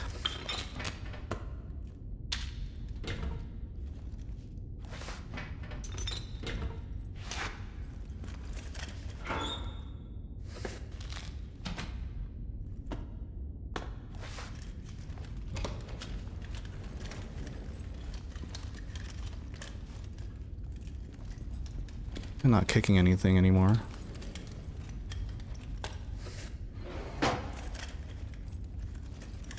Especially since I'm gonna have to run into a Forsaken to get back.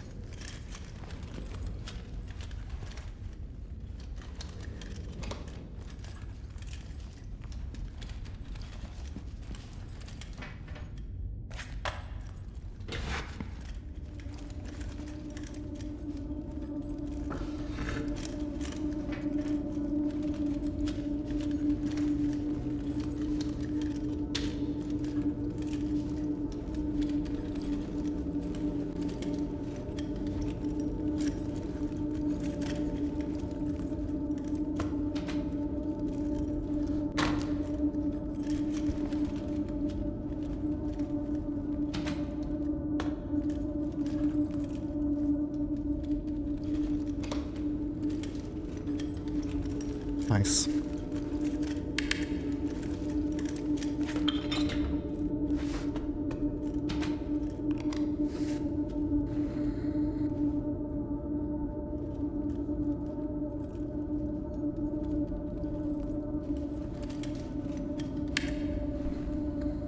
Quick little 1500, which is really like 1300 minus the bolt cutters.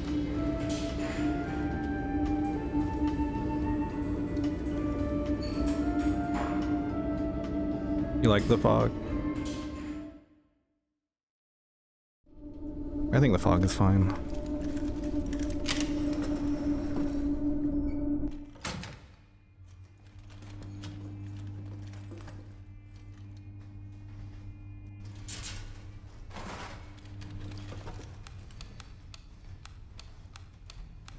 We go back to hospital with some new bolt cutters.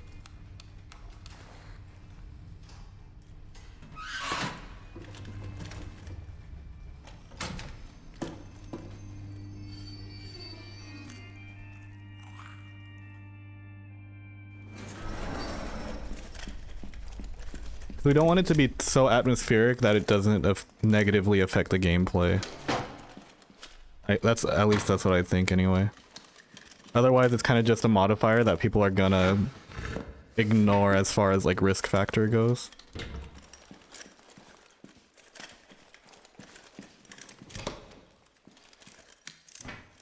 So I don't know what the balance is for difficult to see but also aesthetically pleasing. If it's just aesthetically pleasing, then people are just gonna go there and not consider the risk of it. Fog did get nerfed though, because it used to be worse. But I guess that might be what I'm comparing it to. It used to be a lot harder to see in the fog.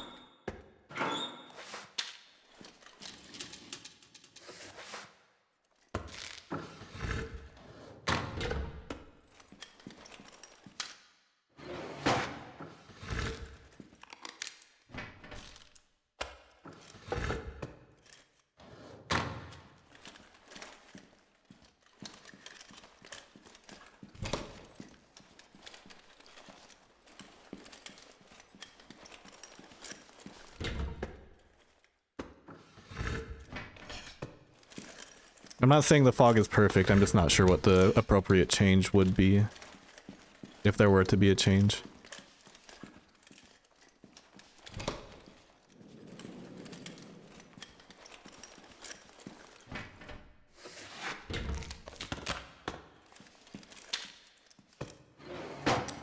I still try to avoid fog either way.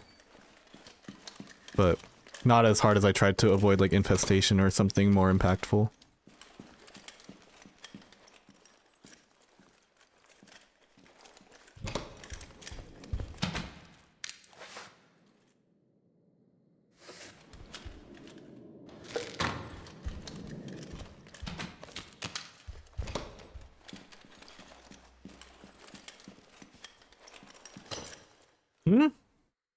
That was crazy. I unlocked the door without opening it. That could have killed me in a different context. Glad I was safe, I guess.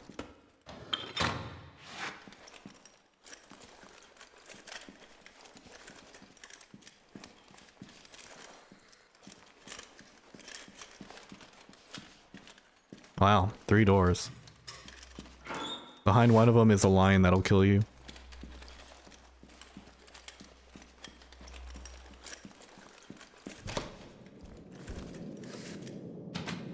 I broke my right hug because this door keeps me on the same elevation, whereas the other one changes it.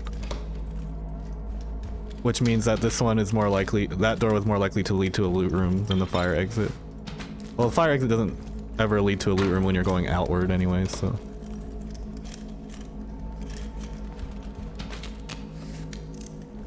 And right hugging, left hugging isn't as important for finding your way back. It's just making, right hugging, left hugging is important for going forward without going through the same dead ends.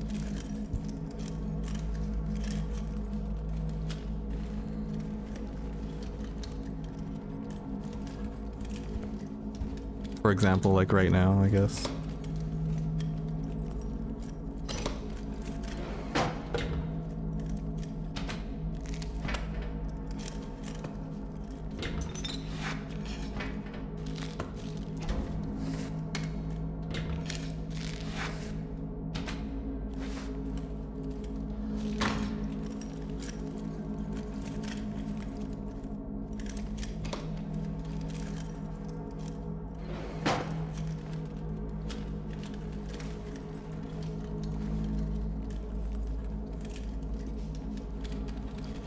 Okay, we'll progress this way.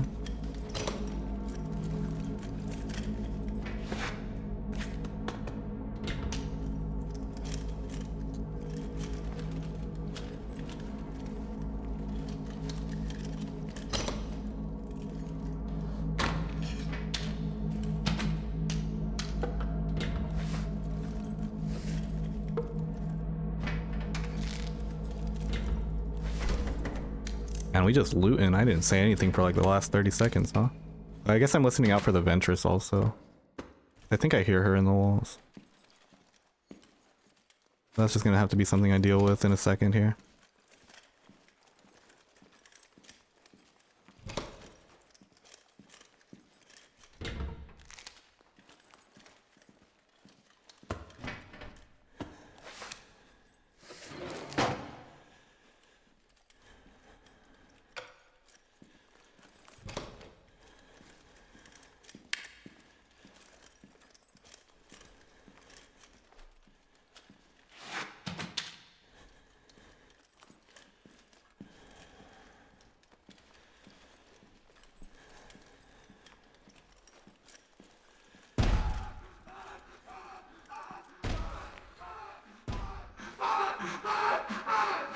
Wanted to see what I'm dealing with here, rather than waiting for it.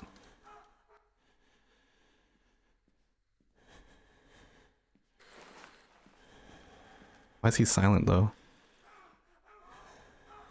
Oh, he remembered that he's supposed to be yelling, I guess.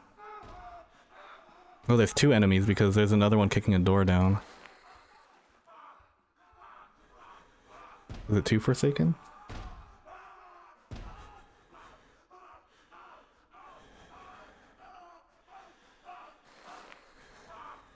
You know what? I'm good. Yeah, I'm definitely good now. I did not locate him in the position that I thought he was in.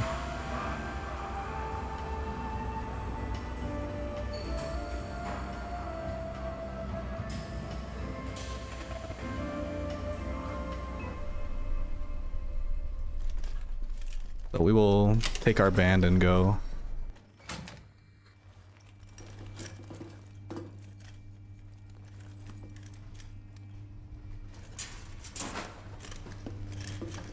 Unlocked hospital, unlocked hotel. I think we go to unlocked hotel. But before I do that, I'm gonna use the restroom real quick. 4 hours, 20 minutes. Then we'll finish off this cycle. But yeah, I'll be right back.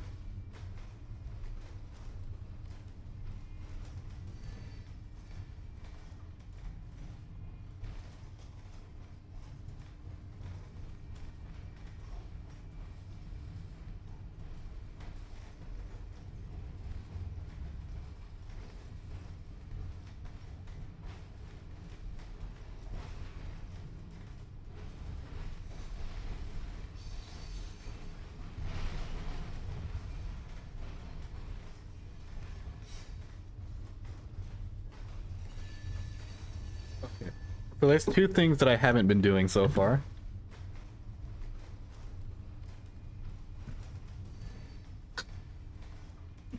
One of them is drinking water. The second one is checking if tunnels are surplus or not.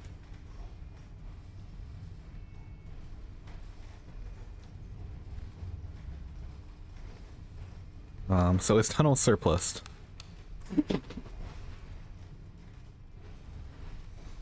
Okay. I was kind of hoping it wouldn't be.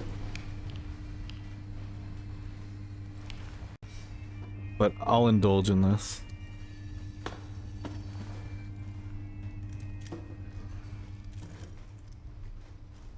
It's gonna be an expensive L if I take one, so hopefully I don't take one. And actually I will take the med kit.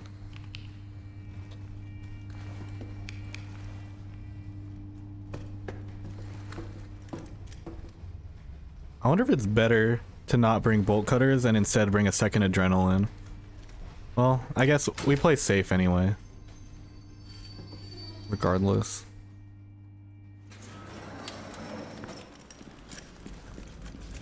But I did say, you know, the one condition to go here is surplus, so we're out here.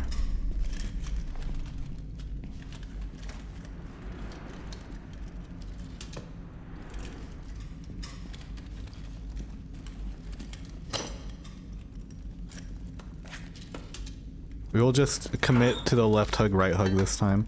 I didn't do that last time and it almost cost me.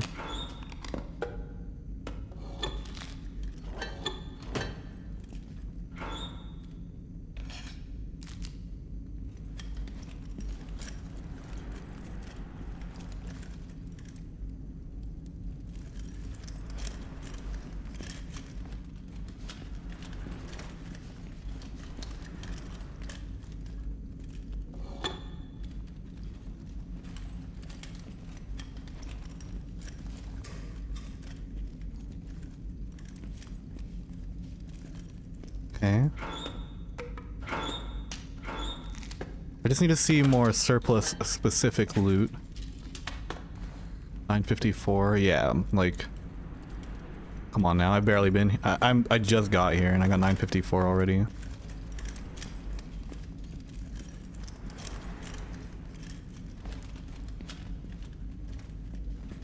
Plus tunnels can help reset all of the map costs too. Okay, well I'm kind of breaking to go into this room here, but we're not gonna go through there. We're gonna keep holding left this way.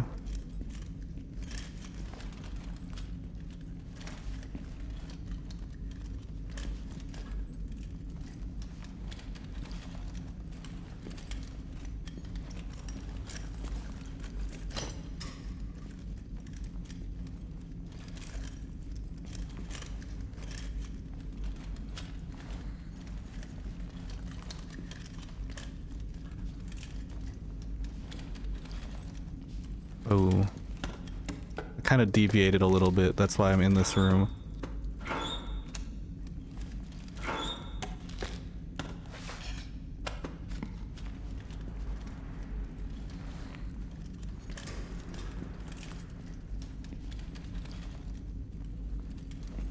But I mean...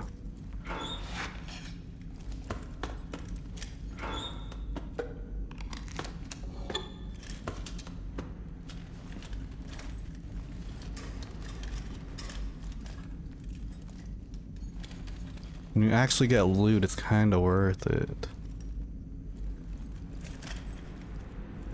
Question is, how far are you willing to go? Like, I'm already at 2,000. I think I start making my way back, honestly. We can right hug now. Like, plus 1,000 is pretty good. And I also got a little bit lost.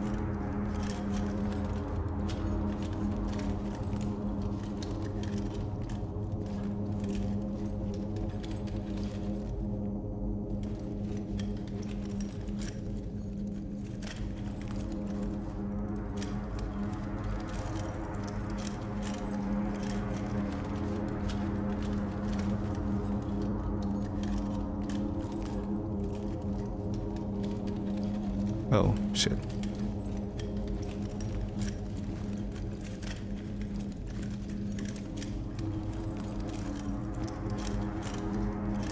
Pardon?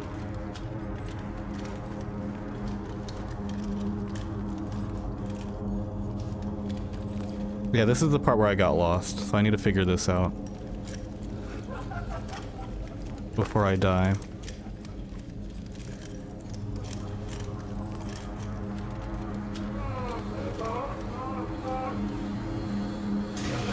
No, dude.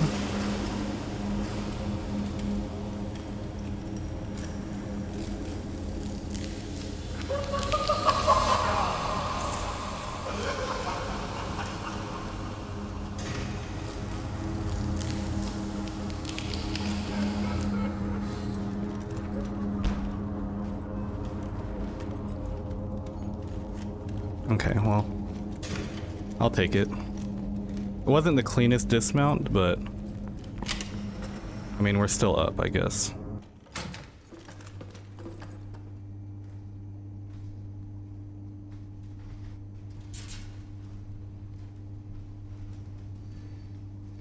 Butcher gets the Prince carry. Get carried by a butcher in the above on the California frozen beach while he hums the elevator song.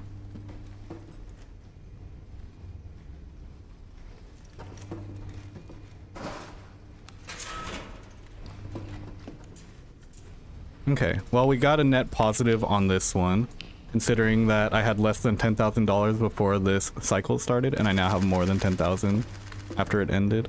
Although, I'm not fully geared up, so I guess it might have been a slight net negative. But that's fine. Surplus hotel, well, we go there, so...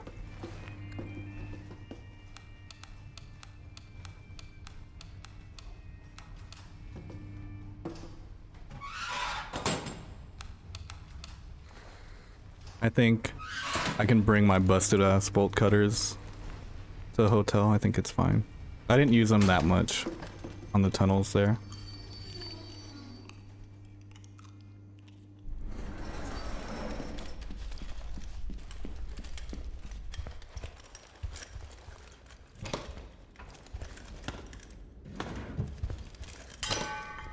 Well, I'm gonna get a new one. I'm close enough to still go back. Because I would like bolt cutters here, especially considering like the likelihood of me getting locked cash register doors. I think it's worth having this in this particular case.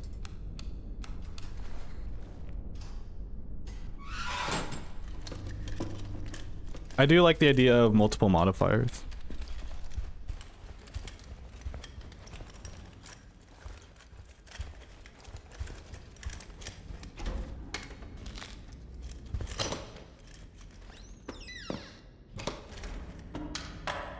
Let's see if the surplus is enough to get me to 1,000 on hotel.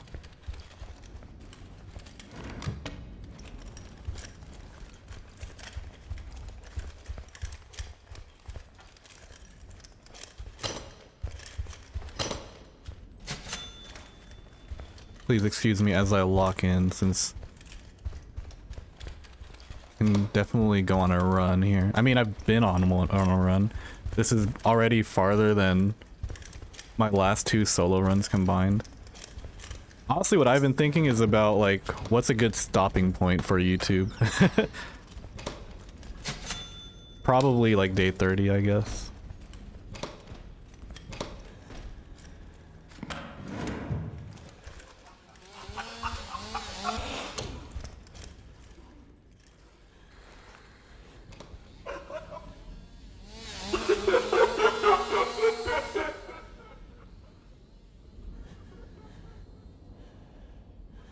Hopefully it keeps going that way and doesn't come back.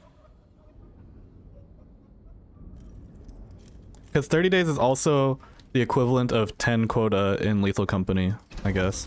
Like, it would be 10 quotas. And then next time I'll be able to do another 10, I guess. And then after that will be the push for 100 days. If I make it that far, you know. The tough part is that the speedrunning people, the one who verify those high cycle runs, they're only giving you 3 sessions to complete your high cycle run. But Roy was talking about potentially increasing that, because in Lethal Company, you can have up to 4 sessions for your high quota submissions, and Lethal Company high quota runs are not as long as Forsaken Frontiers high cycle. So it doesn't make sense that the high cycle runs get less sessions, and in fact they probably need more depending on like the group. Like for comparison, Janky Vor's JM Dog, their 79-day run took 33 hours. Now I don't know like how efficiently they were running those 33 hours, but it was a 33-hour run for 79 days, and clearly 79 days is not the peak, considering that Vors did 115 solo.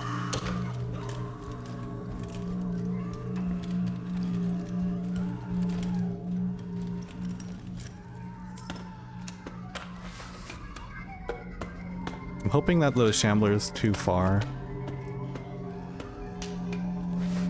to tell on me. I know I didn't loot those lockers, but I really don't want the Shambler to see me again.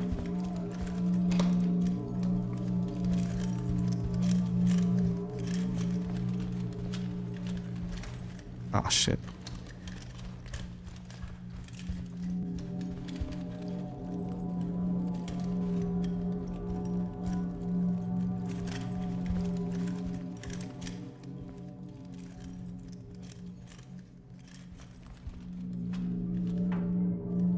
Yeah, the 33 hours probably was also them waiting and letting people join for the public lobby too.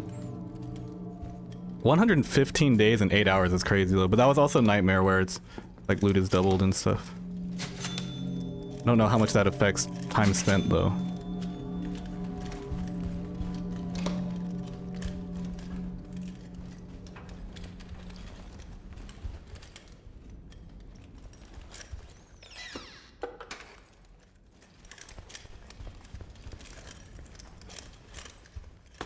Well, now I'm past the one Shambler and the Butcher, which is pretty good.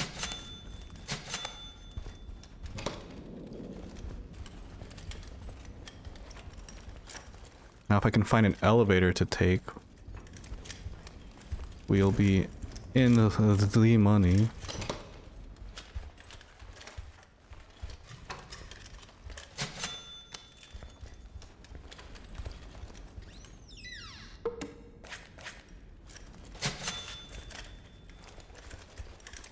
Yo, how's it going, Sheriff? How's the V1100? I'm currently on like cycle 7 or 8 or something, and I'm kind of just cruising, to be honest. I'm currently on Surplus Hospital or Hotel. I feel like for once, I'm displaying that I understand what's going on in this game. But turns out there's going to be V1200 at some point today, so I'm a little late to the V1110 party. Oh, we're out here gaming. Out here gaming. To the point where I'm just now seeing that you're in here, Sheriff. Hello, hello. Any DC10 runs? That would be day 45, right? That would be day 45. I'm not speedrunning it right now. I'm definitely just kind of seeing how thoroughly I can loot stuff, since, you know, it's also practice for the high cycle run on Saturday, because we will be attempting high cycle. But damn, if I play like this, I think we're gonna be in pretty good shape. We got 6 people like this that play like this. Like, damn.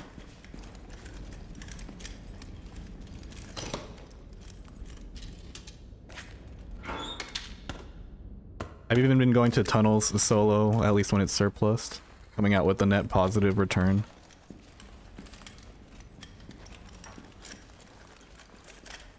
I'm gaming. As I missed this jump twice. Did I go over here already? Is there a pathway? No, I did not go here yet. Oh my.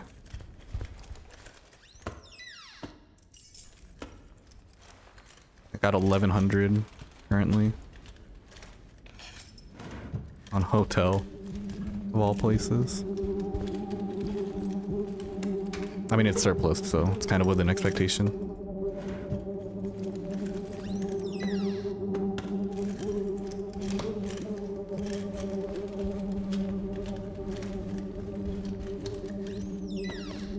I will say that Berkeley's navigation guide, or at least observation, is helping out quite a bit.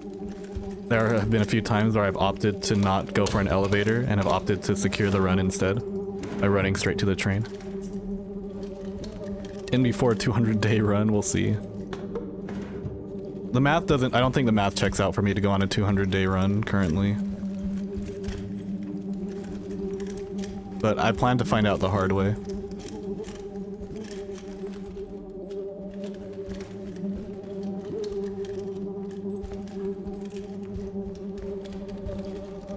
I don't think there's any doors down here in this tile.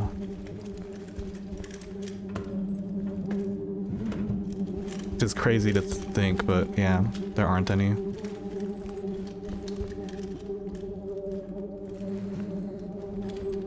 Actually, I'm probably gonna start making my way back now because 6 o'clock. And I haven't found an elevator, so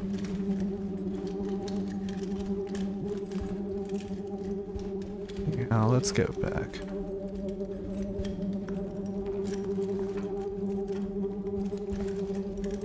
I'm unfortunately not gonna loot that. Wait, maybe there's a Vader down here. No, but I'll at least get loot here.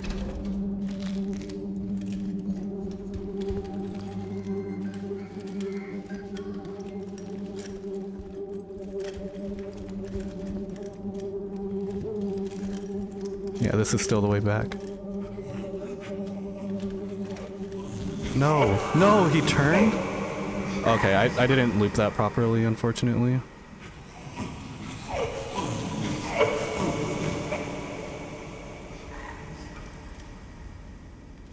I can't, oh.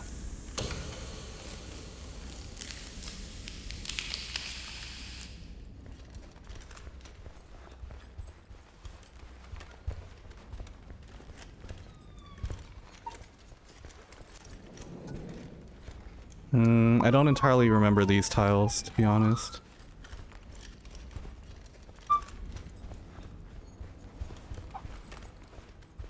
Nah, this is not the way forward. Or not the way back, rather.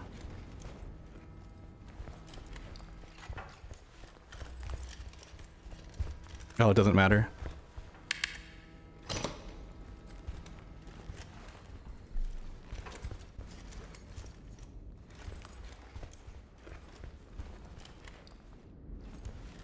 We can loot a little bit then.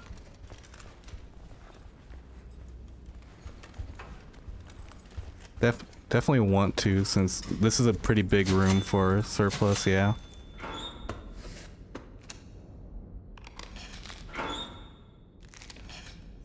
Gotta make up for the amount of money I just spent to pick myself back up.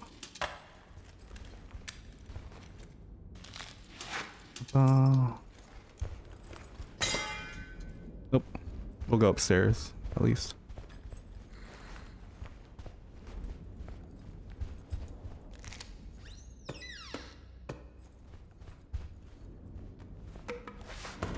Okay. Now we can go.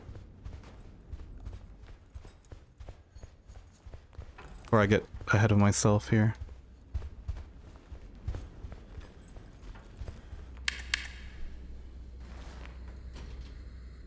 $1,600 is not bad. Kinda wish I didn't go down though.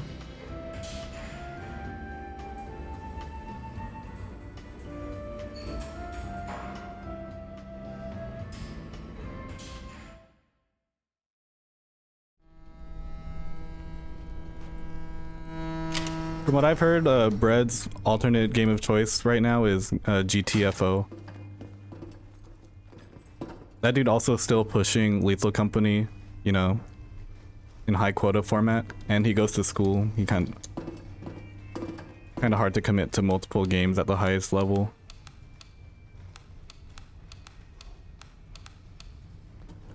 And the question is, where do I go from here? I guess, you know, 98% vigor hospital is pretty good. I will have to re-kit up here. Still have an adrenaline. Buy med kit and then another adrenaline.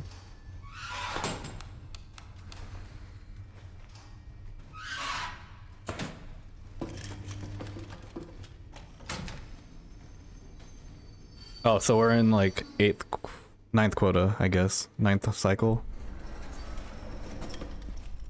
This is also to show just how fast people are doing Debt Cycle 10 right now. I think Roy did like a sub 2 hour 10 cycle, or cycle 10. And I'm currently on cycle 9 and I'm approaching 5 hours. So you can do the math. Obviously, you know, I could cut the run a lot earlier and just complete 10 quota or 10 cycles, but then I wouldn't be set up for going farther than this. That's why like the speedrunning goals are just drastically different.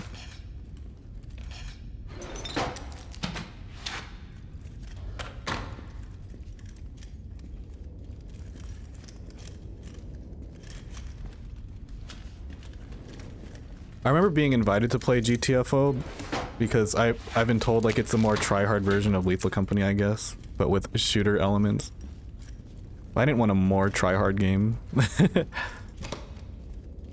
I guess if I'm gonna try hard in a game, it has to kind of appeal to me. I've never been like one to try hard in shooter games, I guess.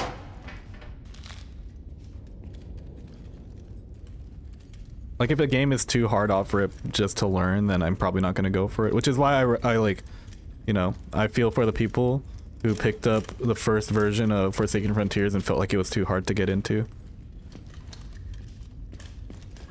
Like it was probably an easier transition for me since I've played a lot of Lethal Company, and if you're familiar, like if you're like decent at the Lethal Company gameplay loop, you'll probably get decent at the Forsaken Frontiers one somewhat fast. But most of Lethal Company's player base still isn't very good at the game, so it's still played at a more casual level. And those people kind of got shafted, I guess, on this game's release. But you know, changes are here. The choir has been heard.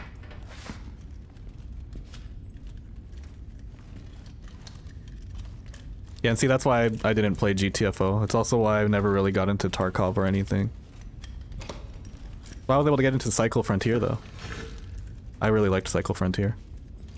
Shout out Some Kind of Dog.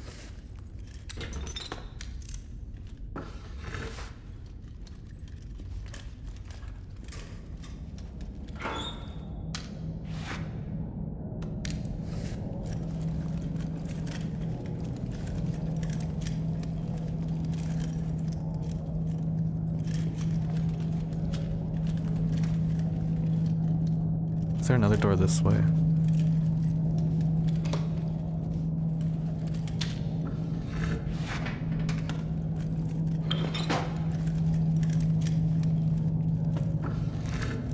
Yeah, realism doesn't matter too much to me, unfortunately, in games. I understand the appeal, but it's really not that important to me. If it was, I wouldn't be playing games like Lethal Company or Forsaken Frontiers, I guess.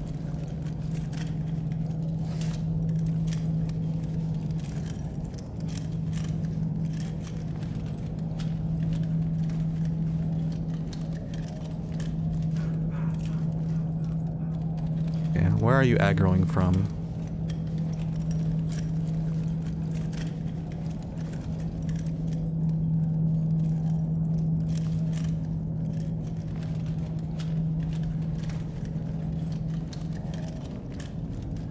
Oh, I'm going backwards now.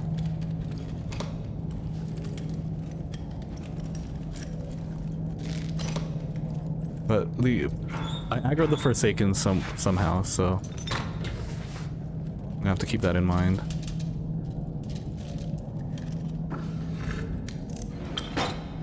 Luckily, it seems like he's not tracking me very well.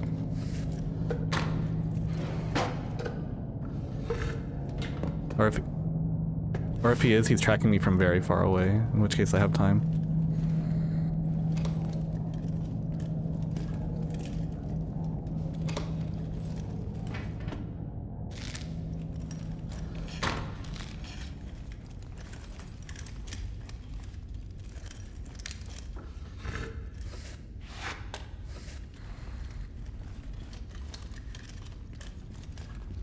I wouldn't mind an early-ish departure from here. Especially considering that I already have over a band.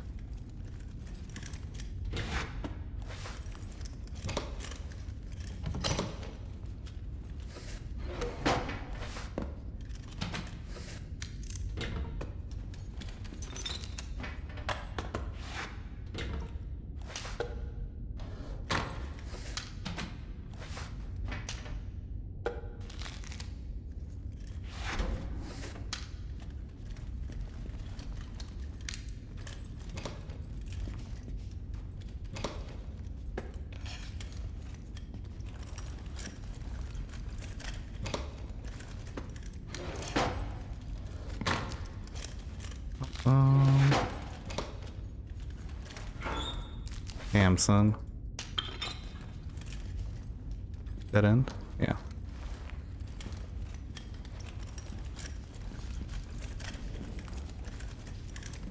Vader would be nice.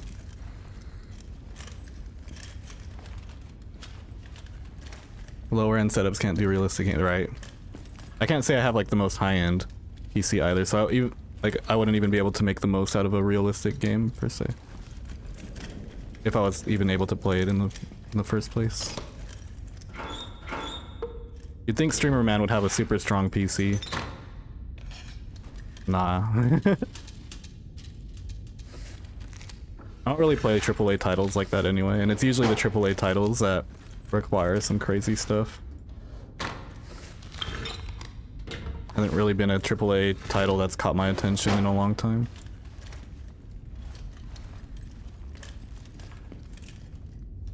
Not unlocking that. Okay, because there's a locked door at the end of this hallway that I might need to unlock to progress. Yeah.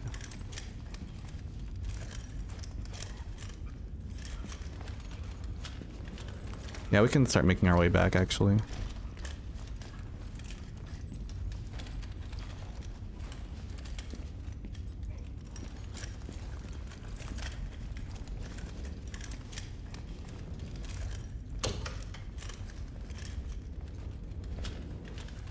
It's not my favorite thing to do, but I like that I have the option to do it.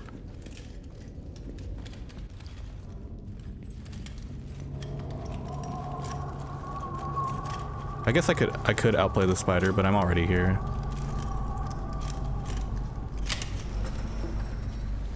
We did not end up full clearing yesterday, so we'll do it again. We'll try again tomorrow.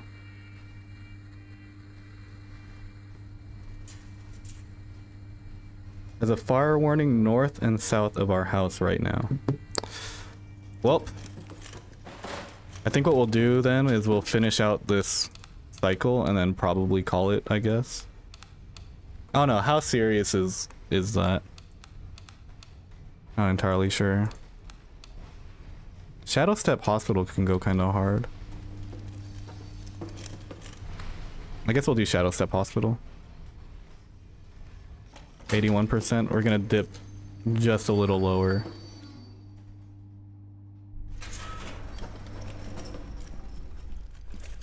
Are Forsaken so much easier to lose than other enemies? I don't know. I feel like they're all kind of easy to lose now.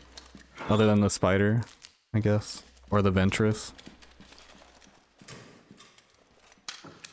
But I mean, that's intentional. The enemies are supposed to be easier to lose now because the issue was that it was really hard to lose enemies before. I think the hospital just has like a lot of different tiles to lose them from, so it might not be a Forsaken thing, but a map thing.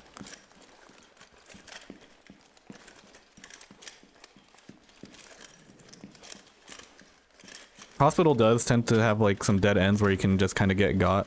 But as long as you don't run into those, you're kind of chilling.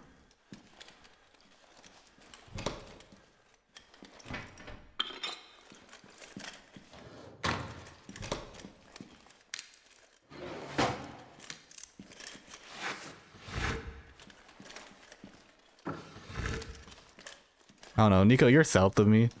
Do you have any fire warnings?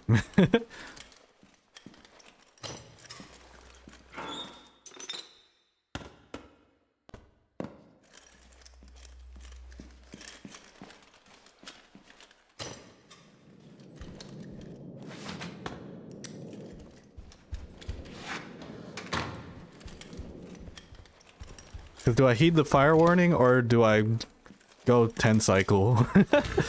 You can't just end the video at 27.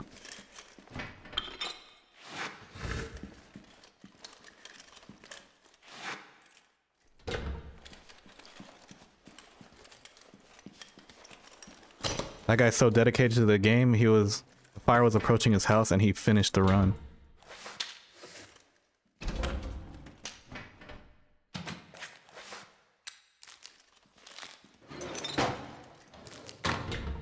You know what? I'm probably still gonna webfish regardless.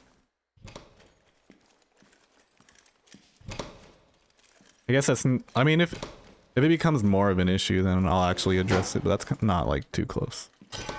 Shit. That's not the best time for these bolt cutters to run out. I mean, I didn't bring a fresh pair, so whatever.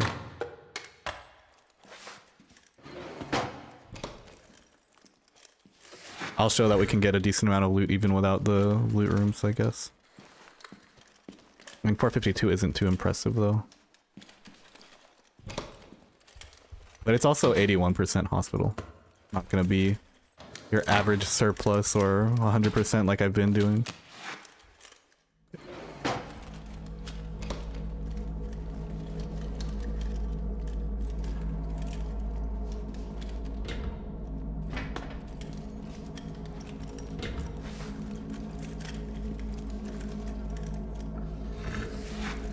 Gotta reach a threshold for a net positive, though.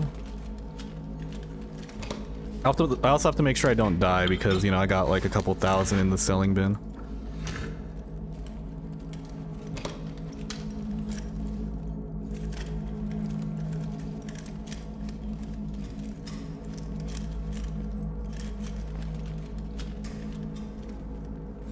Damn, that sucks to see, but I'm not taking that risk. Not when I don't know where my exit is.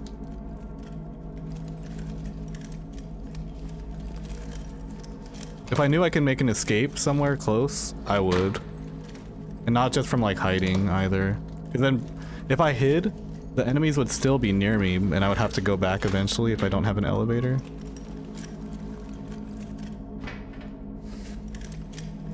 Oh, this looked like an elevator tile to me.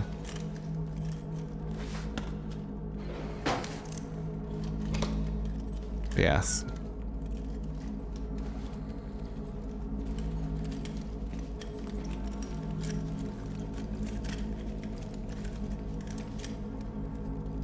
This might just be an early return. Maybe that's why there's all the sirens, huh? They're all dealing with the fire or something. But they've been mistaking it for this Fire Forsaken Frontiers gameplay that's going on over on Chef Austin's channel.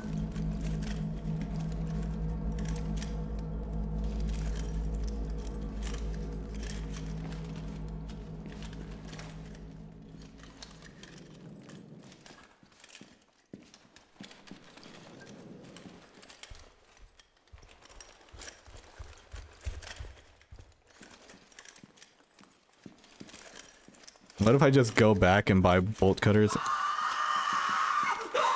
That plan's out the window.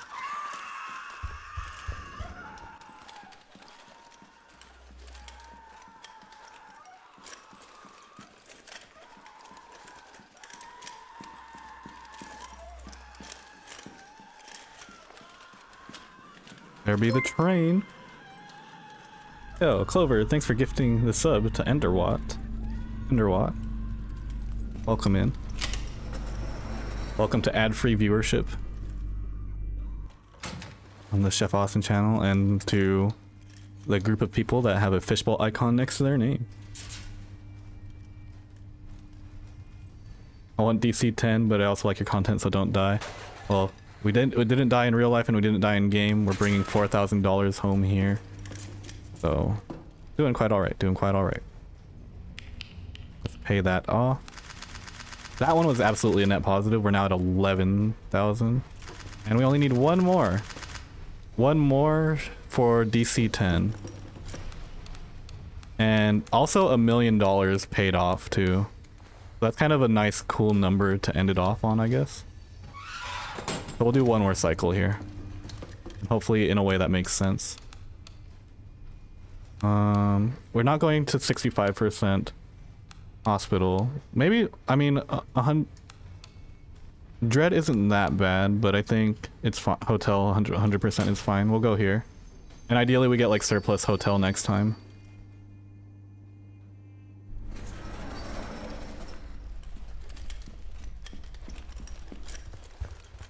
Can just lock in this easy DC10, honestly.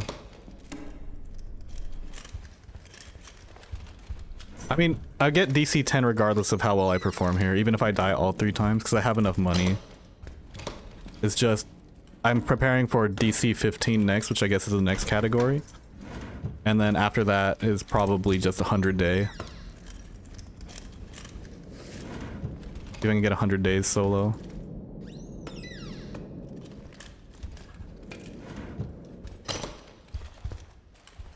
Which I think would be pretty sick. I mean, I'm not the first to do it. Vorst did it first. But I guess I would be the first to do it in Endless, huh? Because he did it in Nightmare. Unless someone beats me to it, because I'm not gonna... It's gonna take me a few sessions.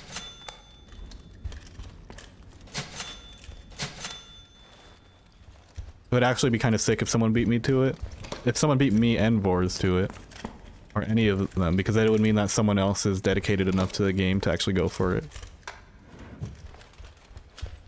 And that's what we want at the end of the day. I'm gonna lock that, or close that, because I'm not going there quite yet.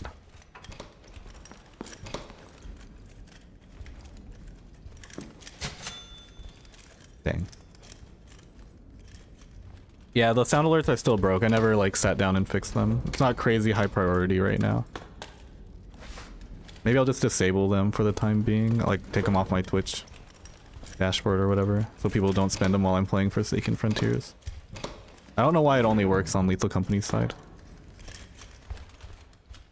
But it's not something I'm going to troubleshoot mid-run. And honestly, I'm probably going to forget as soon as I end this run too.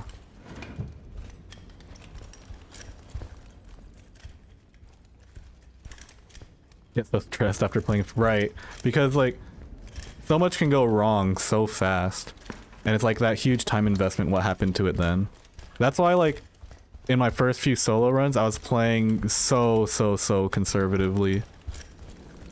I felt like I could go far so long as I just didn't lose. But that's also kind of like, you know, carried over from the previous versions of the game where it's a lot harder. Because that was a lot more true when the game was a lot harder still. But it turns out you can play kind of aggressively, and also just like having the confidence in navigating back to the train is huge for me also. Because even if I go down, I will have a path back to the train 100% of the time without fail.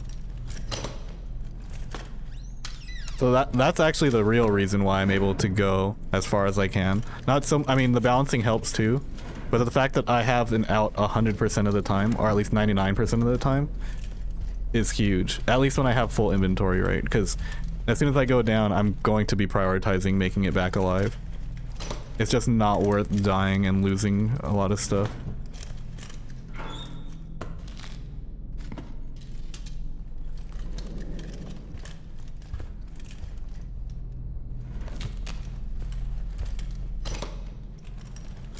I need to learn these staircase tiles though, because these staircase tiles are... These stair tiles are gonna be what kill me in the... I also heard doors getting kicked down over there, so I'm going in a different direction. There's at least 2 different staircase tiles, and you enter from them from different directions, and I haven't taken the time to notice the differences yet. Because I need to know which side I'm entering from in order to make it back safely.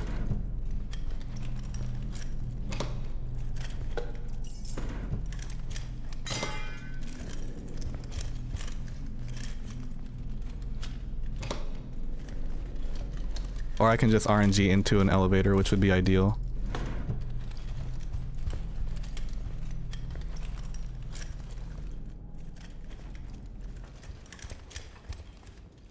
Please, game.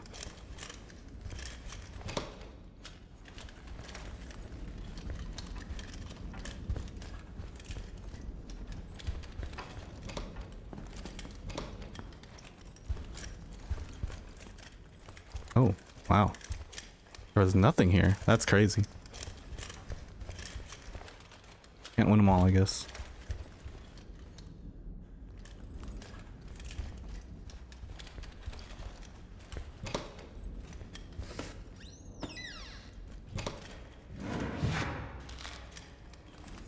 Is the pager still buggy in V1110? I have no idea. I haven't used the pager. I wasn't even aware that it was buggy.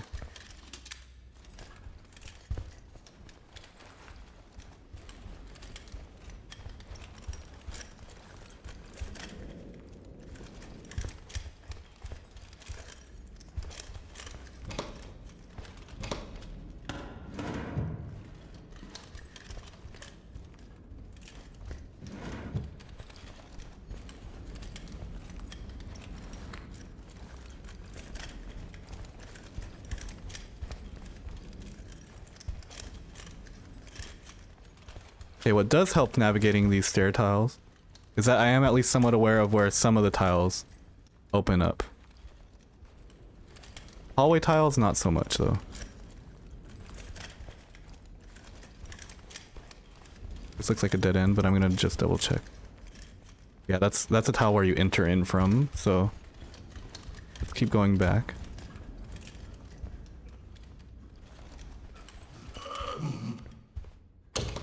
I'm pretty sure that's my way back this way. Yeah, for sure.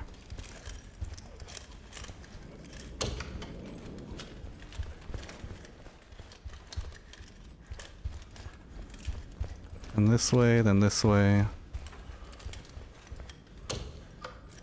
And this way. Yeah, we're good. Okay. We made it back. Watching my hotel gameplay, I think I was watching my editor. Editor brain. Surplus hotel, word. Okay, so we go back to hotel. Hopefully get more than 738 this time now that it's surplus.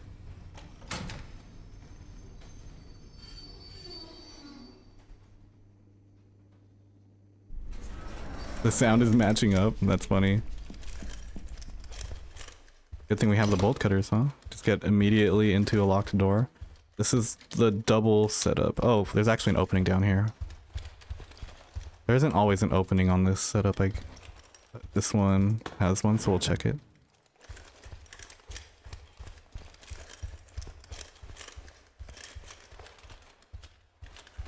Okay, right hug goes kind of crazy, it seems.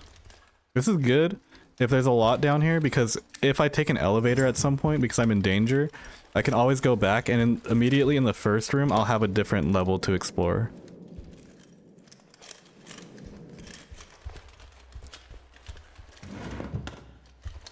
So in this setup, I don't mind taking an early elevator if I have to. If it makes more sense for me to take an elevator than it does to try and outplay enemies. And then all of a sudden all the enemies are wherever I left them at the elevator versus being near me, which I'm gonna be closer to the entrance again. I can also resupply and get another bolt cutter if it comes down to that.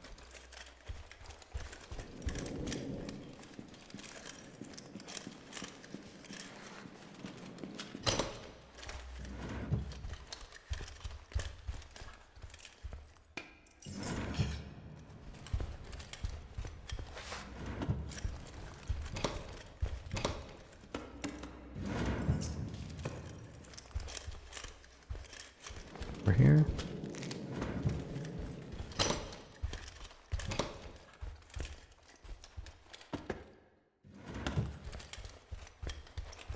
I'm gonna stay on one elevation to keep things a little bit simple. Because I did say I'd get confused with the staircase tiles. Now is not the time to figure that out. Maybe, oh. Not on a surplus hotel where time is of the essence. That's $120 out of just the cash registers, by the way. 2 cash wads worth 50 each, credit card worth 20. I'm at 537 total. Now we go up here. Maybe the double trolley setup will help me identify here. Like this, maybe. I hear the butcher. Which means he's probably downstairs in this at this jump.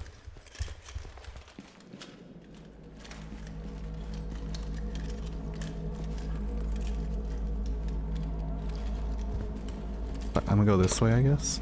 Yeah, okay, double trolley setup here. Whereas this one does not have the double trolley setup in the main hallway, and the hallway is a bit longer too.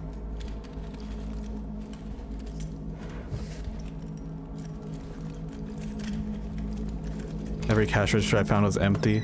Yeah, it's not very likely that they have money. It's just increased likeliness for me right now because I'm on surplus hotel, which increases the chances of there being loot to begin with.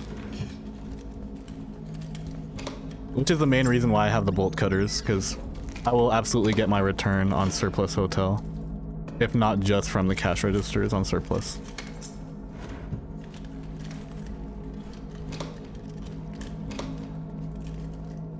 I'm so far behind the butcher, it's not even funny. I didn't need to open this, but I get a coffee tin out of it. That's like the best item I could have gotten for that investment, so whatever. Oh, I think something just spawned in, that's why I lagged. Maybe?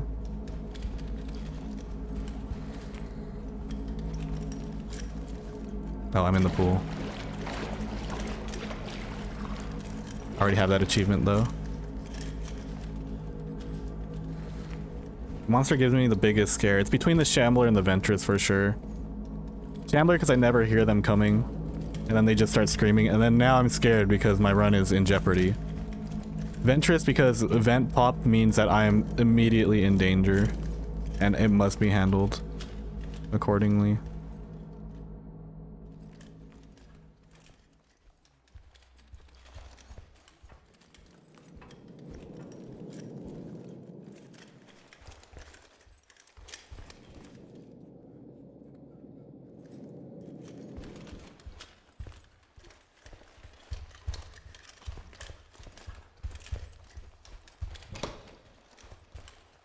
I feel like they...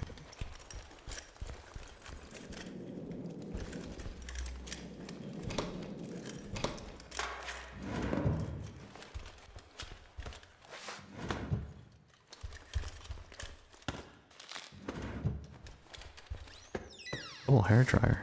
Sick. Now I believe the monsters are at the bottom floor here.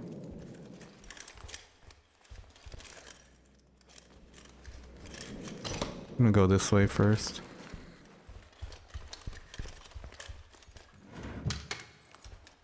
Oh my.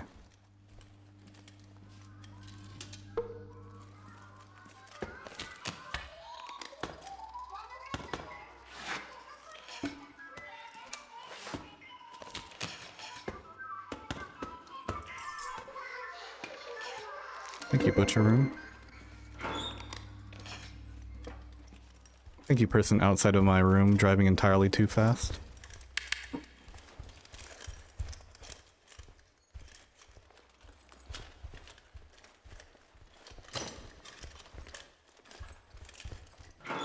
Well, I'm definitely looting that Butcher Room.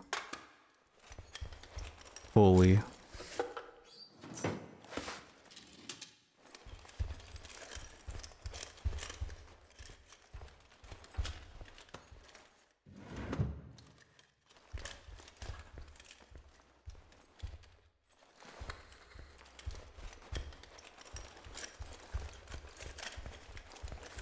Let's not get confused navigation-wise, though.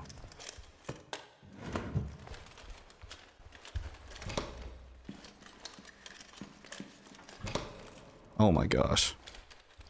Why are you giving me so many big rooms here?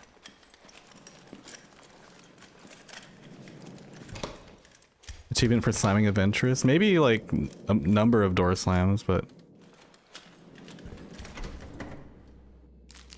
there should maybe a door slamming related achievement because there currently isn't one.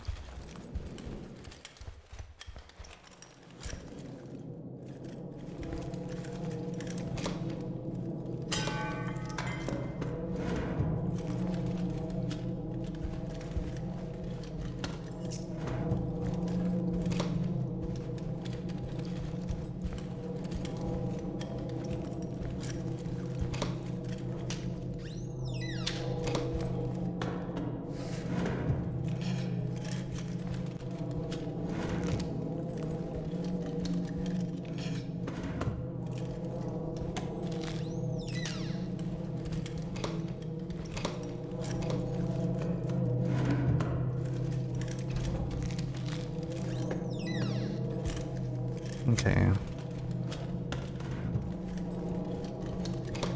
Yeah, okay, now is where I turn back. I think this is good enough.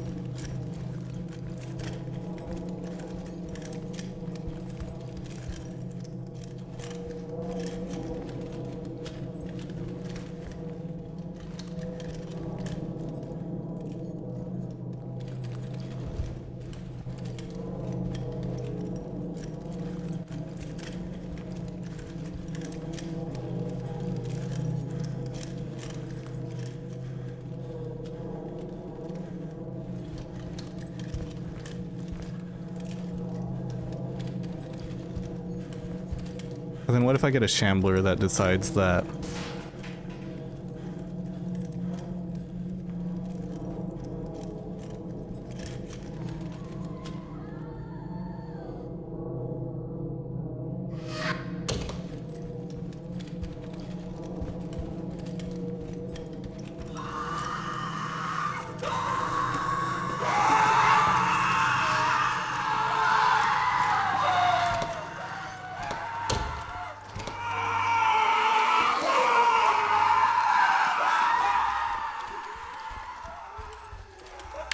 okay, I can't get all of it, unfortunately, but...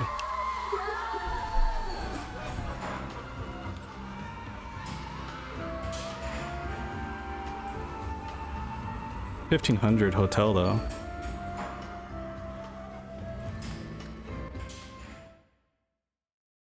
Or like $1,300 if you subtract the cost of bolt cutters.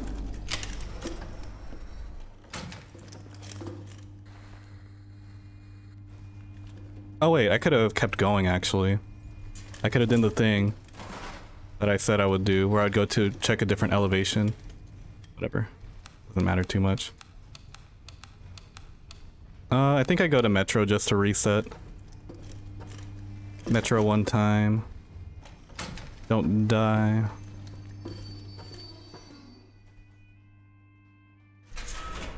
And you know what? I'll buy...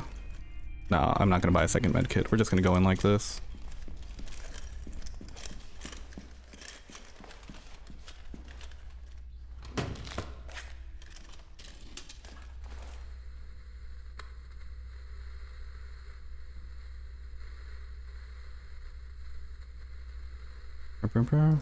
Oh wait, sorry. I saw Ego and Illusion hop onto Lethal Company and had to make sure that they weren't trying to run it today.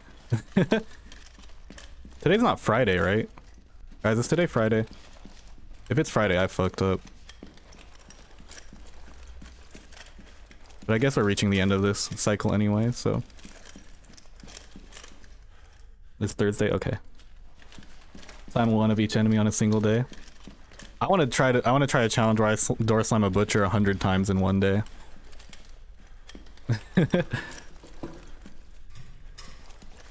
Let's go for that world record. How many times can you door slam a butcher in one day?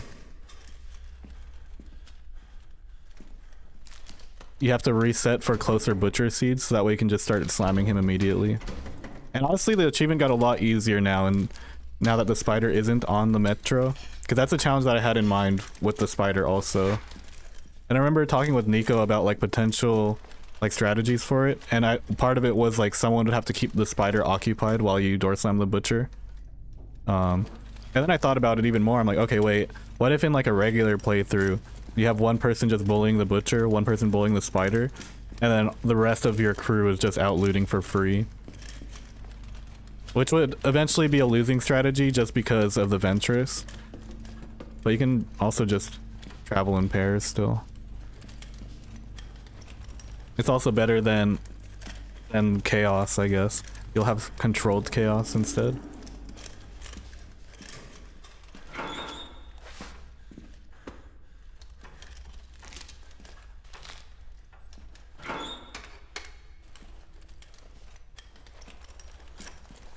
Looping the Ventress over and over instead of hiding, right? You would need like the right loop though, I think. Especially well, you'd be faster than her if you're healthy at least. But I do think you would need the right loop.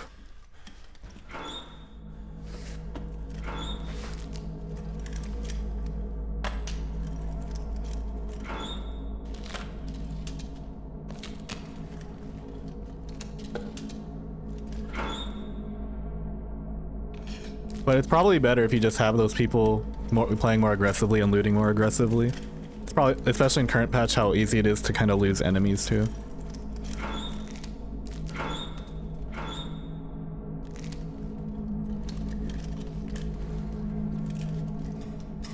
This is just bonus credit, or bonus round. Not too worried about how much I get back here.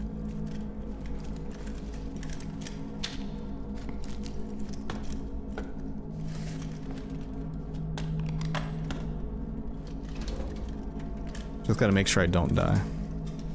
The only goal of this day. I want to set myself up properly for DC10 and beyond.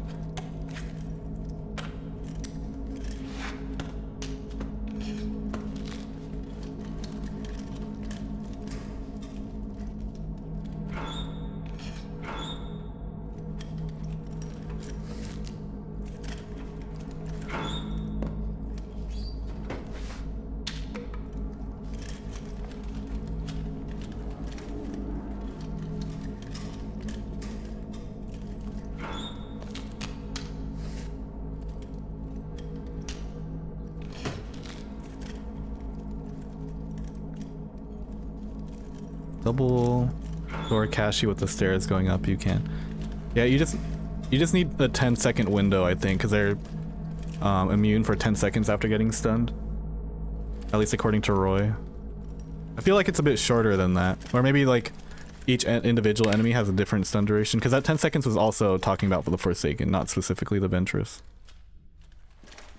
I feel like 10 seconds is a long time. And I feel like I've stunned like the same enemy with less than 10 seconds in between, but I've never actually like formally timed it either, so.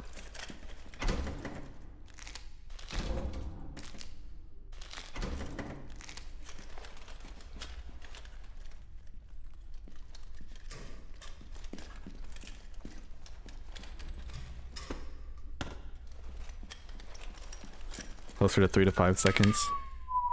There was definitely a Forsaken that I slammed a little too early in one of my previous runs.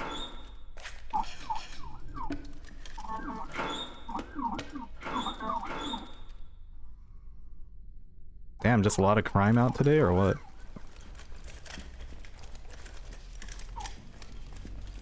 The only crime is that I will be ending, or postponing the completion of this run until later, I guess.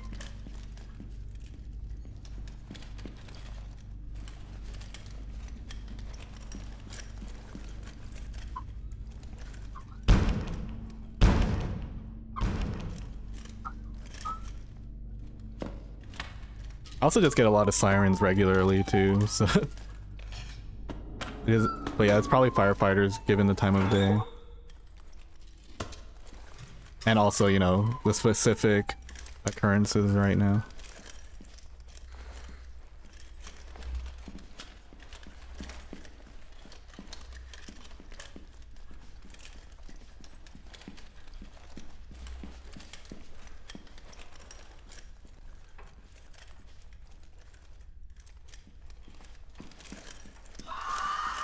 Oh.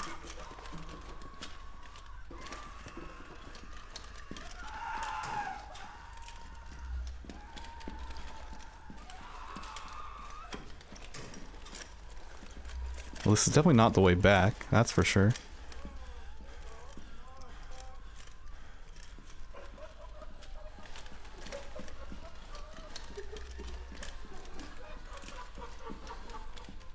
He's not down.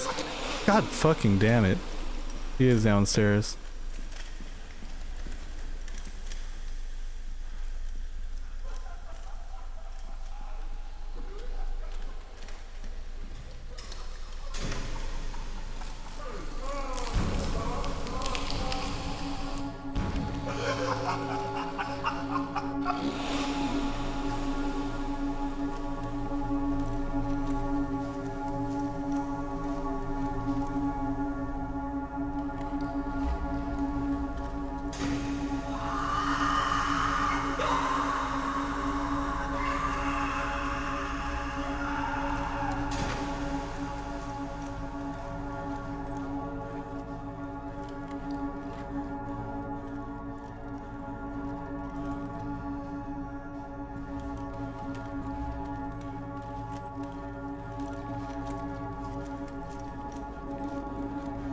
Okay.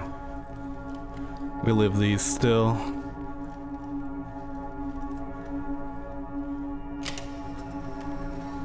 Yeah, we just leave before it gets worse.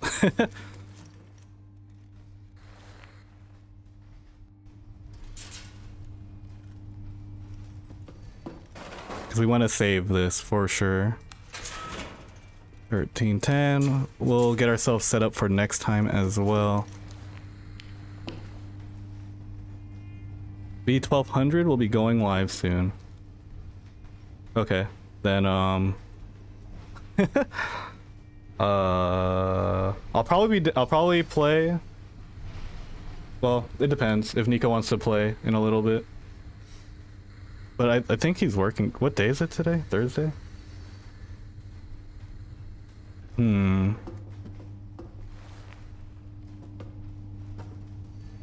Because I definitely want to take a little bit of a break before continuing on.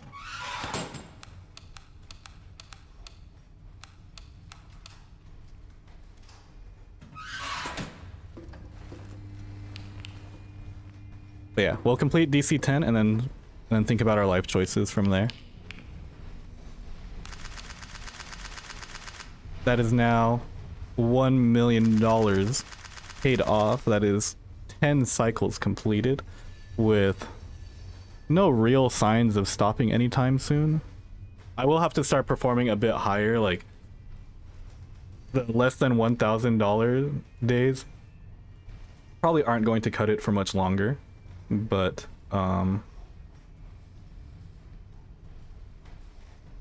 yeah. Do you work today, Nico, or are you home for the day since it's Halloween? Because if you want to play when B1200 goes live, I'd be down to do something. I do want to kind of change it up a little bit from solo now that I've completed this, but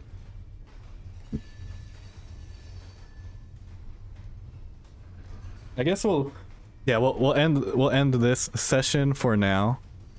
I'll stay live, but at least for the YouTube section, we've completed 10 cycles, paid off $1 million, and next time we'll be seeing if we can go for another 5 for the 15 debt cycle, since that's the next category, and then we'll go onward from there. But yeah, subscribe for that, and also we'll be checking out B1200 too.